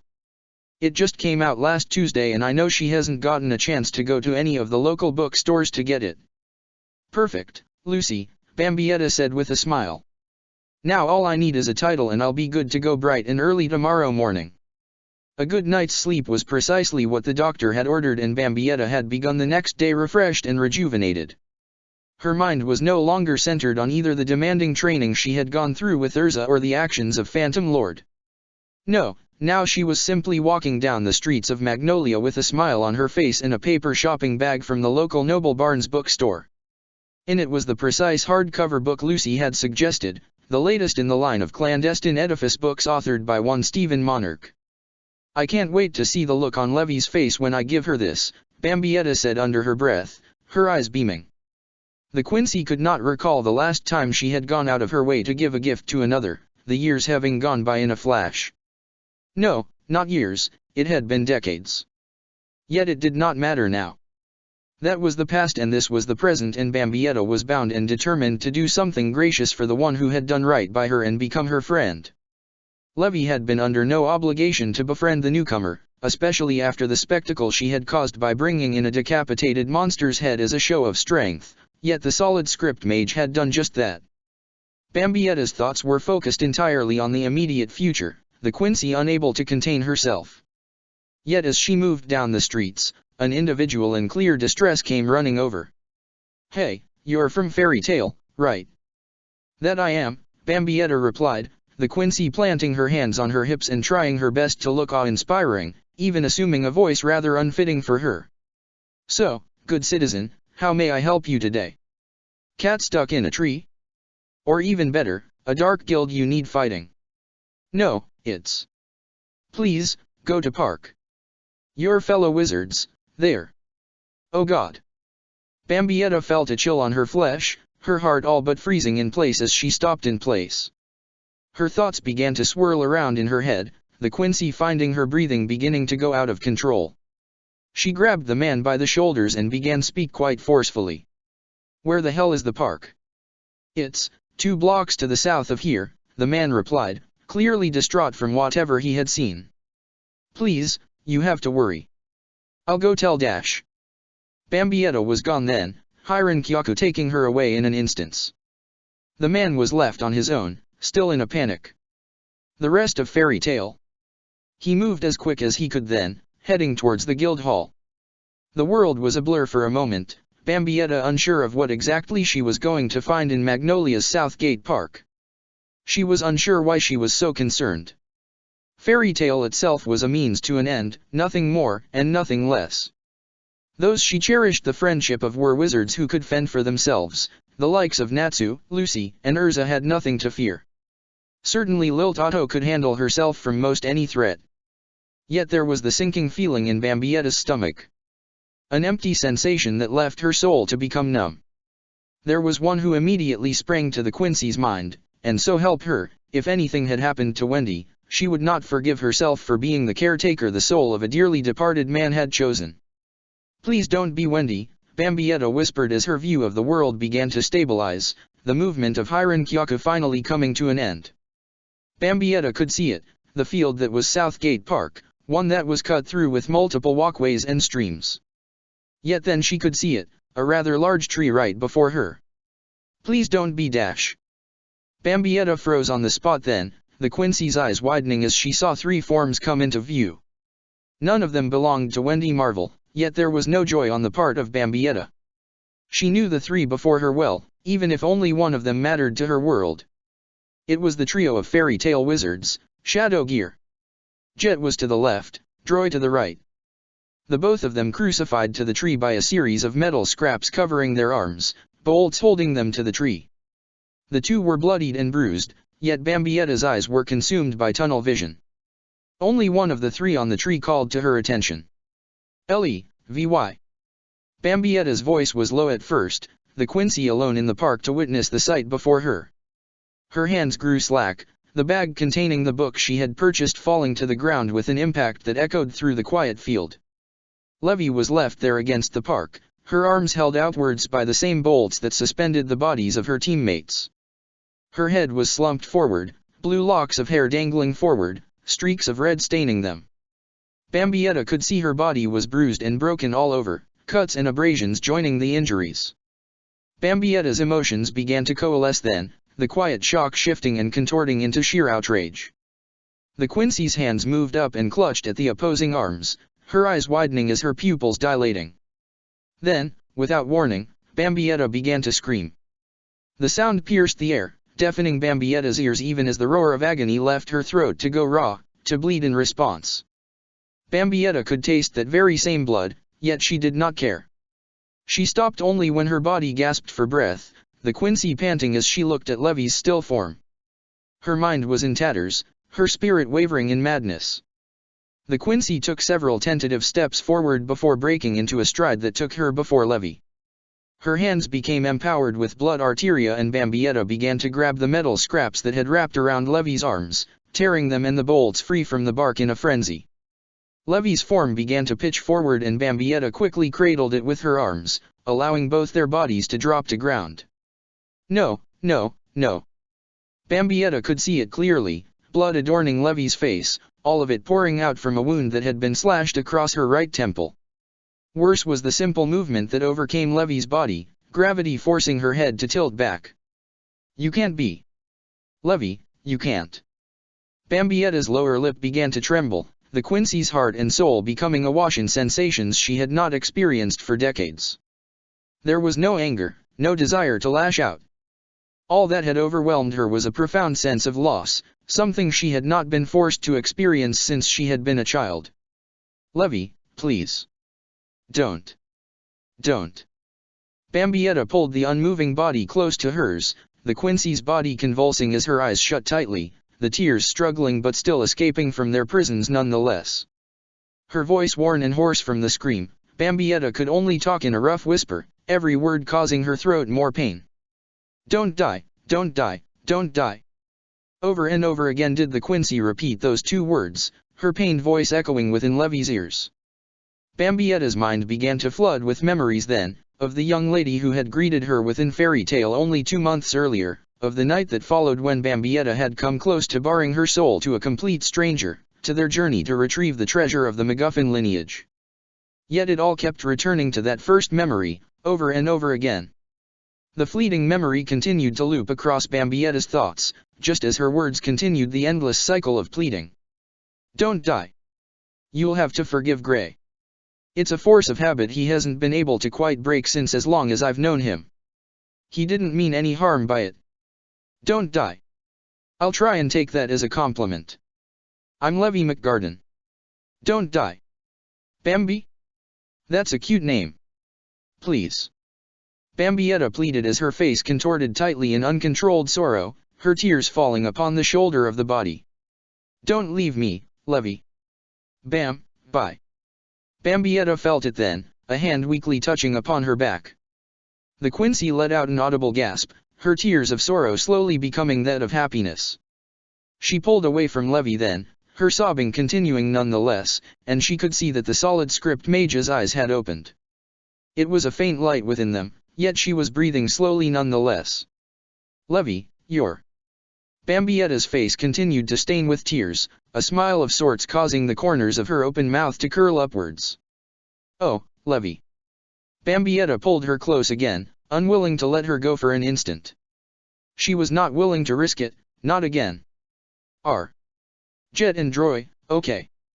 Bambietta could hear it, Levy's faint words issuing forth. The Quincy had admittedly not concerned herself with that question, having been lost in a sea of anguish. Yet now she was relieved and could think more clearly.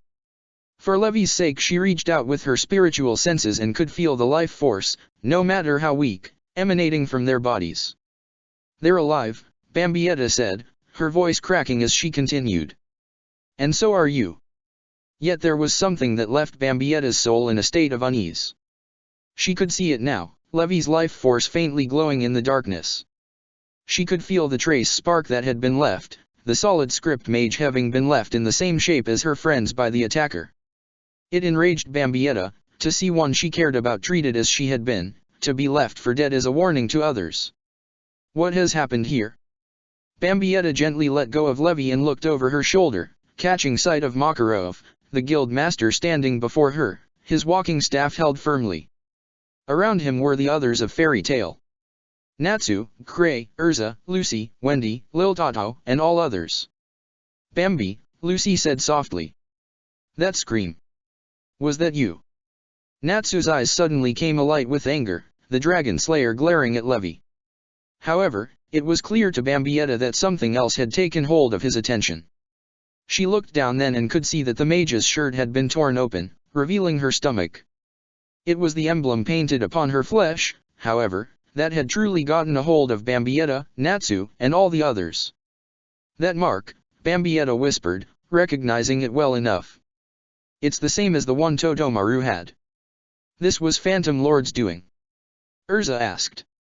Do those fiends have no honor? How could they stoop to this level? Bambietta's face began to lose all focus, the very emotion draining from it altogether. Her eyes, however, carried a light that overcame that dull sensation, a quiet rage burning behind them. Phantom Lord. It had wounded her pride, having attacked what had become her home. It had made those she had surrounded herself look weak. It had made her look weak. That was more than enough to spark the Quincy's ire, but she had relented to Makarov's foolish wishes. Now, however, things were different. She had not acted, she had not fought, and she had not retaliated. What lay before her was the result. Levy had been hurt, she had been broken and battered by an unfeeling force that had clearly not gotten enough. Bambietta could blame Phantom Lord all she wanted, something she would certainly do, but she also could not do anything but shoulder the blame. She had listened to a fool, she had allowed herself to fall into the trap that was his ill-advised and ridiculous notion of family and stayed her hand. This was the result.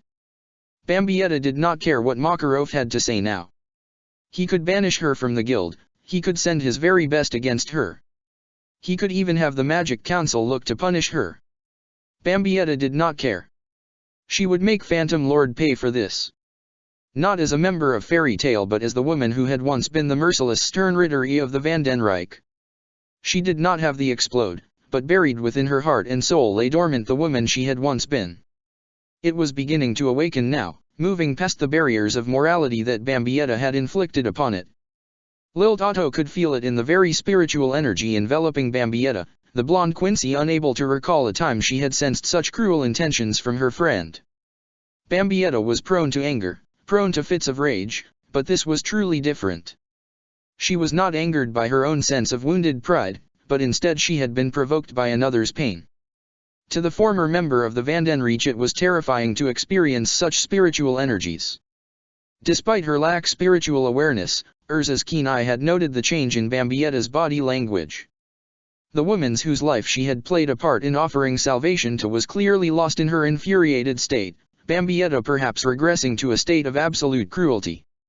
The S-class wizard knew she would have to keep a close eye on the Quincy.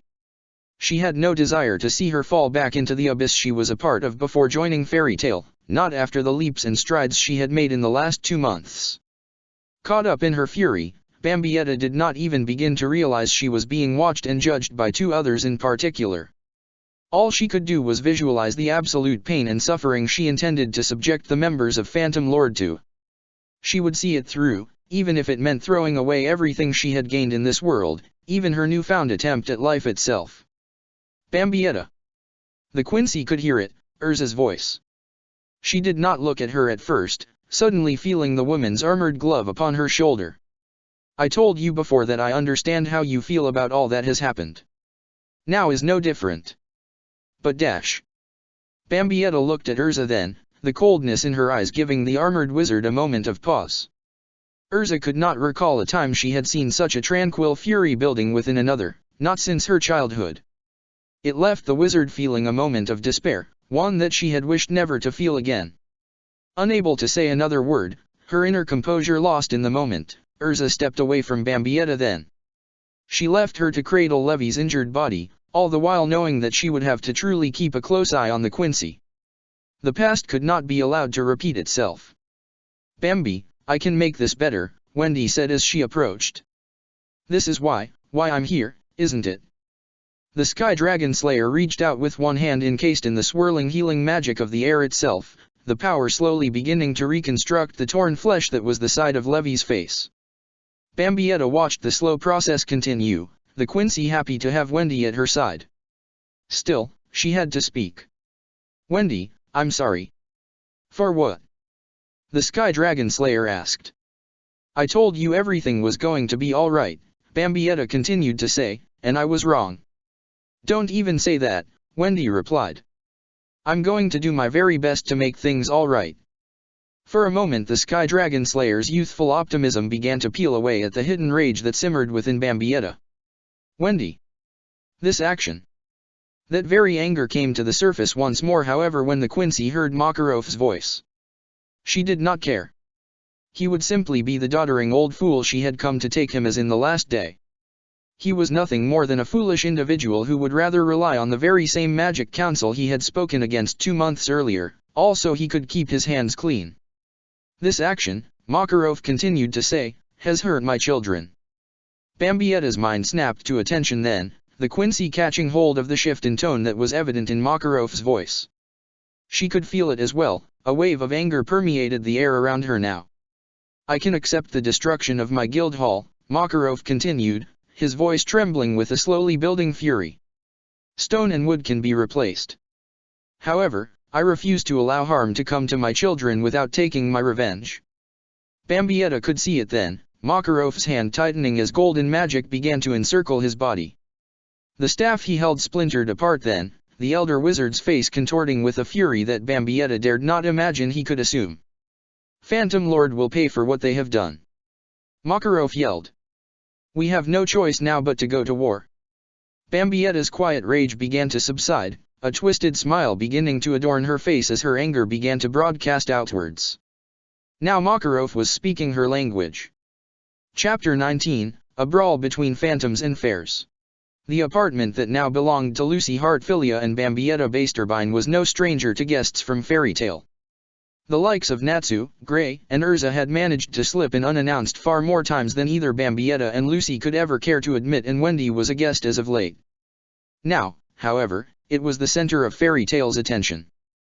The majority of its members were standing outside while its guild master and a select few were within. Twice now had Phantom Lord struck the guild, and Makarov was weary of having the member of Shadow Gear treated at either the destroyed guild hall or Fairy Hills. There was no telling if the rival guild would strike at either location.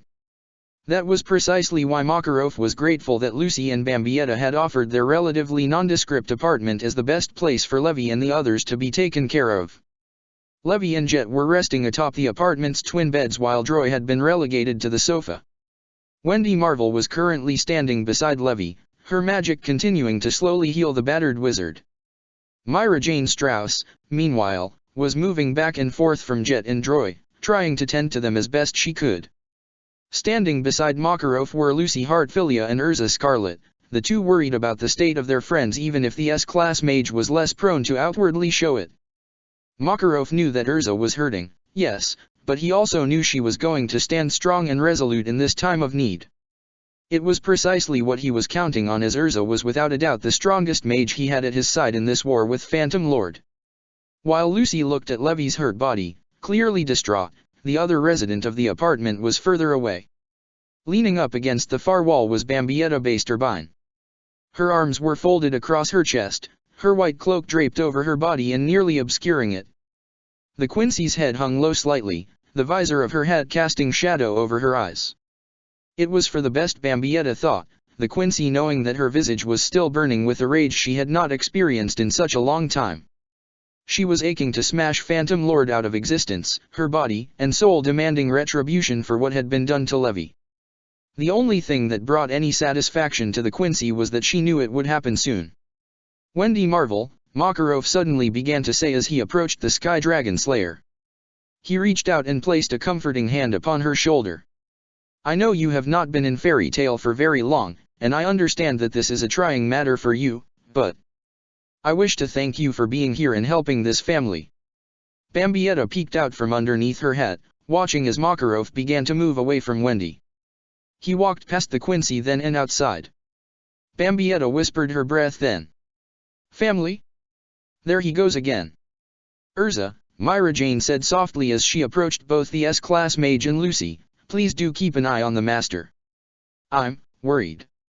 Urza nodded and began to move away, Lucy right behind her. Yet as the two came upon Bambietta, Lucy could see how quiet she was being still.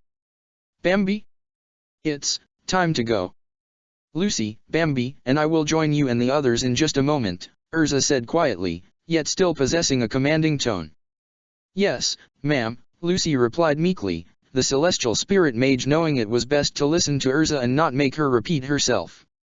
She stepped outside then, leaving the Quincy and the wizard by the door. What's the problem? Bambietta asked with an eerily calm tone. Let's just go already. Not yet, Urza said as she looked Bambietta in the eyes. I believe we need to talk things over first. You heard the master, Bambietta replied. The time for talk is over. It's war now. That's precisely what we need to talk about, Urza shot back, the mage growing the slightest bit irritated. She calmed herself then, knowing that such an attitude would not do. I understand your anger, Bambietta, but I don't believe you understand Master Makarov's.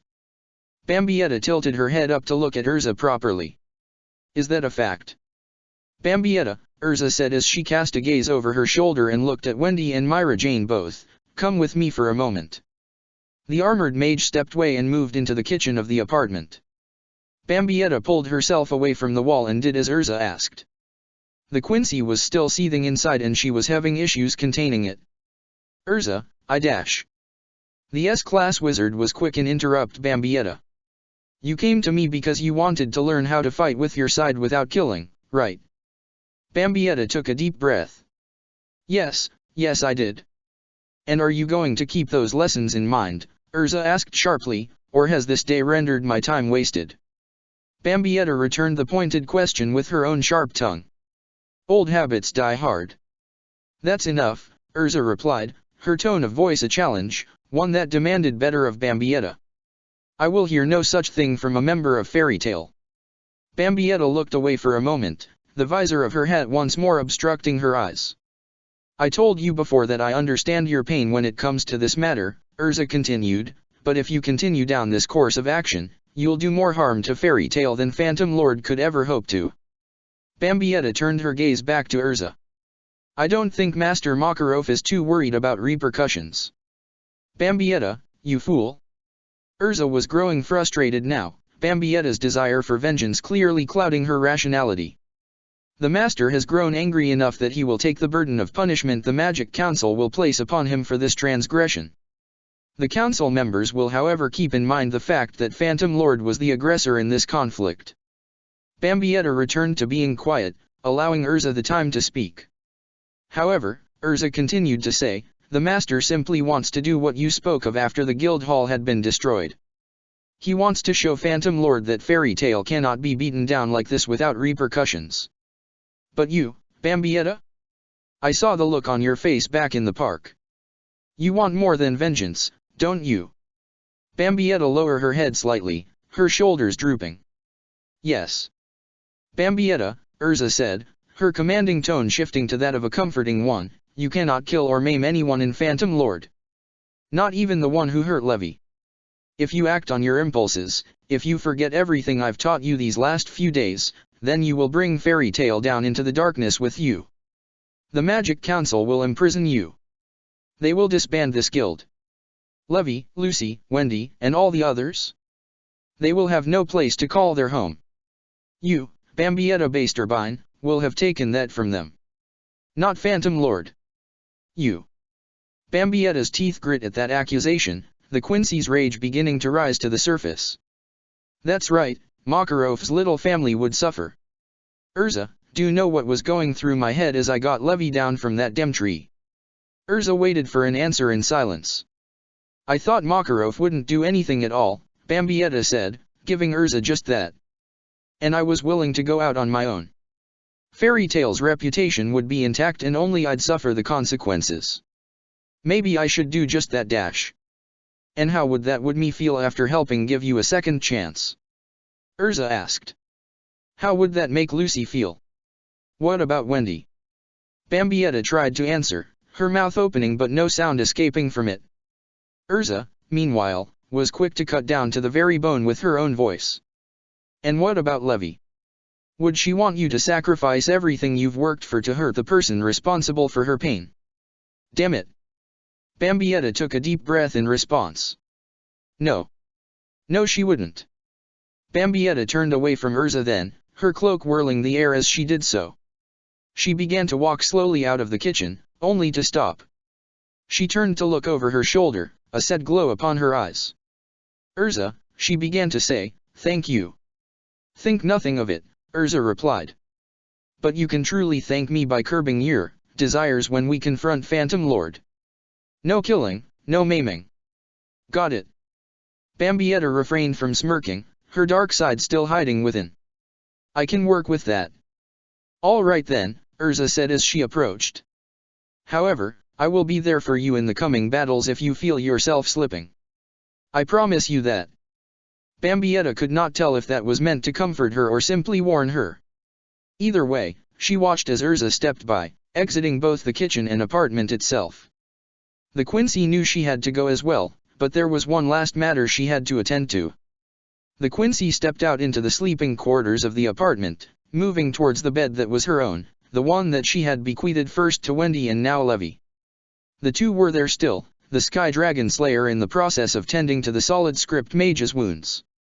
Bambietta gently lay a hand down on Wendy's shoulder, calling to her attention. Wendy, thank you again, Bambietta began to say. I know Levi is in good hands. The Quincy's looked down at Levi's still face, watching as she breathed softly in her slumber. Bambietta felt her anger boil once more as she took note of the faint mark on the side of the woman's face. The bulk of the damage had been healed, yes, but the scar had time still before it faded in full. Bambietta felt a reflex overwhelming her and she quickly slid her hand away from Wendy's shoulder. The Quincy's fingers began to curl tightly into her palms, her hands shaking. Then, as soon as it had begun, it stopped. Urza's words were still in her thoughts, even now. Levy, Bambietta began to say as she continued to look down at her resting friend, I'll do right by you. I promise. Then Bambietta began to turn away and head towards the door. As she opened it, however, she could hear both Wendy call out to her. Please, Bambi, the young girl said. Please come back safe. Bambietta looked at Wendy with a smile. You've got nothing to worry about. Then the Quincy was gone, leaving Wendy and Myra Jane alone to tend to their fellow guildmates. On the outskirts of Oaktown lay the hall that belonged to the guild known as Phantom Lord.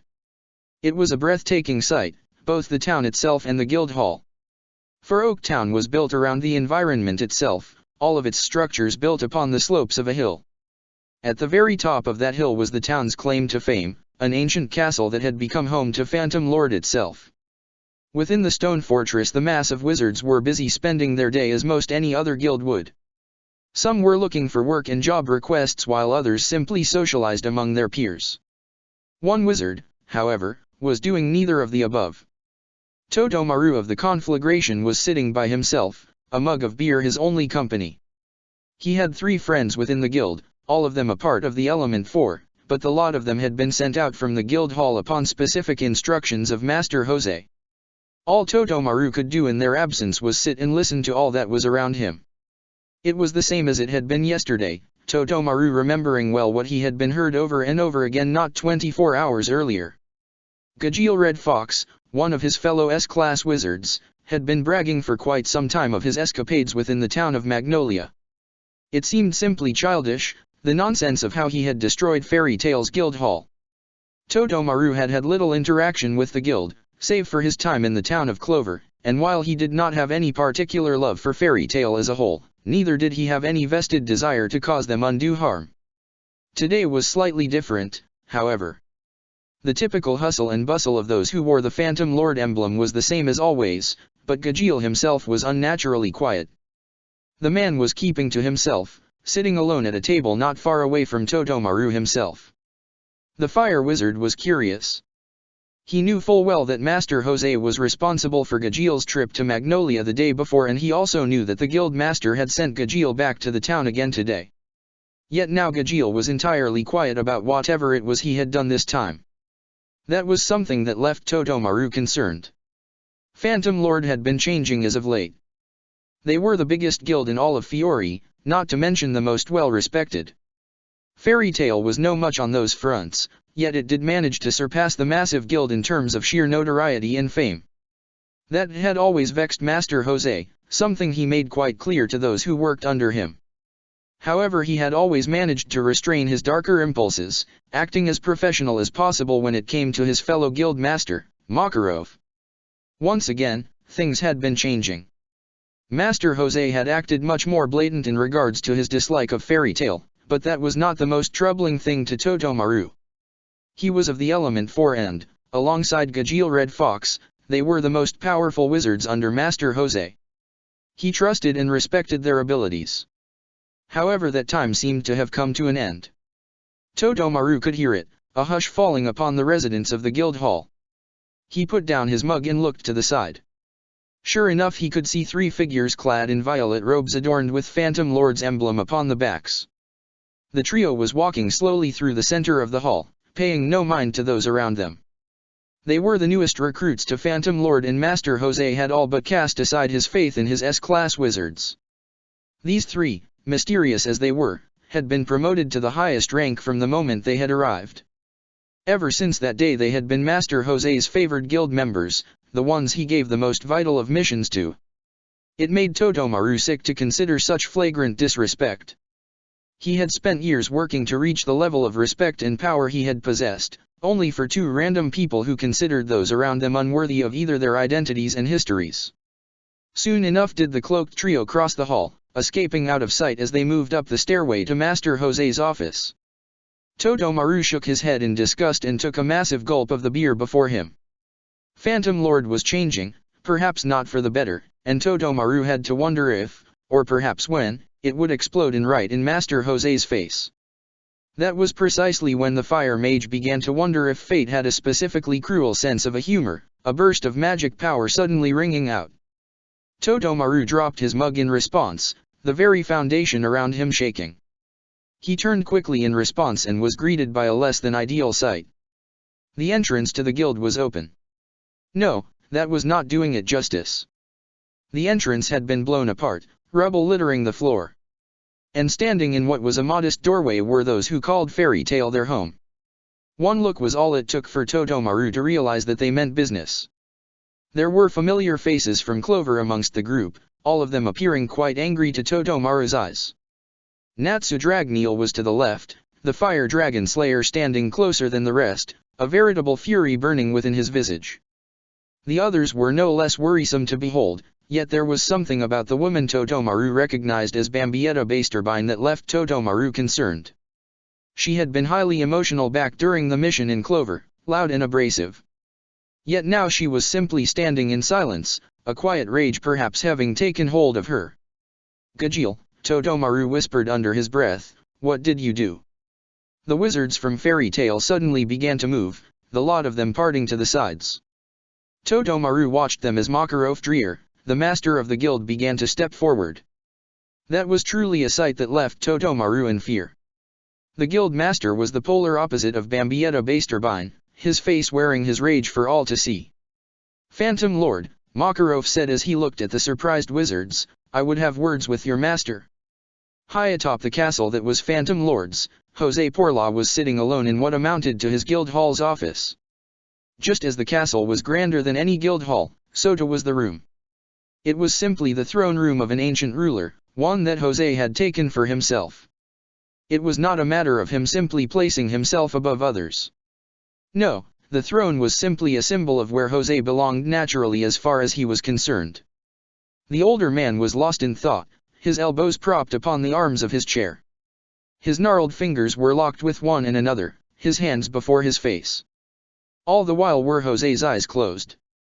The wizard saint outwardly appeared calm and stable to any who might see him, but it was a different matter if one were to look past the surface. Jose's thoughts were erratic and consumed with a manic glee. He had always taken issue with Makarov Dreer and his guild, the contempt for Fairy Tale having grown throughout the years. It was the only guild in Fiori that even dared to compare to Phantom Lord, in some ways surpassing it. Still, despite his fervent dislike for Fairy Tale, Jose had always known he needed to keep up appearances, to ignore his darker impulses. He had fortune and glory, fame, and respect from his peers.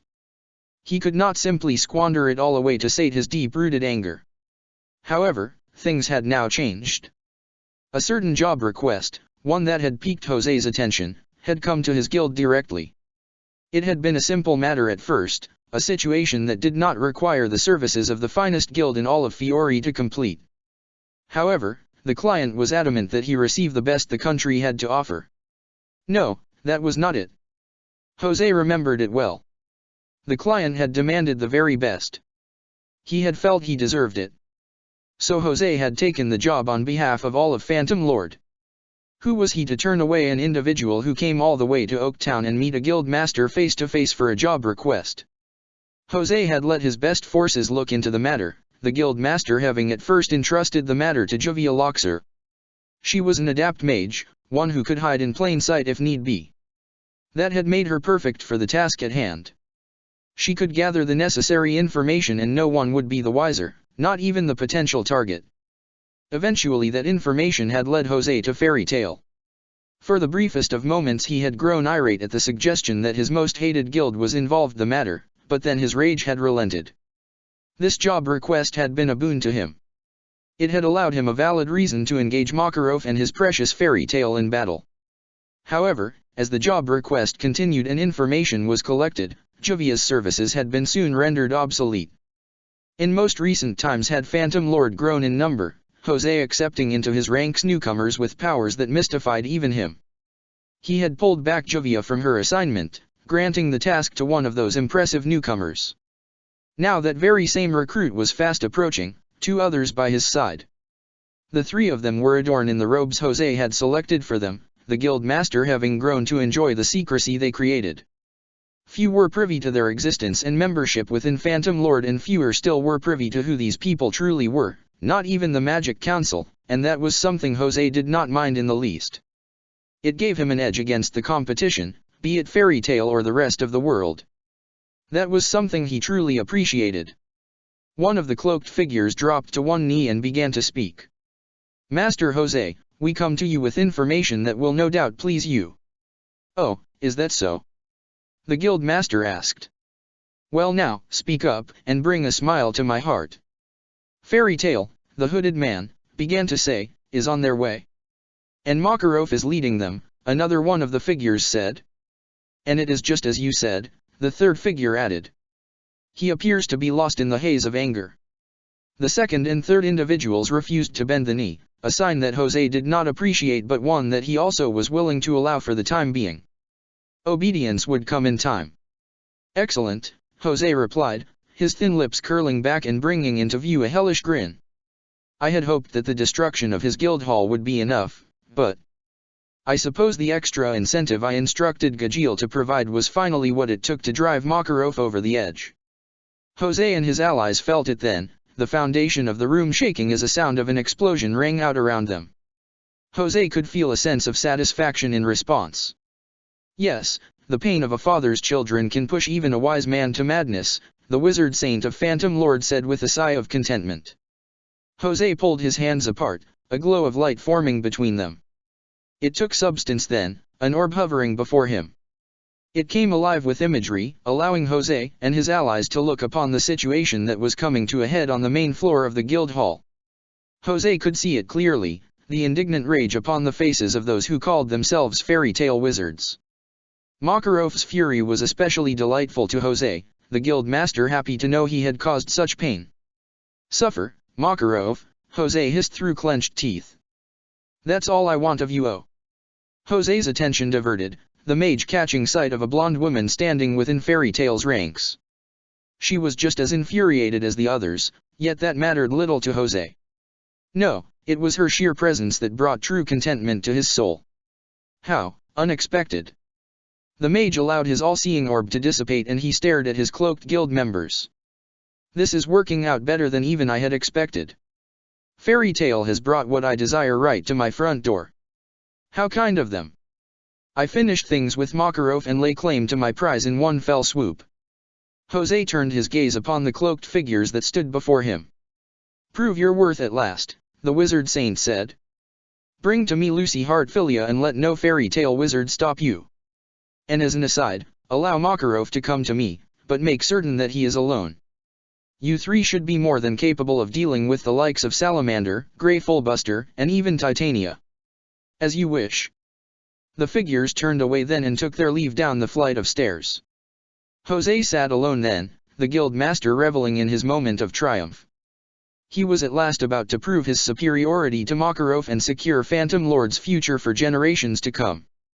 The guild hall of Phantom Lord was pure chaos now, something that normally Fairy Tale would revel in. This situation, however, was no mere playful brawl. No, Fairy Tale was looking for payback against those who had brought destruction to their guild and pain to their family. Makarov's words, his demand to speak to Master Jose had caused a veritable riot, the members of Phantom Lord to attack. To the likes of Bambietta Basterbine, that was music to her ears. She was still infuriated by what had happened to Levy and she was looking for a way to calm her frenzied nerves. Battle was just the thing she needed and the Quincy waded into it with youthful abandon. Natsu was no different. The Fire Dragon Slayer was sending wave after wave of lower-ranked Phantom Lord wizards to and fro, his attacks proving quite potent to the lot of them. The others, from Urza to Grey, were no different. Lucy, meanwhile, was feeling angry herself. Despite some of the hardships they had faced, she had considered Fairy Tale fun and games to a degree. Now though she could only imagine Levy pinned to a tree, battered and broken, and it was enough to drive her forward. For the briefest of moments she had considered staying behind to treat Levy, but it was Bambietta's own anger that had spurred the Celestial Spirit Mage to help bring the fight to Phantom Lord. Open the gate of the Golden Bowl. Taurus. The Celestial Spirit came into existence before Lucy and swung his axe around, batting aside the nearest Phantom Lord wizards that had dared to approach. The flat edge of the axe struck hard, sending those men and women scattering across the guild hall. It was momentarily satisfying to Lucy, the mage wondering if for a moment she should have felt guilt for giving in to a baser instinct such as that. Bambietta, however, was feeling no such guilt. She was restraining herself as best she could, the Quincy trying to focus less on the motivations behind her and more on the battles before her. She was tearing into a mob of Phantom Lord members, beating them down with her bare hands while Blood Vene kept her safe. "This is all you lame losers can do," Bambietta cried out as she shot forward, her right arm clotheslining one woman and sending him crashing to the ground. She whirled around quickly, lashing out with a rising knee that collided with the man who had been trying to attack Bambietta from behind. "Come on, don't let the hype you Phantom Lord creeps had die this quickly. You okay?" Bambietta turned in response to the familiar voice, coming face to face with Lil Tato. The much shorter Quincy's elongated mouth was returning to its rightful place on her face, a few stray swords and other weapons sticking out from between her teeth. "I'm fine, everyone's fine," Bambietta replied, only to be interrupted by the sound of the man she had just struck in the groin whimpering in pain beside her. "Well, okay. He's not fine. But dash." Bambietta and Lil Tato could hear more shouting from the battles taking place around them. "Okay, whatever," Bambietta continued. "I'm fine at least. Honest. Quincy's honor." Lil Tato swung her right hand back, the closed fist striking the wizard that had tried to approach her directly in the face. It was one of the added benefits of being a Quincy, Lil Tato and Bambietta both able to sense the spirits of anyone trying to take them by surprise. Undeterred and barely distracted, Lil Tato continued to talk. "Bambi, I know you better than that." Bambietta shrugged as she felt a concentrated magic hit in her in the back, the attack far too weak to overcome her Blood Vene. "What are you getting at, Lil?" Lil Tato took a step forward, leaving a Phantom Lord wizard to stumble and fall forward as his punch hit nothing but empty air. "You were quiet the whole trip over here, Bambi. And now you're acting like yourself. So what?" Bambietta struck down the wizard behind Lil Tato with an arrow that flew over her shoulder. "I'm just hyped for battle is all." "No, you're just trying to hide how pissed off you are by being what you think everyone is expecting," Lil Tato replied as she casually stepped to the side and tripped another approaching member of Phantom Lord. "You think I haven't seen that before time and time again?" "You're wrong, Lil," Bambietta said as she dodged a Phantom Lord wizard resorting to swinging a folding chair at her. Bambietta ripped it from his hands and smashed the wicker seat over his head. The Quincy kicked him away then. "I am not pissed off. I beg to differ," the Phantom Lord wizard said before he collapsed to the floor, the chair remaining lodged around his head. "Come on," Bambietta shouted. "Fine. Show of hands. Am I really pissed off?" Lil Tato looked at Bambietta with a deadpan expression, the Quincy raising right hand up. That was not surprising to Bambietta in the least, but she was not happy to see several hands belonging to Phantom Lord wizards to rise up as well. "Majority rules," Lil Tato said rather casually. "Fuck the majority," Bambietta screamed, her hands clenching into fists. "I watched Star Trek. The needs of the few outweigh the needs of the many." Lil Tato shook her head. "I don't think you did watch it, Bambi." "Of course I did," the dark-haired Quincy protested. "Khan was awesome when he was on his roaring rampage of revenge. And now so am I. So if you'll excuse me, I'm going to go spit my not-so-last breath at one of these Phantom Lord jackasses." "For hate's sake?" Lil Tato asked, knowing Bambietta would get that reference, the blonde Quincy assuming her friend did not misinterpret and mix up that line of dialogue from the movie. "Yeah, look where that got us the last time." Bambietta glared at Lil Tato. "What?" "Bambi, just..." Lil Tato's voice fell for a moment, the Quincy unsure of what to say. "Just please calm down. I don't want things to end up like the last war we were in." "War?" Bambietta stepped closer to Lil Tato, punching the Phantom Lord wizard that was approaching her from behind. "We've seen war. This hardly counts as one." "But," Lil Tato began to say, "we're right in the enemy's territory like last time and dash." Bambietta put a hand atop Lil Tato's right shoulder, the taller Quincy trying to console her. "I'm fine, all right? I mean, I'm mad, but I'm not flying off the handle, okay? So don't worry." Now why don't you go see if you can help Natsu? Alright. I'm sure you'd enjoy that. I'm not making the same mistake twice, Lil Tato said. I'm sticking right beside you and dash. Nuh-uh, Bambietta interrupted. Let me repeat it again. Whatever Makarov said, this isn't a war.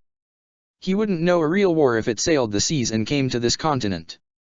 So just relax, Lil. So you won't bite off more than you can chew again? Lil Tato asked, the blonde still ignoring how flippant Bambietta was trying to be. Hey, I could have totally beat that Soul Reaper captain if he didn't have a new power-up that seemed like it was conveniently designed to defeat the Explode, Bambietta retorted, the Quincy casually backhanding an approaching enemy before she brought that hand atop Lil Tato's head, ruffling her hat and hair for a moment. Not going to happen again. So don't worry your pretty little head off. You sure? Lil Tato asked. I'm more than sure, Bambietta said. So again, go fight beside Natsu. I know you want to. Totomaru could see that Gajeel was beginning to stand, the Iron Dragon Slayer clearly intent on joining the battle that had consumed the Phantom Lord Guild Hall. The Fire Mage was about to do the same. He was unsure as to what exactly Gajeel had done to fan the flames of this conflict, but he was also unwilling to simply let Fairy Tail or any other guild bring this level of violence to his home. However, there was something Totomaru felt he had to determine first. He approached Gajeel then, meeting him before he could truly enter the fray. Man, what the hell did you do? Not much, Gajeel replied rather brusquely. I roughed up some Fairy Tail loser just as Master Jose asked. Then I pinned them to a tree. It wasn't all that much fun. Not like this will be. Totomaru stood in silence as Gajeel continued to walk forward. The member of the Element Four was unsure of how to take what he had just heard, however he did know that whether or not it was justified, he was not willing to allow Fairy Tail to try and trample on Phantom Lord's pride. Yet as Totomaru began to divert his attentions to Natsu Dragneel, he began to wonder if that pride was still worth truly protecting. The Salamander of Fairy Tail was fighting without any particular limits, the Fire Dragon Slayer striking down row after row of Phantom Lord's lower-ranked members. It was almost too easy, but he did not truly care at this point. He had become more fired up than he had in a long time, those of Phantom Lord having hurt his guild in a way it had come close to experiencing in a long time. He could see it still, the guild hall destroyed and more importantly the members of Shadow Gear crucified to a tree. However, all the while a bitter memory continued to pierce through the cloud of anger. It was blurry in its composition, yet Natsu could still see a smile and a flash of silver hair. Natsu grit his teeth, a hiss slipping out from between them. He would not let anyone take another member away from Fairy Tail. Fire Dragon's roar. The flames burst forth them, smashing into a sea of Phantom Lord Wizard, sending them scattering as the wooden floor beneath them became charred. Then, without warning, Natsu found a burst of flame striking him back.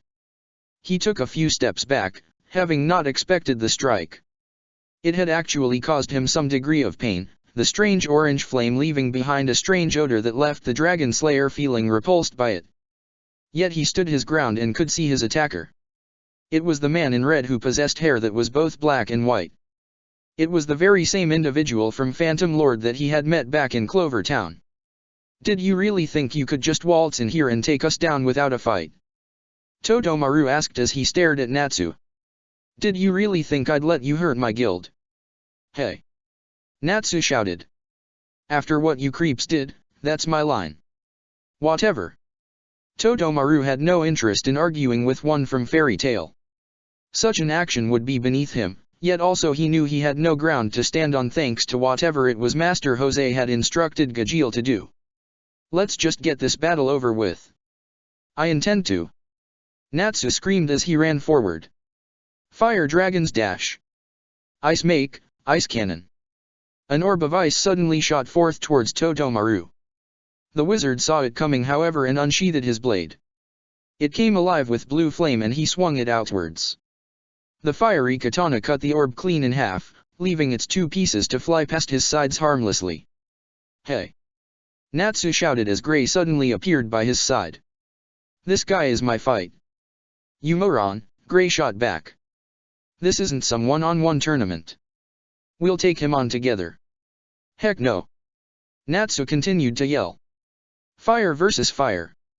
I'm going to take on this jerk myself. Oh, shut up already. Gray returned with a shout of his own, the ice wizard growing irritated. Fine, you don't want to work together? I'll fight him on my own. Todomaru watched on disbelief as Natsu and Gray continued to yell back and forth, their faces growing closer as they locked eyes in a fury. Guys? Todomaru asked, his index finger scratching at the side of his face in confusion. I'll fight you both, so let's just wait. Todomaru's face grew quite serious then. By all means, argue away. That just makes it easier for me to take you both out at once. Todomaru sheathed his blade and raised both hands up, a ball of blue flame coming to life beside his palms. It grew larger and larger until it dwarfed the caster behind its creation in size. Then Todomaru gave it a simple nudge with his magic, the fiery orb firing forth towards the arguing Natsu and Gray.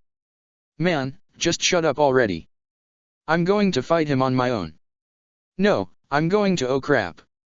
Natsu heard Gray's exclamation of surprise and turned his gaze until he could see the blue burst of fire coming towards them both. That's right. Todomaru laughed. Keep your eye on the birdie. Damn it.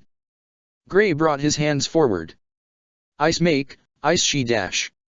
Natsu suddenly pushed Gray to the side, the Dragon Slayer slamming a fist into the opposing palm. Don't go stealing my spotlight. I can totally eat tha dash. Gray pushed Natsu then, their cheeks pressing against one and another. Ice make, ice dash. Come on, fireball. Get in my bell dash. Neither wizard had their moment to shine, a blonde young lady appearing before them thanks to Hirenkyaku. It was Lil Tato and her mouth was extending outwards and growing larger in size. In only a matter of moments did it dwarf Todomaru's attack, the blue flames falling into her maw. Lil Tato shut her enlarged mouth once it was gone, the Quincy gulping down the fiery meal with relative ease. Todomaru was left simply in shock. What the hell just happened? Did she just pull a U? Gray asked as he looked at Natsu. Natsu paid no attention to Gray's disbelief, the Dragon Slayer simply looking at Lil Tato. That was awesome.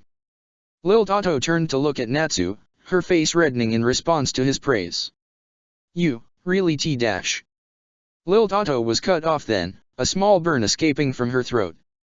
Lil Tato's face only took on a brighter shade of pink in response, the Quincy covering her mouth with her right hand. Sorry, Lil Tato whispered. Neither Natsu or Gray paid any mind to Lil Tato's moment of embarrassment, the two of them still equally mystified and enamored by what she had done. Todomaru was simply shocked. He knew this woman was strong thanks to the battles in Clover, but he had never expected her to simply eat his attack. He had not even imagined Natsu Dragneel could have managed such a feat, let alone Lil Tato.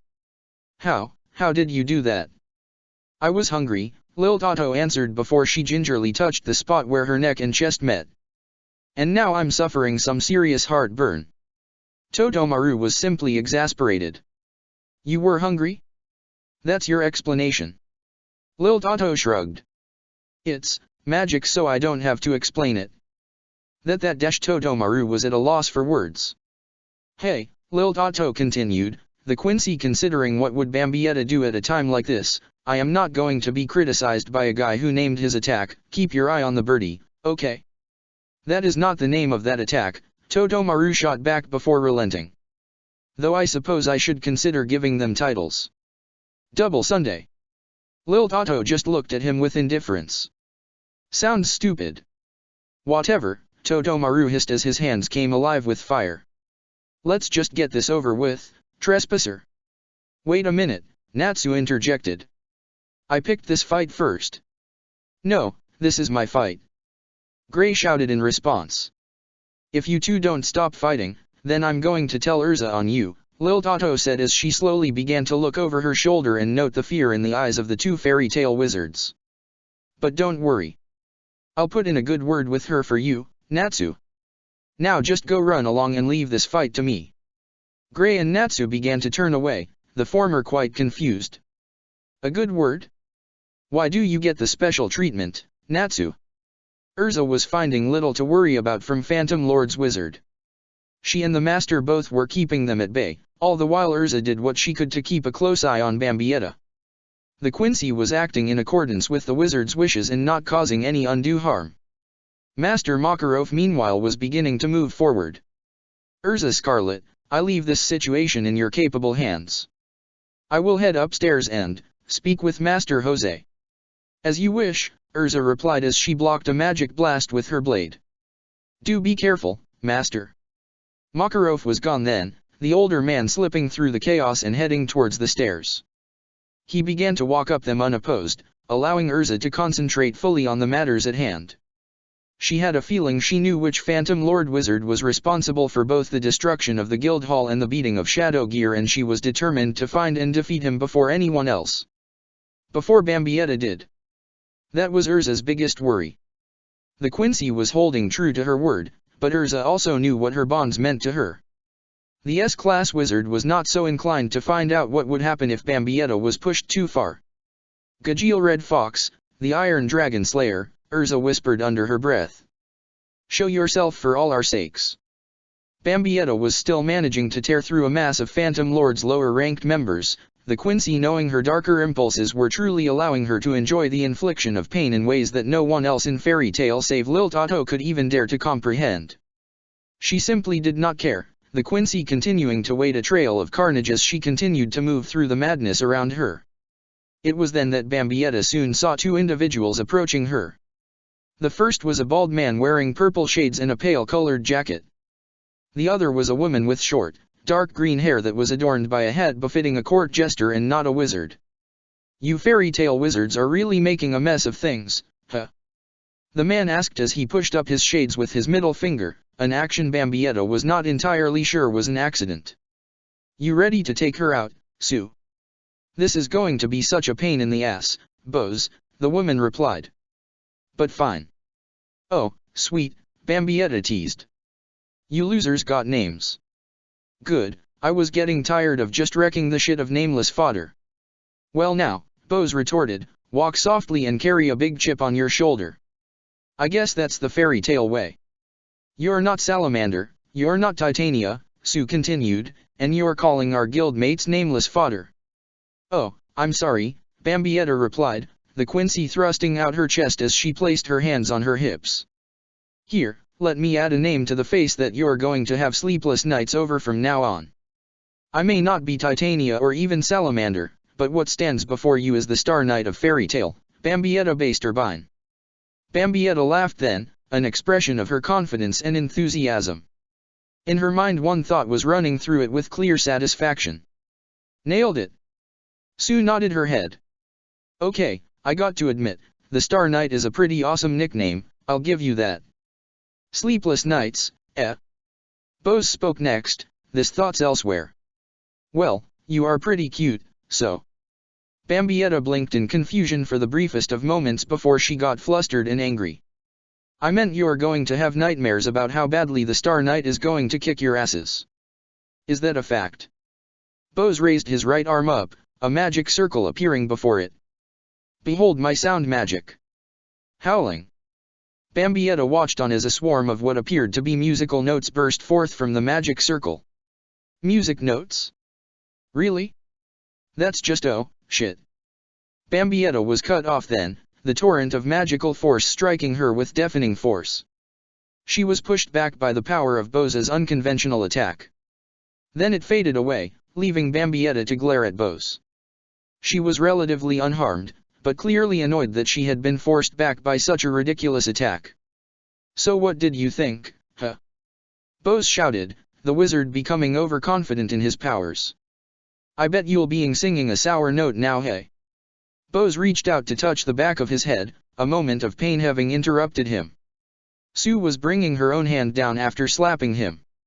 What did we say about music puns? Bambietta did not care either way. The Quincy brought into existence her bow and fired an arrow directly at the two wizards without another word. Sue was quick to notice. Oh, no you don't. Form mirror. A magic circle appeared from her hands next, a glowing mirror bursting forth from it. The Quincy's arrow hit the mirror, yet the reflective surface did not shatter. No, Bambietta could only watch as the arrow flew into it, Then, before she could move past her confusion, the arrow flew back out towards Bambietta. What the hell? Bambietta raised her right hand up and focused on her own misdirected power. The arrow broke apart under her willpower, scattering into nothing more than magical particles. Okay, that was annoying. You like my mirror magic? Sue could only laugh. Okay, Star Knight. You ready to reflect on your Mr. Ow? Sue grabbed the back of her head then, turning to glare at Bose. What was that for? What's good for goose is good for the gander, he replied. No sound jokes, no mirror jokes. You drive a hard bargain, Sue said dejectedly. But fine. Good, Bose continued. So shall we finish her off together? Only if Gajeel praises us equally for kicking some fairy tale butt, Sue answered. You ready? Am I ever not ready? Bose turned back to Bambietta and created another magic circle. Disturbed. Bambietta let blood venet flow through her bodies, the Quincy prepared to shrug off the attack a second time. Yeah, you won't fool me the same way twice. Good to know. Bose said nothing else then, Bambietta awaiting for his barrage of musical notes. However, they never came. Did you screw up the spell? Bambietta asked with some amount of confusion. Then she winked. Poor guy. I know how it is for a fellow to perform badly under pressure. Look, you could take something for that. It dash. Bambietta suddenly screamed then, red magic erupting from the ground underneath her, musical notes of power swirling about within the vortex.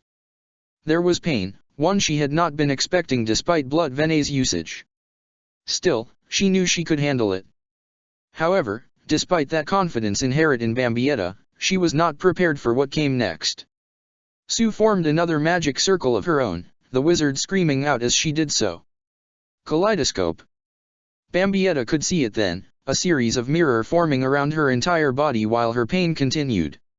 She could see her agonized expression within the mirrors and it only made her angry. Sorry to imprison you in my little mirror cage, Bambietta could hear Sue yelling from outside, but I just hate to watch someone in pain. Maybe you'll enjoy seeing it instead. Bambietta had to admit, she did find some perverse pleasure in watching others suffer if she did not like them. That was precisely why she did not enjoy seeing her own agonized face immortalized before her in the mirrors. What a dumbass, the Quincy hissed. I'm a sadist if anything. But a masochist? Not my style. Bambietta brought her right hand before her face, tightening the fingers into a fist. She shifted from blood venet to blood artery, cringing from the influx of new pain now that her defense had fallen. It did not matter. Soon Bambietta would be free. She swung out with the hand, smashing her knuckles into the mirror that was before her. However, much to her dismay, it did not break. Bambietta could only wince in pain as the bones in her hand threatened to break. New plan. Bambietta switched back to blood venet and pulled her fist back before her face. She concentrated then, forcing her body to draw power from the very magic that was causing her suffering. She felt that very same pain begin to fade, her blood venet increasing in strength.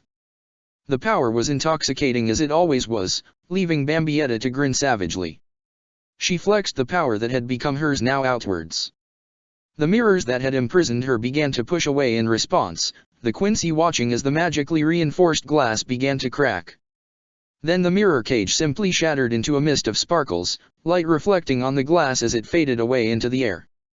Bambietta stood before Bose and Sue, the two shocked at how their powers had been so easily obstructed and destroyed. No. No way.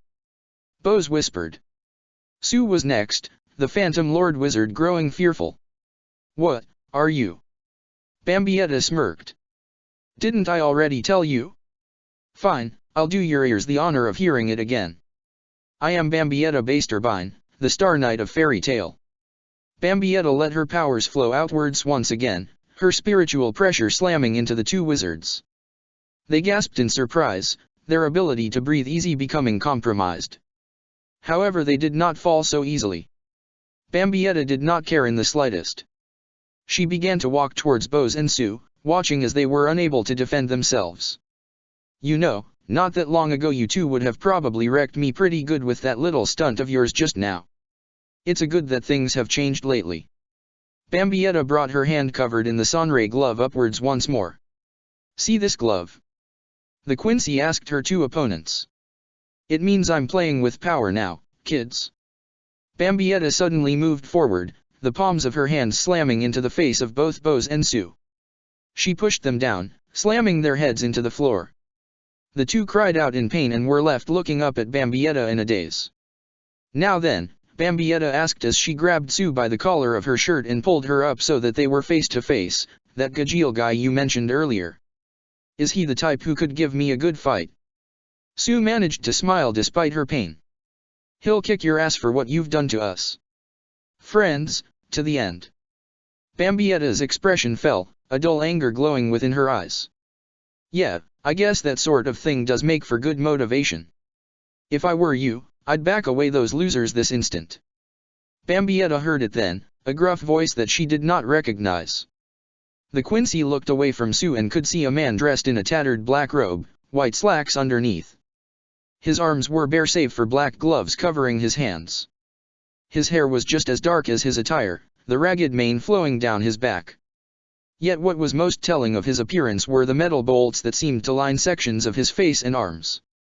Bambietta looked back down at Sue, the Quincy unsure if she had heard right earlier. Wait, that's your friend. Sue glanced away. I guess you could say that. Wow, and I thought I could be mean to my groupies back home. Bambietta unceremoniously dropped Sue, the Quincy ignoring as the woman gasped in pain as she hit the floor again, and she looked at Gajeel. Well, you do at least look tough. You got some nice magic on your side, or dash.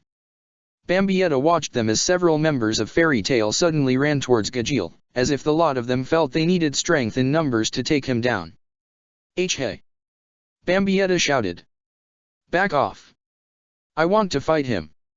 Gajeel's red eyes looked about at his approaching enemies from Fairy Tale. He grit his teeth and clasped his hands together.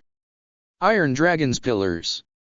Bambietta watched them as dark grey pillars suddenly burst forth from the ground encircling Gajeel, the structures smashing into the approaching wizards and sending them flying away with screams of pain. Bambietta could only stare at this very same pillars, recognizing them as the very same ones she had seen pierced through the Fairy Tale Guild Hall. The Quincy's eyes were wide at first, slowly narrowing as her lips curled back into a sardonic grin. So you're the guy who wrecked my guild hall? You just had to remind me, Gajeel shot back. What? You trying to break my concentration before we fight by making me all nostalgic for good times? Oh, big scary Iron Dragon Slayer, Bambietta scoffed. Look at the big brain on you, catching on to my master plan just like that. Whatever shall I do now? Bambietta raised a closed fist up. Oh right, the Quincy said, answering her own question. I guess I can just punch you. You know, a lot. You're welcome to try, Gajeel said as he took one step forward. But I think I'm going to do a little bit more than just punch you. Iron Dragon's sword. Bambietta watched on as Gajeel's right hand began to transform, the flesh changing to solid, black metal that began to extend outwards into the form of a blade which had dozens of jagged teeth wrapped around its edge. Those very same teeth began to move faster enough to blur, an audible noise echoing across the guild hall. Wow, Bambietta said. You can turn your arm into a chainsaw? You know, that'd be so cool if you weren't the dick who wrecked my home away from home. How many homes we talking about? Gajeel asked as he took a few steps forward, his blade dragging across the floor and tearing through the wood as he approached. You know what? Never mind. By the time I'm done with you, you won't want to show that pretty little face of yours at any of them. Ah, don't talk like that, Bambietta said as she smirked at the man drawing closer. You don't need that buzzsaw of yours to put a smile on this face. The fact that I get to beat the crap out of you is reason enough to grin. You idiot, Bose said from the ground as he looked up at Bambietta. You don't know what you're dealing with. My man Gajeel is going to take you down piece by piece. That's what you get for messing with the friends of an Iron Dragon Slayer. Iron Dragon Slayer. Bambietta's smile only grew wider, her curiosity piqued. So he's like a heavy metal variant of Natsu? Sounds like Fu Dash. Bambietta suddenly saw an iron pipe smash into Bose's torso, the man gasping in pain as he felt his ribs give way from the attack. His body slid across the ground away from Bambietta then, the pipe retracting.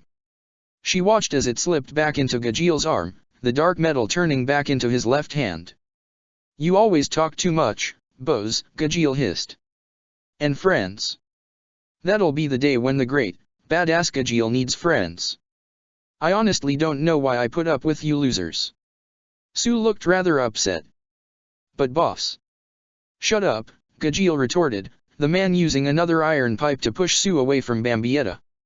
"I ain't got time to worry about you losers right now. I got some fighting to do."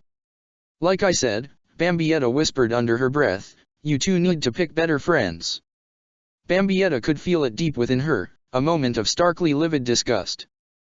The Quincy could not comprehend quite what was fueling that sensation, that moment of heartache that seemed less focused on Gajil and more so directed against herself, but she pushed it aside as quickly as it had come.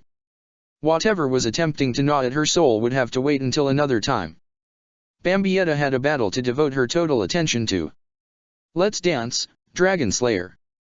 Bambietta wasted no time to go on the offensive, the Quincy leaping towards Gajil.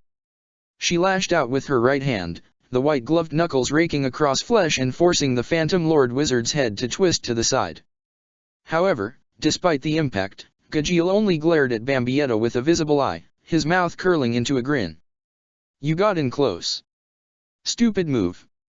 Bambietta could hear the sound of the Iron Dragon Slayer's buzzsaw of a blade.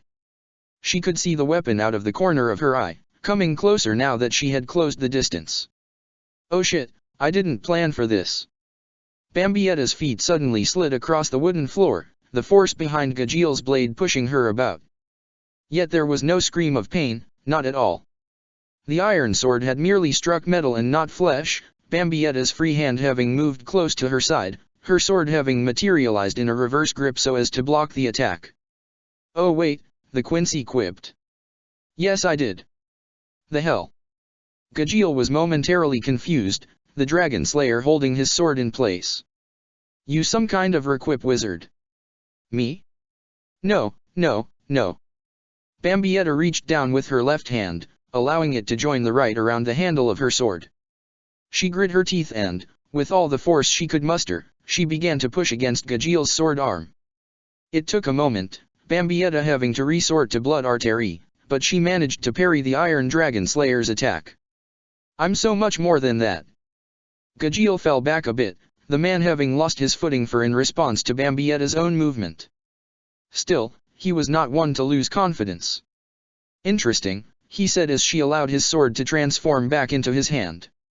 "Maybe I was wrong to try and end this quick. I guess I can ignore Master Jose's orders this one time." "Orders?" Bambietta did not know what that was about. "What ya talking about, Dragon Slayer?" "He said I could do whatever I wanted to you fairy tale wizards," Gajil answered, the Iron Dragon Slayer keeping his eyes locked with Bambietta's own. "I just couldn't kill one of you in particular." "That's pretty cryptic," Bambietta replied, the Quincy admittedly concerned and curious. "Cryptic but interesting. Come on, share with the rest of the class. Tell me more. You think I'm stupid or something?" Gajil asked. "You won't get a peep out of me, not now. I ain't like your guild's Dragon Slayer." "Oh, don't sell Natsu short," Bambietta retorted. "He's okay, he's not a total dipshit moron. Besides, we've got us another Dragon Slayer on loan and she's smarter than the average wizard I'm sure." "Another Dragon Slayer?" Gajil looked away from Natsu and stared at Natsu Dragneel, keeping a watchful eye on Happy as he floated around him. "She got a flying cat too."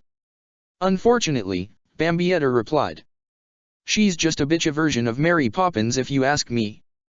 Bambietta noted a strange change in Gajil's expression, as if the Dragon Slayer was growing depressed about something. Whatever it was that got him down, it did not last long. "Whatever. I ain't really interested in chatting it up with a fairy tale wizard. So let's just get down to business a guy dash." Gajil's mouth snapped shut, the Iron Dragon Slayer's teeth rattling as they collided with each other. Bambietta had not let him finish his sentence, the Quincy having propelled herself forward so her knee had smashed into the underside of Gajil's jaw. Despite the pain and the surprise of the attack, Gajeel was undeterred. His right hand shifted into a metallic form once more, the pillar it had become extending outwards. The unforgiving metal drove into Bambietta's torso, smashing against ribs as it forced the Quincy away. Bambietta grit her teeth, blood vein mitigating the majority of the force behind the attack, but her ribs were still flaring up from the sudden force that had been applied. She watched as Gajeel seemed to grow further and further away, the Quincy left to look down at him. For a moment Bambietta had to wonder if he was attempting to pin her to the ceiling, or worse, to put her through it. Either way she was not interested. Bambietta let her sword dissipate then, instead bringing to life her bow. Despite her pain, the Quincy brought it up and began to take careful aim. She could see Gajeel's grin, as if the Iron Dragon Slayer was not the least bit worried about what she was attempting. "Yeah, smile away, you smug bastard." Bambietta's right hand released, the arrow that had been generated of spiritual and magical energy firing forth. As it approached, Bambietta could see the smirk Gajeel wore fade quickly. The Phantom Lord Wizard moved quick, retracting his pillar of an arm and trying to shift his body to the side. Despite his best efforts, the arrow tore through the side of his ragged black hair, flaying the edges of it. The arrow continued on then, bursting apart with power that caused the wood to splinter apart. What the hell kind of magic was that? Gajeel asked as he looked over his shoulder. First requipping, now. Light make magic. I told you I'm just full of surprises. Gajeel turned his gaze forward once more, the Iron Dragon Slayer catching sight of Bambietta. However, it was a confusing sight to the man. She was hovering in midair, a technique he could not recall seeing in the past. No, that was not accurate. She was not flying. Gajeel could see it in the way Bambietta's feet were positioned. It was as if she was standing on some unseen surface. Just what the hell kind of wizard are you? The Iron Dragon Slayer asked, his tone demanding of answers yet all the while enraged enough to not truly care. Who wants to know? Bambietta asked, the Quincy planting her hands on her hips as she leaned forward to look down at Gajeel. The poor little jerkwad who wrecked my guild hall? Well, sucks to be you, because I'm not telling. Gajeel's eyes narrowed. I'm going to enjoy bolting that mouth of yours shut for good, lady. Bambietta raised a hand up to her mouth, the Quincy doing her best to pretend to be offended. Gasp. But then you'd be denying the world of my lovely, lovely voice. And between you and me, I know there are guys who would just die to hear what I sound like. I swear, you're all talk, Gajeel hissed, but I guess that's your best weapon. Well, if you won't shut up and come down here to fight. Gajeel's right hand returned to its original shape, the Dragon Slayer flexing his fingers and allowing metallic daggers to slip out from his flesh. He held them all between his fingers and swung the hand forward, propelling the daggers right towards Bambietta. Oh, scary man. Bambietta shrugged, the Quincy disinterested in even bothering to exert the effort to parry the attacks with her short sword. Instead she simply used Hiran Kyaku to her benefit, the Quincy's image flickering before it vanished completely. What the hell was that? Gajeel did not know what to make of what he had seen at first, yet the Iron Dragon Slayer soon received an answer to his confusion. Bambietta appeared by his side, the Quincy's elbow smashing directly into his face. Gajeel felt a burst of pain around his nose, the Dragon Slayer having to wonder if she had managed to break it. Whether she had or not did not truly concern him. As far as the Iron Dragon Slayer was concerned, it would just be something he would have to pay her back for. To that end he twisted his body around, lashing out his right hand. The fist drove into Bambietta's stomach, directly beneath her chest, and caused the Quincy's eyes to widen from the unexpected counter-attack. However, that momentary surprise did not last long. Gajeel was soon greeted by the sight of a smile on Bambietta's face. Despite her wounded pride, despite her anger at this man for damaging her new home, Bambietta was enjoying this fight despite herself. That was precisely why she did her very best to shrug off the rush of pain she had just experienced. She reached out with both hands, clasping her fingers with Gajeel's worn hair. Then, without giving him a chance to respond, Bambietta swung her head forward. Blood vein at the ready, she felt little pain as her forehead collided with his. Gajeel, however, did feel it. The Iron Dragon Slayer stumbled back as Bambietta let go of him. He reached up with his right hand, touching his forehead then, his thoughts a jumble for the moment. Damn, and I thought I was hard-headed. What the hell is up with you, lady? Hey, don't be mad, Bambietta teased. I just figured I should give you a piece of my mind over what you did. Is that right? Well then, here's a message from me to you. Gajiel's entire upper body suddenly pitched forward, the man opening his mouth as wide as he could. Iron Dragon's roar. Oh, right. Dragon Slayer. Bambietta was quickly engulfed in the vortex of dark magic. She could feel it, shrapnel hidden within the veritable tornado, each and every one of them tearing at her flesh. However, the Quincy would not allow herself to succumb to the attack. Blood veine flowed beneath her skin and she tried her best to stand her ground. Yet her feet continued to skid across the floor despite her resistance. Bambietta struggled to push forward, to take a step towards Gajiel, but it was to no avail. Then, as soon as it had begun, the attack faded away.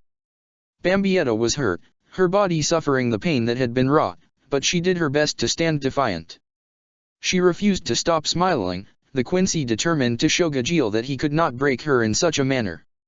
Bambietta could see Gajiel then, the Iron Dragon Slayer simply staring at her in surprise. You're still standing. The Iron Dragon Slayer began to wear a wicked grin then, a light gleaming in his eyes. You know, I'm really starting to enjoy this. You're putting up a hell of a better fight than those Shadow Gear losers did. Bambietta's own grin quickly fell, the Quincy's eyes suddenly narrowing. What did you just say? What, you deaf? Gajiel said, his smirk never fading. I said you're putting up a better fight than those that little lady and her friends did. That. Bambietta's voice began to lower in register, becoming little more than a whisper. That was you. Damn straight, Gajiel answered, the Iron Dragon Slayer boasting with little restraint. But beating these three down was hardly satisfying. You on the other hand. Yeah, I think I'm going to get some joy out of fighting Yo Dash. Gajiel's words were cut short, the man finding himself unable to speak. Bambietta had lunged towards him with Hyrenkyaku, her fingers gripping tightly across his throat. Blood veine had shifted to blood artery and the Quincy was unrelenting as she began to truly cut off Gajiel's ability to breathe. That, however, was not all that Bambietta did. The Quincy continued to push forward, Hyrenkyaku propelling her and Gajiel forward at an alarming rate. His broad back smashed into a far wall, Bambietta pushing harder and harder. Soon Gajiel's body tore through wood plaster, causing the materials to splinter and crack. All the while did Bambietta remain silent, her rage having become a quiet storm that dwelt within her soul. The fight she had found herself in now was an entirely different one from before. This was not simply the man who had hurt her pride, this was not simply the man who had disrespected the guild she had found herself in. No, this was the bastard who had hurt her friend, who had caused undue pain to Levi. That was more than enough to leave Bambietta's blood boiling, the Quincy becoming lost in her rage. So she kept pushing, all her strength at the ready. It was more than enough to drive herself and Gajiel out of the Phantom Lord Guild Hall, the Quincy only letting go of Gajiel's throat as they fell out into the daylight and city streets of Oak Town. Bambietta was unrelenting still, watching with some degree of twisted satisfaction as Gajiel coughed violently, his ability to breathe properly restored to him. Bambietta felt nothing but hate as she looked at him. Then his image faded from her sight, Bambietta only seeing Levi pinned to a tree, her body bloodied and battered. You, Bambietta began to whisper, I'm going to dash. Bambietta's mind continued to play tricks on her, the image of Levi fading. Instead all Bambietta could see then was a fleeting glimpse born from events that had transpired only moments before. Of Gajiel attacking his own guildmates right before her eyes. It only added to the Quincy's fury but she still was unsure as to why. As if her heart and soul were trying to give her an answer, Bambietta saw something else then. A face only vaguely familiar to her, one that began to split down the middle, blood splattering outwards. Bambietta grit her teeth, inadvertently biting the inside of her mouth hard enough to draw blood that began to seep down her face from the edge of her lips. No, Bambietta hissed. Why tell you what I'm going to do? You and I aren't worth the words. Urza Scarlet had seen more than enough, the S-Class having witnessed Bambietta Basterbine's sudden attack on Gajiel Red Fox. The worst had come, the very thing that the armored mage had been overly concerned of. Bambietta had found the one responsible for Levy's pain, and all Urza could remember was the look of despair and anger that had engulfed Bambietta back in Southgate Park. Urza quickly parried the lot of Phantom Lord Wizard that had attacked her, the group of them falling back from the swift motion. She began to give chase to Bambietta and Gajeel, heading for the hole in the wall that the Quincy had made. Urza knew what she had to do. She simply had to save Bambietta from herself. However, it was then that the S-class wizard was greeted with the sight of three individuals clad from head to toe in robes, a hood obscuring their visages from her completely. "You three," Urza said as her advancement was stopped, "get out of my way." "I'm afraid that isn't an option," the hooded man stationed in the middle replied. "Master Jose finds a select few of you a threat to his battle with Makarov Dreer, so we have been instructed to impede you." As if on cue, the two individuals that flanked the one who had spoken broke off, leaving Urza to watch as they moved towards Natsu and Gray. She was concerned then, knowing that her allies would be facing off against the unknown just as she was about to, but there were other concerns as well. She knew of Natsu and Gray's strengths, their potentials, and that was precisely why she was confident in their chances even when facing any challenge. It was Bambietta that concerned her. The S-class wizard knew of her strength and potential as well, for good or for ill, and that was why she was concerned when it came to her fighting the man responsible for Levy's injuries. The man in the violet robes took a step closer to Urza, his voice interrupting her thoughts. "Now then, I shall be your opponent, Titania Urza." Urza equipped her favored twin blade, one held in a reverse grip and the other in a more traditional style, as she prepared for the battle that lay ahead of her. She had to defeat this man, and quickly, for not only the sake of her guild, but perhaps for mutual sakes of Bambietta Basterbine and Gajeel Red Fox. Time was of the essence. Chapter 20, Tell Me Iron Dragon, Do You Bleed? Oaktown itself was alive now, the battle between Fairy Tale and Phantom Lord having spilled out into its very streets. The local residents were making certain to keep away from the action, retreating into their homes. Gajeel Red Fox, however, was not one desiring to retreat. No, the Iron Dragon Slayer was going on the offensive despite the rage that was being presented to him by the Quincy he was now facing. Gone was the volatile Bambietta with a chip on her shoulder and a mouth that kept on running.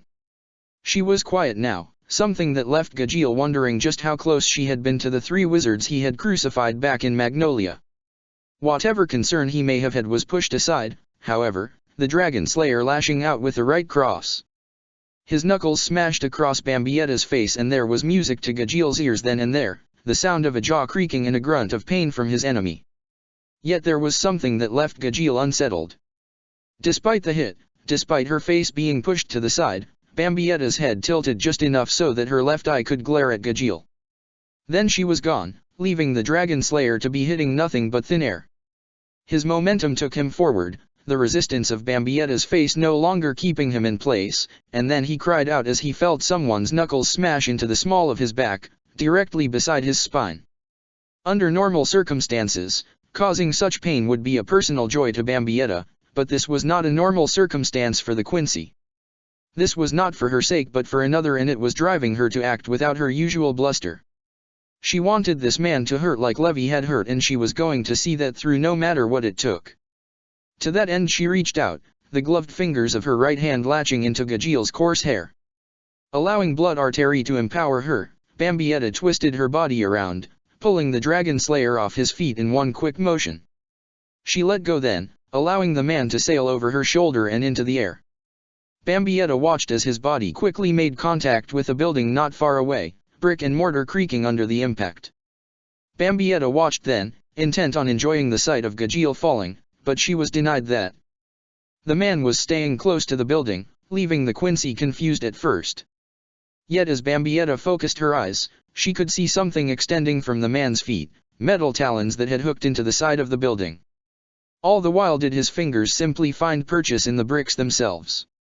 At any other time Bambietta would have simply commented in a sarcastic manner that this man had more tricks than the Dragon Slayers she had come to know, but in this moment she did not care.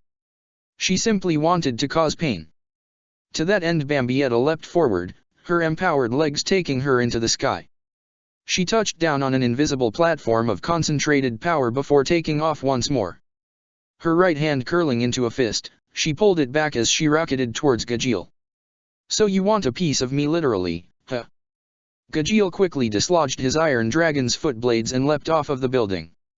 He passed Bambietta in midair, leaving the Quincy to harmlessly strike the already damaged building. Bambietta was silent as her fist tore through the remnants of the building, becoming lodged within the structure. She began to pull it out, only for her face to contort in pain as Gajeel made his move on the prone Quincy. The Iron Dragon Slayer had rebounded from the closest building, having leapt back to Bambietta. His foot blades had extended outwards once more, having allowed him to connect with the surface of the building. His left hand gripped tightly to an opening above his head. Gajeel had proceeded to use his free hand to strike Bambietta in the back, to pay her back for the earlier strike.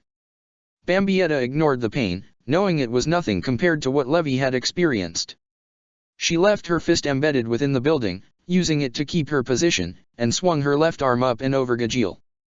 Then she gripped the Dragon Slayer by the back of his head and pushed with all her might, smashing his face directly into the brick structure. Satisfied by the sound the impact had crafted, Bambietta pulled her arm free from the building. In the back of her mind she was content to have had such precise overblood, having shifted from artery to vein at the last moment. Now she had no desire for defense, once more switching back to offense. She used Hiran Kyaku to slip behind Gajeel and land atop an invisible platform. It only lasted for a moment, the Quincy leaping forward so as to smash her right knee into the back of Gajeel's head. That was not enough for Bambietta, however. She turned once more, steadying her feet on the force she had created in the air. The fingers of her right hand swarmed over Gajeel's face and she pulled him away from the building, casting him down to the pavement below. His body bounced once before settling on the city street and Bambietta looked down at him coldly. She could see he was still moving, the Iron Dragon Slayer getting back up to his feet.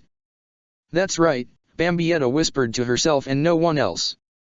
"Get up so I can put you down again."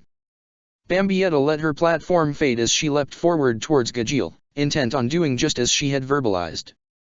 However, the Iron Dragon Slayer was prepared.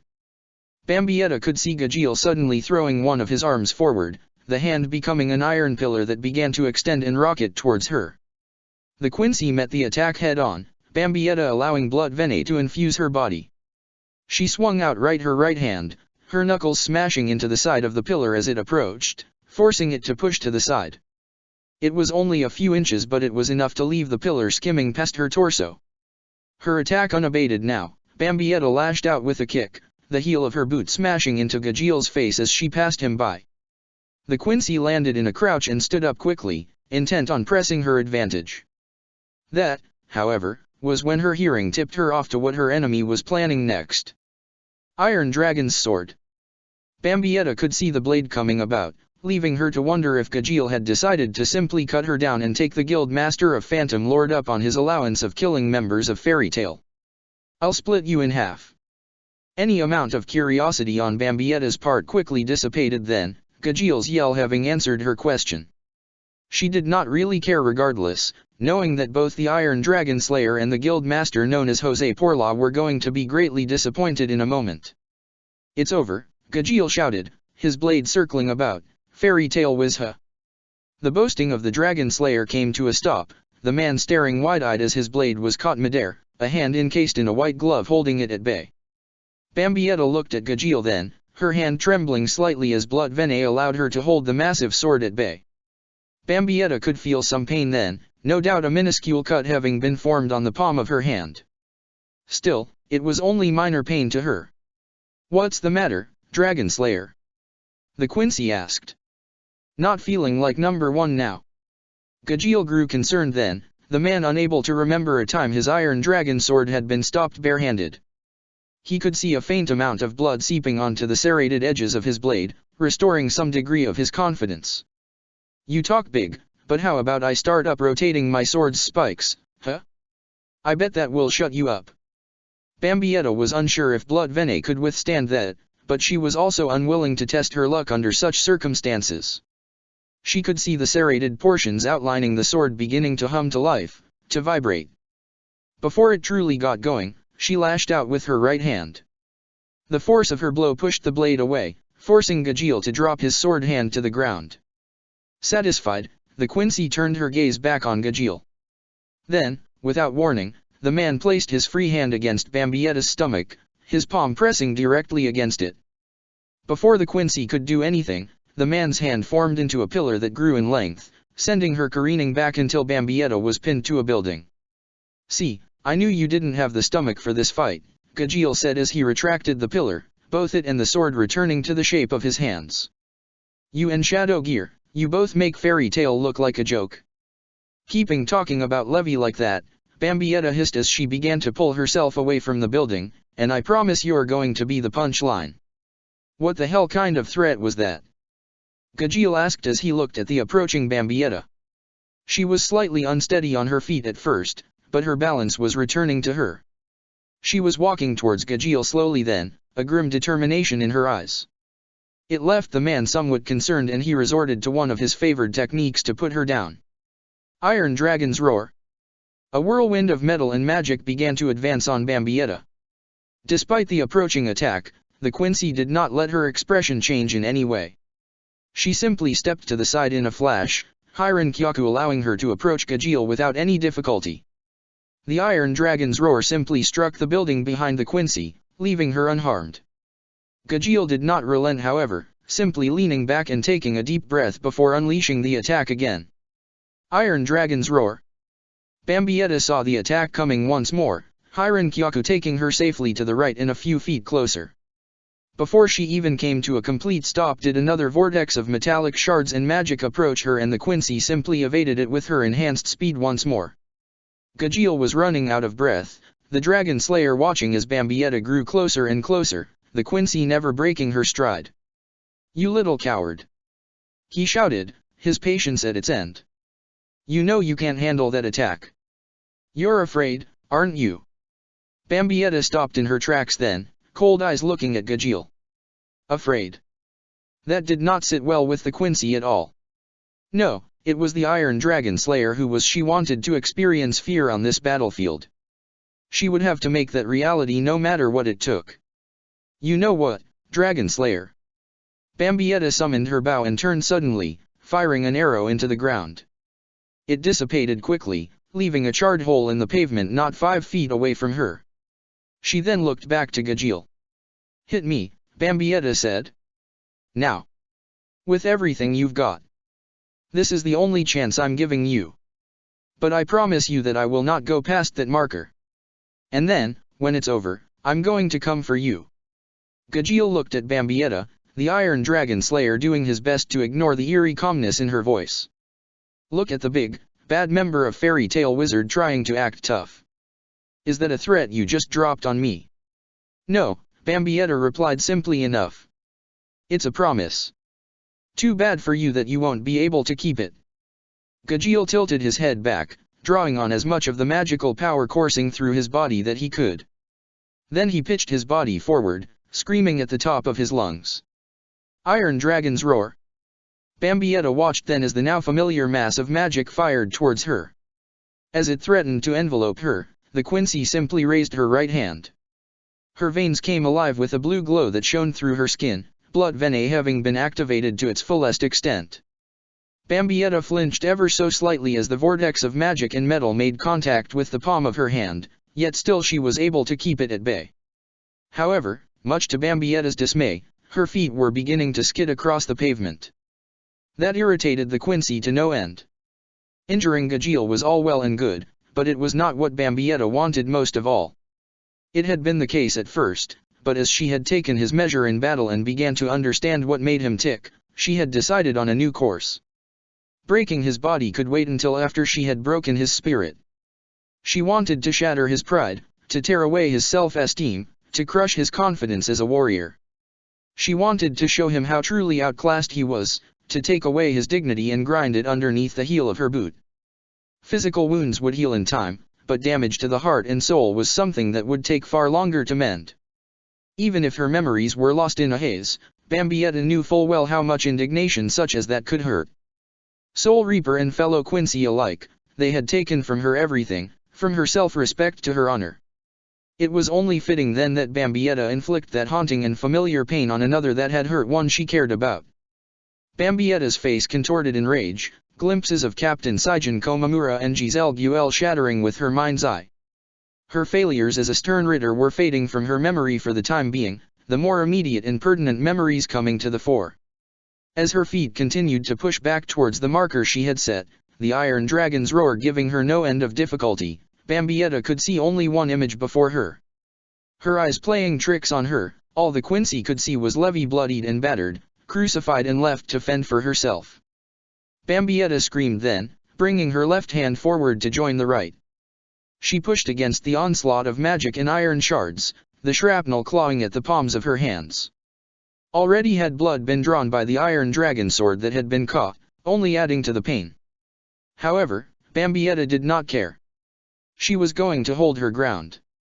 She was going to overcome this attack of Gajiel's, to show him how worthless it was in this fight. Bambietta felt the heel of her right leg, having extended back to brace her, make contact with the hole her arrow had made in the pavement. That only infuriated the Quincy further, and she did concentrate fully on the magical attack before her. Her soul began to reach out to the energy within the Iron Dragon's roar, the Quincy's own power making contact. Gajiel's magic was wild and out of control, something so very different than most Bambietta had come to sense within Fairy Tail. Even Natsu's own power was calm in comparison, the Fire Dragon Slayer's very being one of a rambunctious nature. Gajiel's, however, was untamed and out of control. That was precisely why Bambietta was so easily able to connect with it, to form a connection between her power and his. It repulsed her now, to see anything in common with the Iron Dragon Slayer, but for now she did not let that stop her. She allowed her heritage as a Quincy to do what it was meant to take power from her surrounding environment and make it her own. Magic particle began to seep out of the Iron Dragon's roar, before disappearing within Bambietta's own spiritual pressure. Her hands began to pierce the void of magic before her, the Iron Dragon's roar weakening and the rate of absorption increasing. The attack continued to shrink, the very magic that composed it becoming one with Bambietta's own spiritual nature. Then the Iron Dragon's roar was no more, Bambietta standing alone and letting out a gasp. No longer supported by the magic vortex, scraps of metal collapsed to the ground before the Quincy, rendered harmless. "What the hell did you do?" Gajiel whispered, his voice suddenly rising as he screamed in repetition. "What the hell did you do?" Bambietta looked over her shoulder, taking note that she had not fallen behind the marker she had set with her arrow. She smiled and looked back at Gajiel, a dangerous glint of power in her eyes. "Exactly what I said I'd do. And now I'm going to keep my promise." Bambietta suddenly charged at Gajiel, Hiran Kyaku propelling her forward. The knuckles of her right hand drove into his sternum, causing the Dragon Slayer to flinch in pain. However, he was quick to respond. Gajiel lashed out with attacks of his own, his fists striking out at Bambietta in a volley of unrelenting desperation. None managed to connect, the Quincy remaining quick on her feet. She remained untouched, Gajiel's knuckles grazing after images at best, empty air at the worst. Bambietta returned the unsuccessful attack, her right hand smashing into Gajiel's face. In the blink of an eye, the Quincy's left fist struck the Dragon Slayer's face from the other side. It was over as fast as it had begun, the two-hit combination attack having been performed in rapid succession. Gajiel kept his eyes open despite the influx of pain, the man catching sight of the Quincy's eyes staring at him with the same cold disdain as they had since she had learned of his part in Levy's pain. It only made Gajiel more frustrated. He grit his teeth and lashed out with a volley of attacks once more. Once more his irritation grew, Bambietta slipping between his hits with unnerving ease. Then one of her knees shot up from the side, the Quincy burying it into the pit of Gajiel's stomach. Before he could even register the hit, Bambietta spun around, the heel of her right foot tearing across his face. The force of the blow pushed Gajiel back several yards, his feet skidding across the pavement. He stopped only when the talons burst forth from the solace of his feet, plunging into the ground. However, before he could make a move of his own, Bambietta was on him again. The Quincy lashed out with another fist that struck the Dragon Slayer directly beneath his rib cage, her other hand suddenly coming in from the side and smashing into the side of his skull. The force of the blow was enough to twist Gajiel's head a bit, his teeth rattling. Despite his pain, he did not relent or stop planning a counter-attack. Fists had failed, but he hoped another approach would aid him better. To that end he let his talons slip back into his body and lashed out with his right leg, hoping to catch Bambietta off guard. Bambietta saw it however, the Quincy raising a blood venin-infused arm in response. The foot bounced off her forearm, leaving Bambietta unfazed. However, she could see that she had to turn this up a notch. With one thought, one quick command, she switched blood venin out for blood artery. Then, with her physical strength increased, she smashed the knuckles of her right hand directly into Gajil's face. His body fell back, hitting the ground and all but bouncing off from the force. He flipped in midair, his momentum not his own, and Bambietta was quick to press her advantage. Without a word or a moment's hesitation, she brought her right fist down, striking Gajil in the back of the head as he struggled to stand back up. Then her left hand came down next, her knuckles grinding into flesh and bone. She watched then as Gajil turned his pain-racked face upwards, the Quincy having hoped for that moment. Her right hand shot forward, the open palm smashing into the center of his face that he was sent flying backwards once more. Bambietta watched as Gajil landed on his feet, his balance unsteady. Yet much to her surprise he lunged forward again, a roar of defiance in his voice. He lashed out, fully intent on trying to strike Bambietta once more. She never let him have the chance. She simply charged him as well, a kick of her own burying itself within his stomach. The momentum of the Quincy's reversed the Dragon Slayer's own and she pushed him back. It still was not enough for Bambietta and she spun herself around once more, the kick she lashed out with catching Gajil in the face with enough force that his body careened upwards into the air. Bambietta watched as Gajil propelled several yards up into the air, the Quincy ever the unrelenting one. Hiran Kyaku took her skywards faster than her attack had provoked from Gajil, the Quincy appearing above him. She let her power go for a moment, gravity taking hold as she descending upon the Iron Dragon Slayer. Her right hand empowered by blood artery, Bambietta struck it against Gajil's face, the Quincy pushing him back to the ground with such force that the impact their landing created kicked up a swarm of dust. Bambietta stood then, looking down at the battered Gajil. She shook her right hand, opening her fist as she began to take a few steps back. Gajil, meanwhile, managed to remain conscious despite beating he had received. His head was spinning, his thoughts a jumble, but there was one thing he knew in his heart. He would not allow himself to be beaten like this. Not by a member of Fairy Tale. However, the Dragon Slayer also felt a slight bit of hesitation in continuing this battle in the manner in which he had been pursuing. He had drawn blood with some of his attacks, but the wounds that had been inflicted were minuscule at best. It was becoming clear that he could not simply hurt this woman as easily as he had wished, while she was able to inflict pain without much difficulty. She had ravaged in him in the last exchange, something he knew was unacceptable to him. No, Gajil had to remind himself that it was fine. The Dragon Slayer had been in dire straits before and despite his outward appearance, he was no fool. He knew how to turn an opponent's superior strength against them.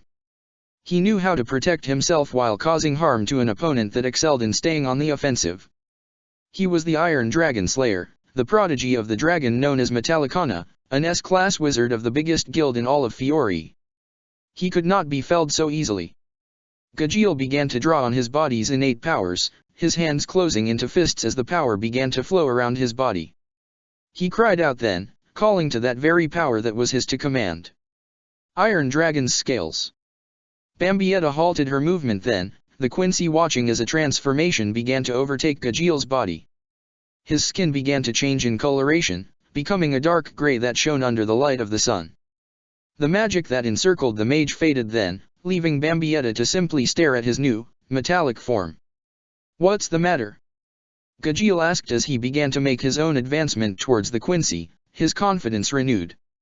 No witty retort? No threats? Well, fine. I'll provide the narration. It's my turn now, so give me your best shot. Because now, you can't hope to hurt me now. Not anymore. Bambietta said nothing, the Quincy still intent on defeating this Dragon Slayer and proving the futility of any tricks he could muster. She was going to shatter his pride no matter what the cost. The only thing that had changed was she knew that she would have to shatter his body now that it had become what it had. The fingers of her left hand flexed outwards for a moment before quickly curling into a fist. She leapt towards Gajil then, Hiran Kyaku propelling her forward. She swung her fist forward, aiming for the confident Iron Dragon Slayer's metallic face. Then there was pain, Bambietta's hand screaming at her for what she had just done. Her knuckle pressing against Gajil's iron scales, she could hear the sound of bones crunching, her fingers no doubt becoming dislocated by the force she had just generated. Gajil smiled, his fangs on clear display as he looked down the length of Bambietta's arm at her face, her expression one of pain. What did I just say? Before Bambietta knew what was happening, Gajil's right hand struck her beneath the chest, causing the Quincy to gasp in pain, her eyes bulging. The force of the lifted Bambietta off her feet, the impact and kinetic force that Gajil had generated with his strike causing the air currents themselves to shift and move. Bambietta's body hit the ground hard, her shoulder blade bouncing off the pavement before she at last came to a stop. Her right hand clutched at her stomach as she coughed, the Quincy left in a state of disbelief. She had been no fun, having dared not shift from blood venet to the artery form until she had assessed what her opponent had become, but even the defensive technique had not carried her through. Her own attack had very nearly broken her hand and one punch from Gajil had done more damage than he had managed the entire fight up until now. Bambietta could feel something hot on the bottom of her face and she reached up with her right hand, gingerly touching the flesh by the corner of her mouth. As Bambietta pulled her hand away, she could see the white fabric stained with blood. Her blood. It was oozing from the corner of her mouth, but the Quincy did not care. The Quincy managed to smile as she looked at Gajil. Please tell me that's not the best you can dash. Iron Dragon's Club. Gajil's voice drowned out Bambietta's own, an iron pillar suddenly drilling into the woman's torso, pushing forward and dragging her back against the pavement. Her blood venet-empowered body tore through the pavement, shattering stone for the duration. Fall. Gajil screamed. Fall, you piece of shit. Bambietta coughed up blood as she felt her body collide with brick and mortar, her body no doubt tearing through the wall of a building. The sunlight began to fade, the Quincy finding herself soon within a darkened complex, trace amounts of candlelight the only illumination the interior of the building provided. She lay on her back for a moment, blood continuing to drip down from the corners of her mouth, the Quincy gingerly touching her torso with her right hand. She winced slightly, Bambietta having to wonder if Gajil's attack had managed to crack a rib. Then Bambietta could hear it, the sound of footsteps within the solitude of the structure she had been forced into. Soon they were joined by an all too familiar voice. So, Gajil said as he approached the prone Bambietta, you had enough yet or am I going to have to get rough? Gajil received no response, the Dragon Slayer left to stare at Bambietta's still body. I guess that was enough. Gajil turned away then, prepared to step out into the sunlight and return to the Phantom Lord Guild Hall. He had cleaning up to do, so many other fairy tale wizards to defeat. The destruction of the Fairy Tale Guild Hall had not truly won Jose Porla's favor. The crucifixion of Shadow Gear had not either. Gajil could only hope that the defeat of the likes of this woman and perhaps either Salamander or Titania would force his guild master to recognize his greatness and stop overlooking Gajil in favor of the newest recruits. Is that all you've got? Gajil stopped in his tracks, the Iron Dragon Slayer's eyes widening in shock as he heard the voice of his downed opponent. He turned then, looking back into the dimly lit building. There he saw it, Bambietta Basterbine standing defiantly. Her cloak was tattered from the savagery of their fight, yet the Quincy herself looked no worse for wear. No, she was simply staring at Gajil in return, the cold fury in her eyes having yet to fade. However, there was some perverse satisfaction she could take now. Bambietta could see it, the look of dread and shock etched upon the Iron Dragon Slayer's face. It was exactly what she had been hoping for. Bambietta had been momentarily surprised by Gajil's sudden strength, but she had taken advantage of it. This was an old habit that Wywak had instilled in his stern ritter, a lesson Bambietta had remembered for so very long. True despair could only be obtained through the illusion of hope. Now she could see the formation of that despair upon Gajil. However, it was only the start. That iron-scaled body of yours, Bambietta began to say as she brought her right hand forward, her sword forming within her grip. Tell me, does it bleed? Bambietta suddenly appeared before Gajil's eyes, the Quincy having all but invaded his personal space with Hiran Kyaku. Before he could say a word in protest or simply attack her, the Dragon Slayer felt pain. However, what he had felt he could see as well, Bambietta holding her sword before her. Gajeel could see it clearly, red liquid dribbling off of the edge of the blade. He glanced down then and could see a matching stain adorning his chest, his own blood oozing down his chest from a shallow wound. His very dragon scales having been torn asunder, fragments of them falling from the cut that had been made. "That's what I thought," Bambietta said calmly as she looked at the injury she had created. "But I want more." "To hell with that."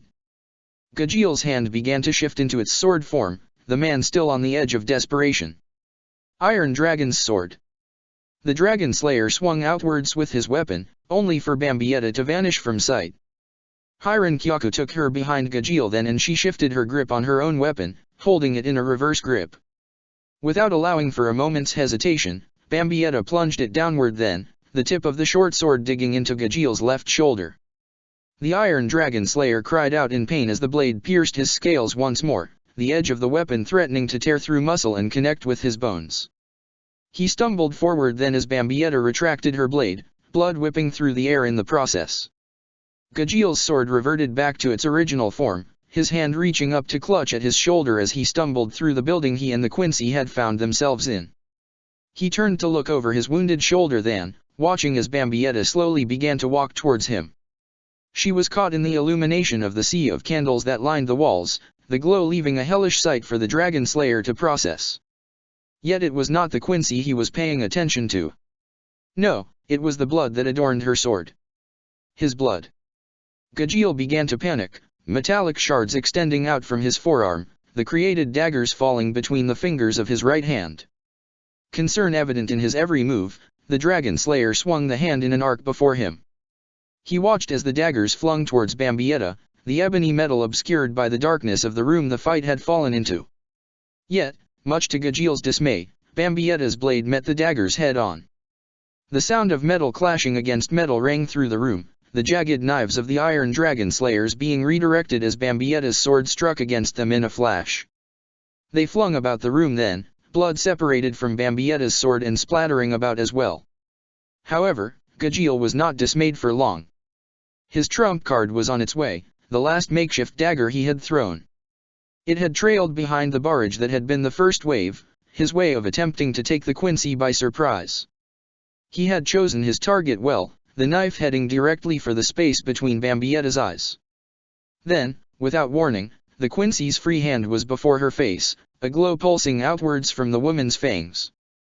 Bambietta had caught the dagger within the palm of her hand not an inch from her face. She pulled the weapon away from her and began to walk towards Gajeel. The Iron Dragon Slayer could hear as the knife was snapped in half, Bambietta dropping her hand by her side and letting the fragment parts fall to the ground. Growing desperate, Gajeel began to draw on the remaining dregs of magic power he had left. Iron Dragon's Row Dash. Hiran Kyaku took Bambietta directly in front of Gajeel then, the displacement of air causing the candles within the room to flicker. Her left hand was wrapped around Gajeel's face, holding tightly with blood artery to keep his jaw shut. "I'm sick of you hearing you say that," Bambietta said as she looked at her opponent. The Iron Dragon's roar was out of control now, the power unleashed. With nowhere to go, Gajeel's jaws locked tight, the power all but exploded within his mouth. His eyes widened, the blood vessels within his eyes becoming visible for the briefest of moments as a scream echoed beneath Bambietta's hand. The Quincy pulled her hand away from Gajeel then, watching as he stumbled away, blood seeping out from the corner of his mouth. "Where's all that tough talk now, Dragon Slayer?" Bambietta asked, his tone even and cold with each syllable spoken. "What? Did I make you choke on your own words? It doesn't matter either way. I want more blood." Bambietta lashed out with her sword again, targeting the wound she had already made upon Gajeel's metallic chest.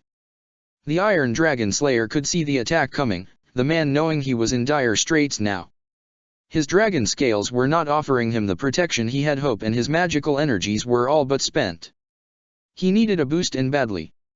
Desperation clouding his mind, he lunged towards Bambietta's sword, his bloodied mouth opening wide. The pain was great but Gajeel ignored it. He had turned Bambietta's offense against her once before and he was determined to do so again. The Iron Dragon Slayer's teeth bit into the short sword of Bambietta's, tearing it asunder in one bite. Gajeel ripped his head away from the Quincy then, the Iron Dragon Slayer swallowing the shards of shattered metal. He felt it then, a wave of power filling his very body. He had always been able to replenish his magical capacity by consuming metals, but this was different. By devouring the blade, Gajeel had felt as if he was momentarily experiencing a high. The power was surprisingly potent. Grinning, he looked at Bambietta. "Broke your sword." Bambietta let the blade vanish into thin air, swinging her arm at Gajeel empty-handed. Yet as she did so, a new one appeared in a burst of light. "Got another." Panicking, Gajeel raised his right arm up in a defensive position, the Dragon Slayer gritting his teeth in pain as the new sword cut through the iron scales across his forearm. Blood sprayed out into the air, the light of the candles flickering off the red liquid. Damn it! Gajeel found himself unable to move either of set of fingers. His left arm was hanging limp from the shoulder down, and now he could not find any mobility within his right hand starting by the wrist. He could only imagine what muscles Bambietta had pierced or shredded in her assault. "I can't, won't, lose to you. You just don't get it," Bambietta hissed as she let her sword vanish into thin air. She glanced down then, unconcerned that she was potentially giving Gajeel an opening to attack. "Did you think I was going all out earlier? Do you think I'm going all out right now?" Gajeel's breath all but caught in his throat, his heart rate beginning to increase. This woman, this fairy tale wizard, she had to providing empty boasts. There was simply no way Gajeel could begin to believe her threats, and yet his mind was begging him to believe for his own sake if no one else's.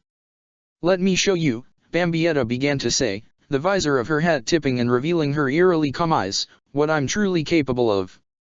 Gajeel was unsure of what he saw next, the Dragon Slayer wondering if his eyes were playing tricks on him. There was a momentary glow upon Bambietta's eyes, perhaps one born of her power or simply a product of the candle's flames flickering across the Quincy's optics. Whatever the case was, Gajeel was left to wonder if what he saw next was a product of his imagination. There was a distortion within his eyesight, one that hovered over Bambietta base turbine. Then, without warning, the Iron Dragon Slayer felt a pressure against his entire body. It was no mundane experience.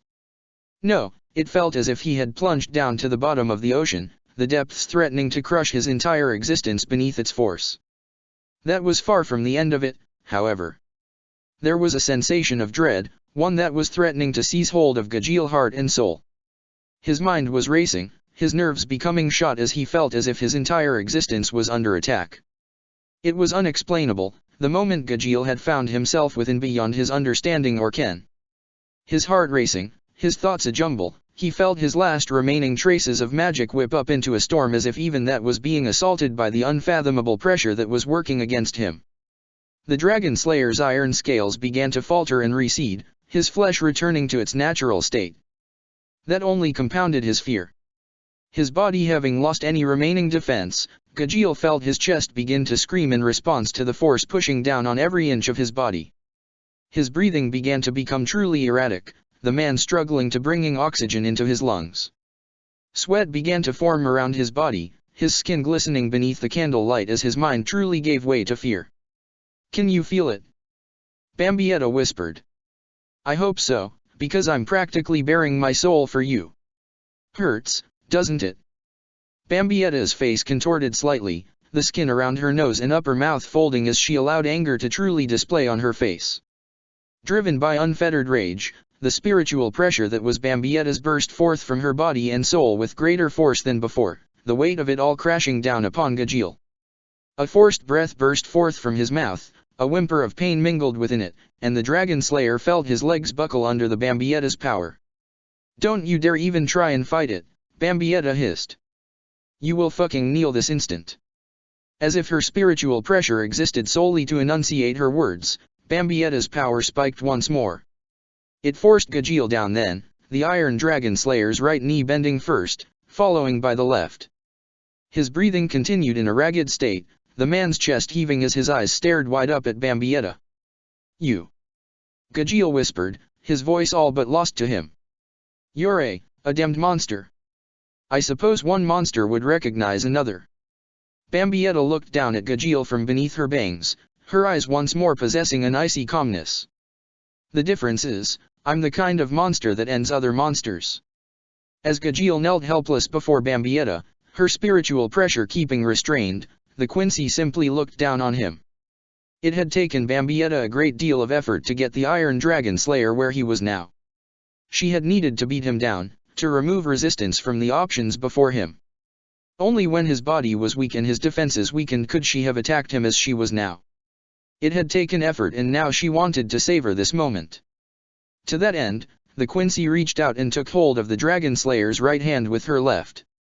Her touch was gentle, a stark contrast to her soul's power. She brought Gajeel's arm up then, the Quincy holding him by the wrist. "You know why I'm doing this, yes?" Bambietta asked as her right hand wrapped around Gajeel's index finger. "Come on, give me a damn answer." Gajeel's voice was low and ragged, the Dragon Slayer still struggling to speak through the crushing force Bambietta's spiritual pressure. "Because I hurt your friends." "That's right," Bambietta whispered. "I hate to admit it, but you and we're very much alike. The big problem is, you hurt someone precious to me. And now you owe me a scream." Bambietta tightened her grips on both Gajeel's wrist and his index finger. Then, without a moment's hesitation, she pulled back on the Dragon Slayer's finger, snapping it at the junction where it connected to his hand. There was no scream, but a simple gasp of pain from Gajeel's throat as his eyes widened for a moment. It was dissatisfying to Bambietta on some level, but the Quincy knew she had so many more fingers to work with to get the proper result. "That was for Levy, you son of a bitch," Bambietta hissed as she let go of the broken finger. She took hold of the closest one available, her hand gripping tightly upon Gajeel's middle finger. "But you know what? So's this." Bambietta pulled back on Gajeel's middle finger much more fiercely than she had the first, the Quincy relishing the sound of cracking bones as she all but forced Gajeel's finger to fall out of alignment. She had gotten another gasp from Gajeel, but that was not good enough still. "You know what I want," Bambietta whispered as she grabbed Gajeel's ring finger. "Get it through your thick skull. You're going to scream for me, Dragon Slayer. You're going to scream for Levy too. You got it." Bambietta prepared to break the next finger, pausing for a minute as she looked at Gajeel's eyes. "Just do it already," the Dragon Slayer said, his voice unfettered and on the edge. "Just dash." "No." Bambietta suddenly let go of Gajeel's hand, letting it drop by his side. Her voice was a stark contrast to his own, calm and steady in its poise. The Quincy looked deep within Gajeel's eyes. "Forget the scream. I know exactly what I want from you. What I want to take from you." Bambietta's spiritual pressure suddenly spiked, Gajeel's view of the world around him suddenly convulsing. His heart began to pound within his chest once more, his breathing going out of control. The Dragon Slayer had grown complacent, his body having grown accustomed to the constant pressure Bambietta had been subjecting it to. Now, however, she was increasing the soul-crushing force, leaving Gajeel to feel as if he was on the leaving this mortal coil. "Now then," Bambietta said as the fingers of her right hand began to close around the handle of a sword that came into existence, "I want you to tell me something, Dragon Slayer. What is it you want in life?" Despite his circumstances, Gajeel was thrown off by the question. "Why should I tell Dash? What do you want from your future?" Bambietta suddenly screamed, her composure slipping. "Tell me so that I can take it all away from you right this instant." Despite all he was feeling, Gajeel could not help himself. The Iron Dragon Slayer chuckled slightly, his voice still engulfed in pain. "The joke's on you. I ain't got any dreams. Or any hopes, for the future." Bambietta's face grew mellow in its complexion again, the Quincy glaring at Gajeel with no amount of seething anger obscured within her brown eyes. "First the scream, now this. You're just dying to deny me my vengeance. Fine. Be that way." Bambietta's hand trembled, her sword shaking ever so slightly in response. Gajeel paid no attention to it, his eyes locked on Bambietta's own. There was a rage still evident, one that left the man wondering if he was going to survive this day. There was a part of him that wondered if he could even care. The man had spoken the truth. He lived for the moment and nothing else. He had no hopes, no dreams, no aspirations for his future. The member of Fairy Tale could strike him down here and now and he would lose nothing in expectations. His thoughts saw nothing in the future. No, it was simply the past the Dragon Slayer found himself reflecting on. Of a family he had never known, of a dragon that had taken him in and raised him, only to vanish without a word, of a guild that had passed him by in favor of new blood. It was a life of abandonment, something that left Gajeel Red Fox wondering if that was the reason why he had no goals or aspirations. Everything that meant something to him went away in the end, so what was the point? However, his mind lost in thought, the Dragon Slayer could remember well the last thing that Metallicana, the dragon that had raised him, had said before his disappearance. "You are such an impertinent child. I swear, if you don't stop being such an obnoxious little upstart, it will be the death of you. I will not allow you to waste my teachings." Gajeel chuckled slightly, the young man beginning to remember well that Metallicana, despite his attitude, had cared. However, it did not matter to Gajeel. The foster father of a dragon had abandoned him in the end. "I guess, this is what he was warning me about." Bambietta heard Gajeel whispering to himself, the Quincy wondering if the Dragon Slayer had gone mad with fear. If he had, that was simply an added treat for Bambietta. The Quincy could see it again, Levy's still body, both blood and Phantom Lord's emblem adorning it, hanging from a tree. Bambietta's hand tightened around the grip of her sword, the woman knowing she could end this so easily. Gajeel was frozen in place, his will shattered in his body under the duress of Bambietta's spiritual pressure. One swift stroke and she could remove his head from his body. It would be so simple, to avenge the pain of another. That made it just, right? Yes, it had to.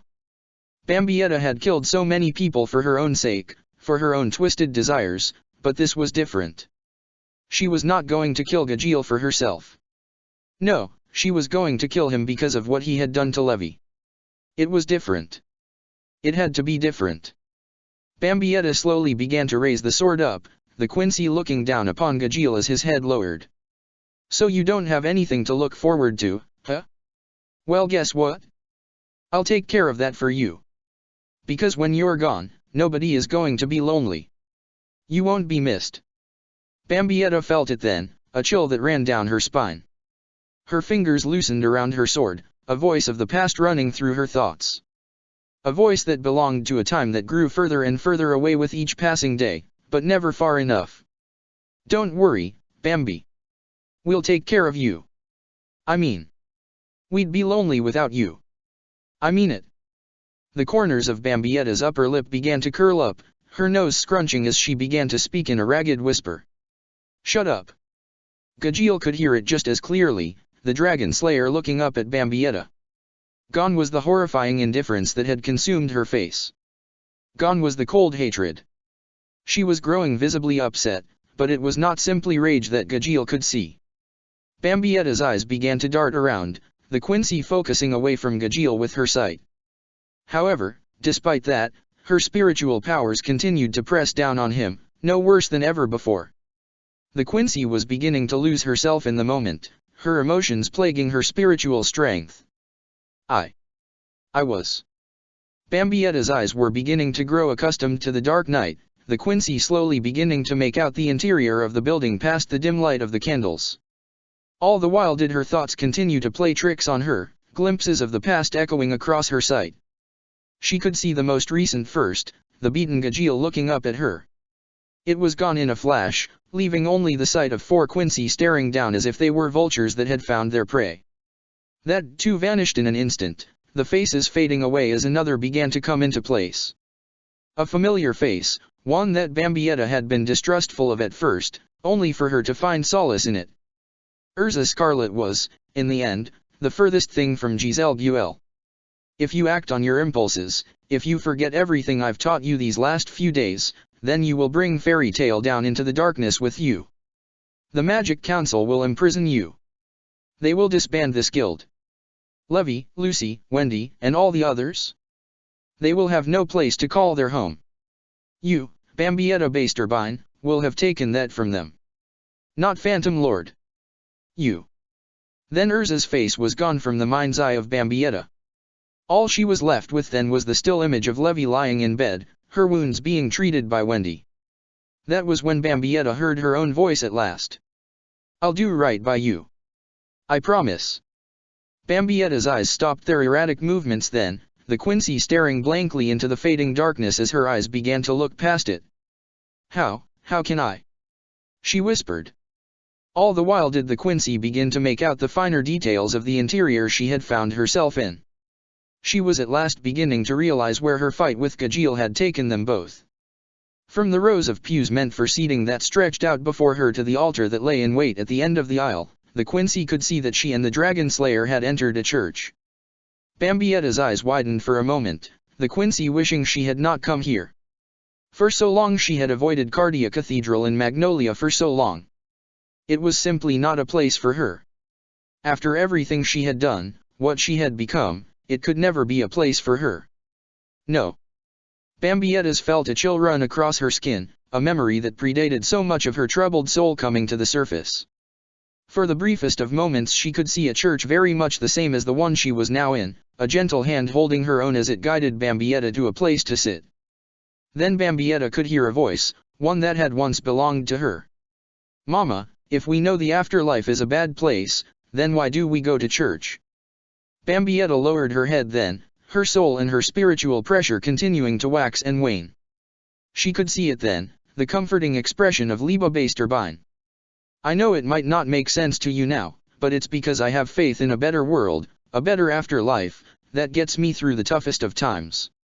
I know you might not understand, but I feel that there has to be something beyond the soul society, something worth believing in. And I want you to have such faith as well, my daughter." "But why, Mama?" "I get very sick at times, Bambi, and because of that I'm not going to be around forever. Someday I'm going to have to go to the afterlife and be beside God, and I want you to have faith that everything will be all right. Because I want to know that no matter what happens, you'll stay the wonderful daughter that I brought into this world." Bambietta's eyes widened as she snapped back to reality, to the here and now. She could see Gajeel kneeling prostrate before her. She paid him no mind after a moment's passing, the Quincy instead looking down at her right hand and the sword it held. Bambietta's right arm dropped to her side, her left hand rising up and covering her eyes. The Quincy trembled slightly then, her sword dropping away. It clattered against the marble flooring of the church before breaking apart into the blue components of light that it had originally formed from. Bambietta continued to look down at Gajeel then, a red haze descending over the Quincy's sight. He had been close to becoming just another victim of her rage, just as so many had before him. Soul Reapers, Hollows and even other Quincy, it had all been the same to Bambietta. No matter how she tried to justify what she had been on the verge of doing just now, it did not change the nature of the act she had almost committed. Bambietta's mouth began to move, trembling as it struggled to speak, to form words. She began to walk past Gajeel then, the Quincy's every step slow and uneven. Her spiritual pressure relented then and there, leaving the Iron Dragon Slayer free from it. However, he was not free of his pain or his wounds. Gajeel collapsed upon his back. He turned his head so that he could keep an eye on the woman who had defeated him, the Dragon Slayer, unsure of what to make of her actions. Still, despite that, he managed to weakly speak up. "What? Ain't you gonna finish punishing me?" "We're both the same," Bambietta replied with a whisper that Gajeel could barely hear. "We're both sick with sin. But I'm. Bambietta continued to walk away, the Quincy moving down the aisle of the church. She stopped only when she reached the altar, Bambietta looking at the ornate wall before her. "I've hurt people, I've killed people," the Quincy continued to whisper. "Enemies and friends, and not always because I needed to fight." Bambietta looked down at her right hand, her eyes focusing upon the Sonray glove that carried with it so many painful memories simply by existing. The hand began to rise up, joined by the left, and Bambietta's face fell into both as she dropped to her knees. "I failed you, Mother." As he continued to ascend the stairway that would take him to Jose Porla's office, Makarov Dreer was fueled by a rage he found alien to himself. He hoped it would fade in time, but when he saw his fellow guild master and wizard saint sitting atop what was very clearly designed to appear as a throne, his anger only intensified. "Welcome, Makarov," Jose said as his eyes peeked out from beneath the pointed hat that adorned his head. I take it you received my messages. Makarov was doing his best to keep his calm, the mage looking at Jose with some level of disgust instead of anger. You and I should be better than this, Jose. We are both part of the Wizard Saints as chosen by the Magic Council. Fine titles, Jose commented, the man simply resting the side of his face in one of his hands. But what is this nonsense that we should be better than what we are today? So many lives are in our care, Makarov continued as he began to walk towards Jose, fairy tale and phantom lord alike. And because of the foolishness of two old men, they have been brought into conflict with each other. Foolish? Jose simply ignored the disparaging remark that Makarov had laid upon himself, the guild master of Phantom Lord growing irate. Nothing I have done is foolish, Makarov. I am the guild master of the greatest guild in all of Fiori. No, in all of Ishgar. And yet it is your guild, your accursed fairy tale that holds sway over the common people. That is what has led to this battle. Makarov knew it in his heart since the very start, having known Jose for so very long, but it was still disappointing to have it confirmed. As I said, the both of us are simply foolish men bringing others down with us. Oh, there's more to it than that, Jose continued. There is something much more valuable that your guild possesses that I want, Makarov. After all, whether the client knows it or not, he paid Phantom Lord to wage war with Fairy Tale. Makarov was caught off guard by that statement, the elder member of Fairy Tale's rage beginning to spike. Pride I could have understood, but you have put the lives of both our children at risk for money. Children? Jose shook his head. You think you're the father of those wizards who work for Fairy Tale? It seems to me that you are the only fool here, Makarov. Say what you will, Makarov continued to yell as he continued to approach Jose. Talking clearly will never resolve this, so I will defeat you and end this conflict for the sake of both our guilds. Yet then, much to Makarov's dismay, Jose's body began to flicker out of existence, his appearance blurring before becoming transparent. I told you, Makarov, Jose said with a smile as he noted the man's surprised expression, you are the only fool in this situation. This is simply a magic projection, nothing more. You've let your anger blind you to all reason and this is where it gets you. Makarov cursed himself then, the wizard saint realizing that if he had been of a calm mind he would have recognized that he could not even sense Jose's magical presence in the room. However, it was then that he felt another power behind him. You are such an angry old man, a voice cried out from behind Makarov. It's so sad. A magic circle suddenly appeared behind Makarov, summoned by the newcomer, and the wizard saint began to cry out, his entire body becoming engulfed in sheer agony. To Makarov it felt like his entire existence was being torn asunder, his magic being turned against him. Jose's magic projection was on the verge of fading away, but the guild master held it a little longer, reveling in the sights and sounds that signified his rival guild master's fall from grace. Goodbye, Makarov. Urza Scarlet had known from the start that this battle within Phantom Lord's Guild Hall would not be easy by any measure. She had been prepared to face down any of the Element 4 or the Iron Dragon Slayer himself, fully aware that Jose Porla would have to be left to Makarov Dreer to contend with. Yet now the armored mage was finding herself stymied by an unknown force. The robed man that had engaged her in battle was seemingly able to counter and parry her attacks, Urza's sword ricocheting off his bare hands every time she attacked. No, that was not it. Urza could see it well enough, her keen eyes aware of what was going on. There was a force around this individual's hands, one that remained unseen yet still managed to force her blades to slide away, as if they were being pushed before the weapons could make contact. However, there was something else that Urza had taken note of. You're quite good, stranger, Urza said as she pulled herself back for a moment. But you do not seem to be putting your all into this battle. I'm merely taking your measure, that's all, the stranger said as he stepped back as well and stood to his full height. Though I can only assume you already realized that. You two are holding back your full strength, yes. Urza could see that the situation at hand was a stalemate at the moment. She had no idea of the true power of the man she fought, but neither did he know the depths of her own as well. This was an unpredictable battle then, something that Titania of the Fairies was not accustomed to.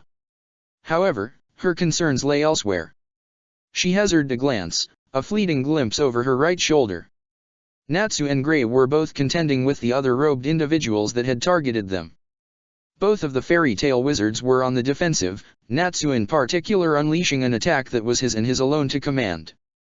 Fire Dragon's Iron Fist. Natsu lashed out with a hand encased in flame, yet his attack was parried, as if it was meant never to land. The robed individual had pulled from a scabbard a sword and held it in two hands. With some degree of difficulty the individual managed to parry Natsu's strike, leaving the Dragon Slayer in confusion. "What the heck is this?" Natsu asked as he watched the flame of his begin to freeze over, a solid chunk of ice forming around his hand. "Hey, Gray? You can totally have this guy. Are you kidding?" Gray was himself occupied, the ice wizard trying his best to keep his opponent preoccupied. The robed man was himself wielding a dagger in a reverse grip, but he was only taking careful shots at Gray. The A-class wizard of Fairy Tale was beginning to wonder what was going on. It was as if the man was trying to slip past him and target someone else. Whoever it was, Gray would not allow it. "Ice make, shield." A barrier of ice formed quite suddenly behind and beside Gray, cutting off the robed man's attempt to slip past him. "Nice try," Gray said as he brought his hands together for another ice spell, "but you started this fight and I intend to finish it." "Very well," the cloaked man said as he brandished his dagger. "But I assure you this is a fatal mistake. Come on, man." Natsu shouted from afar as he smashed his frozen hand on the ground, trying to shatter the ice and free himself. "This totally ain't fair. First you try and take my fight with the fire guy, but now you won't fight this ice guy. Stick with your own element." Urza turned her away from the spectacle and back to her opponent. "Your friends," the wizard began to say, "both seem intent on keeping Natsu and Gray busy, but the latter one also seems intent in going after someone else. Would you be willing to tell me who?" A bold question from a bold woman, the cloaked man said as he looked at Urza from beneath his hood. "But I'm sorry, that is information you needn't be made privy to." "Well then," Urza said as she began to summon her ability to requip, "I suppose I'll have to force an answer out of you." "Do try," the man said. "Show me everything you have to offer, Titania Urza." The two individuals were prepared to continue their battle in earnest, only to be stopped by the sound of Guildhall's door swinging wide open and hitting the surrounding wall. Urza and her opponent, as well as the others engaged in battles, turned to look and found themselves staring at Bambietta Base Turbine. The Quincy was worse for wear, though it was to no great extent. Bambietta began to lower her right leg then, having finished with kicking the doorway open. Urza was quick to stop looking at the Quincy, instead staring at the individual with her. It was the Iron Dragon Slayer. His body was lying on the ground, Bambietta's right hand gripping tightly within his long, dark hair. The man was bloodied and battered, cut and bruised, but Urza could see that he was still breathing. That was a welcome relief. Bambietta, meanwhile, was still reeling emotionally. Her soul was in turmoil, but the Quincy knew she could not display such weakness. Lil Tato had said it herself, that she put on a loud and bombastic face when she was stressed out. That was precisely why Bambietta looked out at the battle between Fairy Tale and Phantom Lord with a dishonest smile. "Look what the fairy dragged in." Bambietta threw her hand forward, casting aside Gajeel and leaving his body to remain on the ground before her. "Boss!" Bose suddenly shouted out. Sue was no different, the young woman crying out in response as well. "No. So how about it, Phantom Lord?" Bambietta asked as she took a step further into the guild hall. "I totally wrecked your best, your little S-class dragon slayer. Tell me you want to surrender. That'd be music to my pretty little ears." "Gajeel Red Fox. Our best." A voice began to ring out across the guild hall then, a smug tone evident in it. "Your confidence is misplaced, young one. How sad. How very sad." Bambietta and the rest of Fairy Tale cast their gazes upwards, catching sight of a tall man clad in a green coat, a blindfold adorning his face. Urza was quick to recognize the newcomer, knowing well of his reputation. "Arya of the Heavens. You recognize me, Titania Urza?" the tall man said. "I suppose the glory of the Element 4 would reach even your guild." Urza was not one to deny a fellow wizard of his accomplishments, but for now she simply did not care. The S-class wizard was more concerned in regards to what she could see Arya holding. No, not what. Who? It can't be, Urza whispered, the wizard overcome with horror. Master Makarov. That's right, Arya said as he let go of his prize, allowing the beaten guild master to fall towards the floor of the guild hall. A member of the wizard saints has fallen because he allowed anger to blind him to the world around him. How very sad. Gramps. Natsu watched in horror as the diminutive guild master fell through the air, his body unmoving. He began to break away from his mysterious opponent, intent on catching Makarov. He was, however, too slow. All of Fairy Tail had felt the lot of them having run towards Makarov. All save Bambietta and Lil Tato, the two Quincy unsure of what place they had in the moment. In the end it was Urza who caught Makarov, the armored mage having been the fastest to respond. She turned Makarov over, the S-class wizard horrified to see what had become of him. Makarov's eyes were glazed over, a vacant expression upon his face. Worse still, his skin had taken on a pale, green shade. Master. His magic, Bambietta said, her voice betraying her surprise. It's gone, Lil Tato whispered as she moved close. But how? How astute of you both, Arya shouted from above.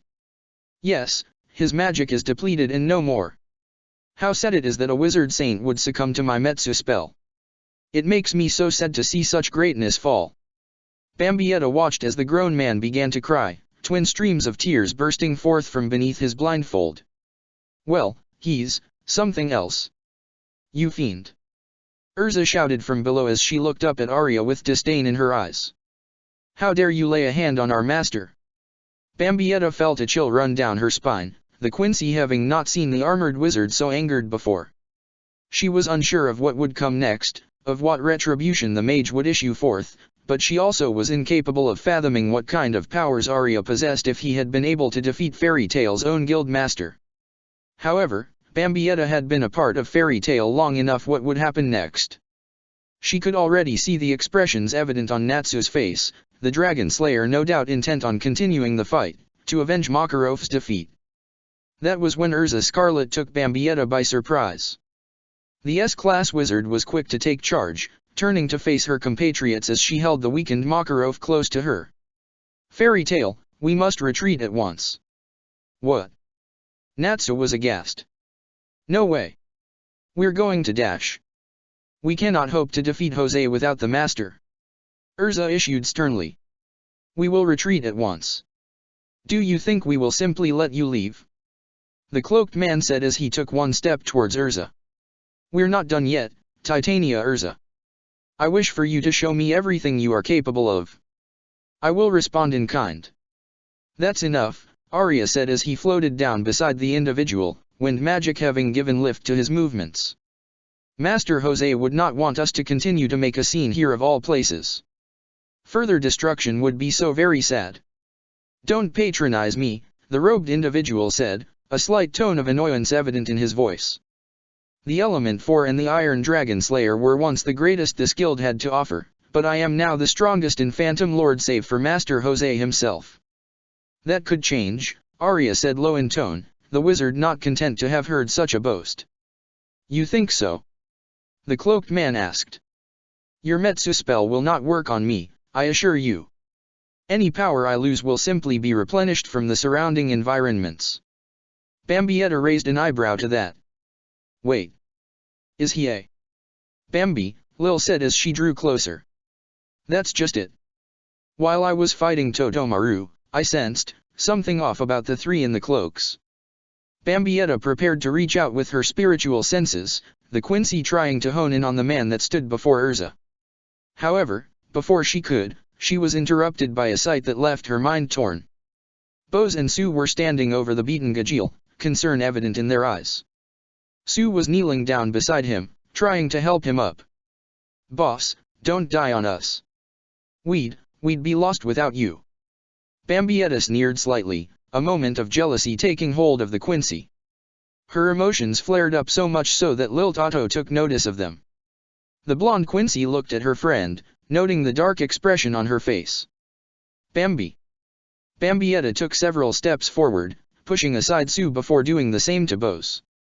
Both fell to the ground and Bambietta grabbed Gajeel by the hair. "I'll be taking this jackass friend of yours, thank you very much. Don't worry, I know people. He'll be just fine." Using Hyrenkyaku, Bambietta moved back towards Lil Tato and the entranceway of the Phantom Lord Guild Hall. Gajeel forced to travel along, Bambietta held to him tightly as the others of Fairy Tail continued to retreat out the doorway. The Quincy looked back to see that only Urza remained, the S-class wizard still holding the beaten Makarov with both arms as she stared down Arya and the man in the cloak. "We cannot simply let them leave," the robed man continued to say to Arya. "They still have Dash." "Master Jose's orders," Arya interrupted. "Things have not gone exactly as he had planned, so he wishes for us to go about things differently." The cloaked man relented, knowing full well that he would relent in light of his new master's wishes. "Fine." He looked to Urza then, raising a hand and pointing a finger at her. "You may go now. But we will conclude this match soon." Urza was weary, the S-class wizard willing to take this opportunity presented to her. If Phantom Lord was willing to let them retreat without a fight, she would be a fool to refuse it. However, it was demeaning to her despite having given the order herself. Nonetheless, she would not sacrifice anyone for foolish pride. She knew that Makarov would not wish that. "Yes," Urza said as she looked at the cloaked man, "I suppose we will. Though I would appreciate knowing the identity of the man who is so merciful. You assume knowing my name and face will give you an edge when next we battle?" the man asked, a slight condescending tone in his voice. "How transparent. But as you wish." The man raised both hands high, taking hold of his hood. He began to draw it back then. Urza watched, as did Bambietta and Lil Tato. At first what came into view was a chin adorned with a scar across its edge. Then there were the red eyes, darkened eyebrows resting above them. At last, all that was left was silver hair, cropped and jagged in its form. "That's..." Bambietta could see it then, the Quincy recalling well one of the battles she had witnessed within the Soul Society while the Van den Rijk had been preparing for eventual war. It had been a failed invasion, but one that had proved troublesome for the 13 court guard squads. The leader of the bounce, Jin Korea. Check the description for the links to the author.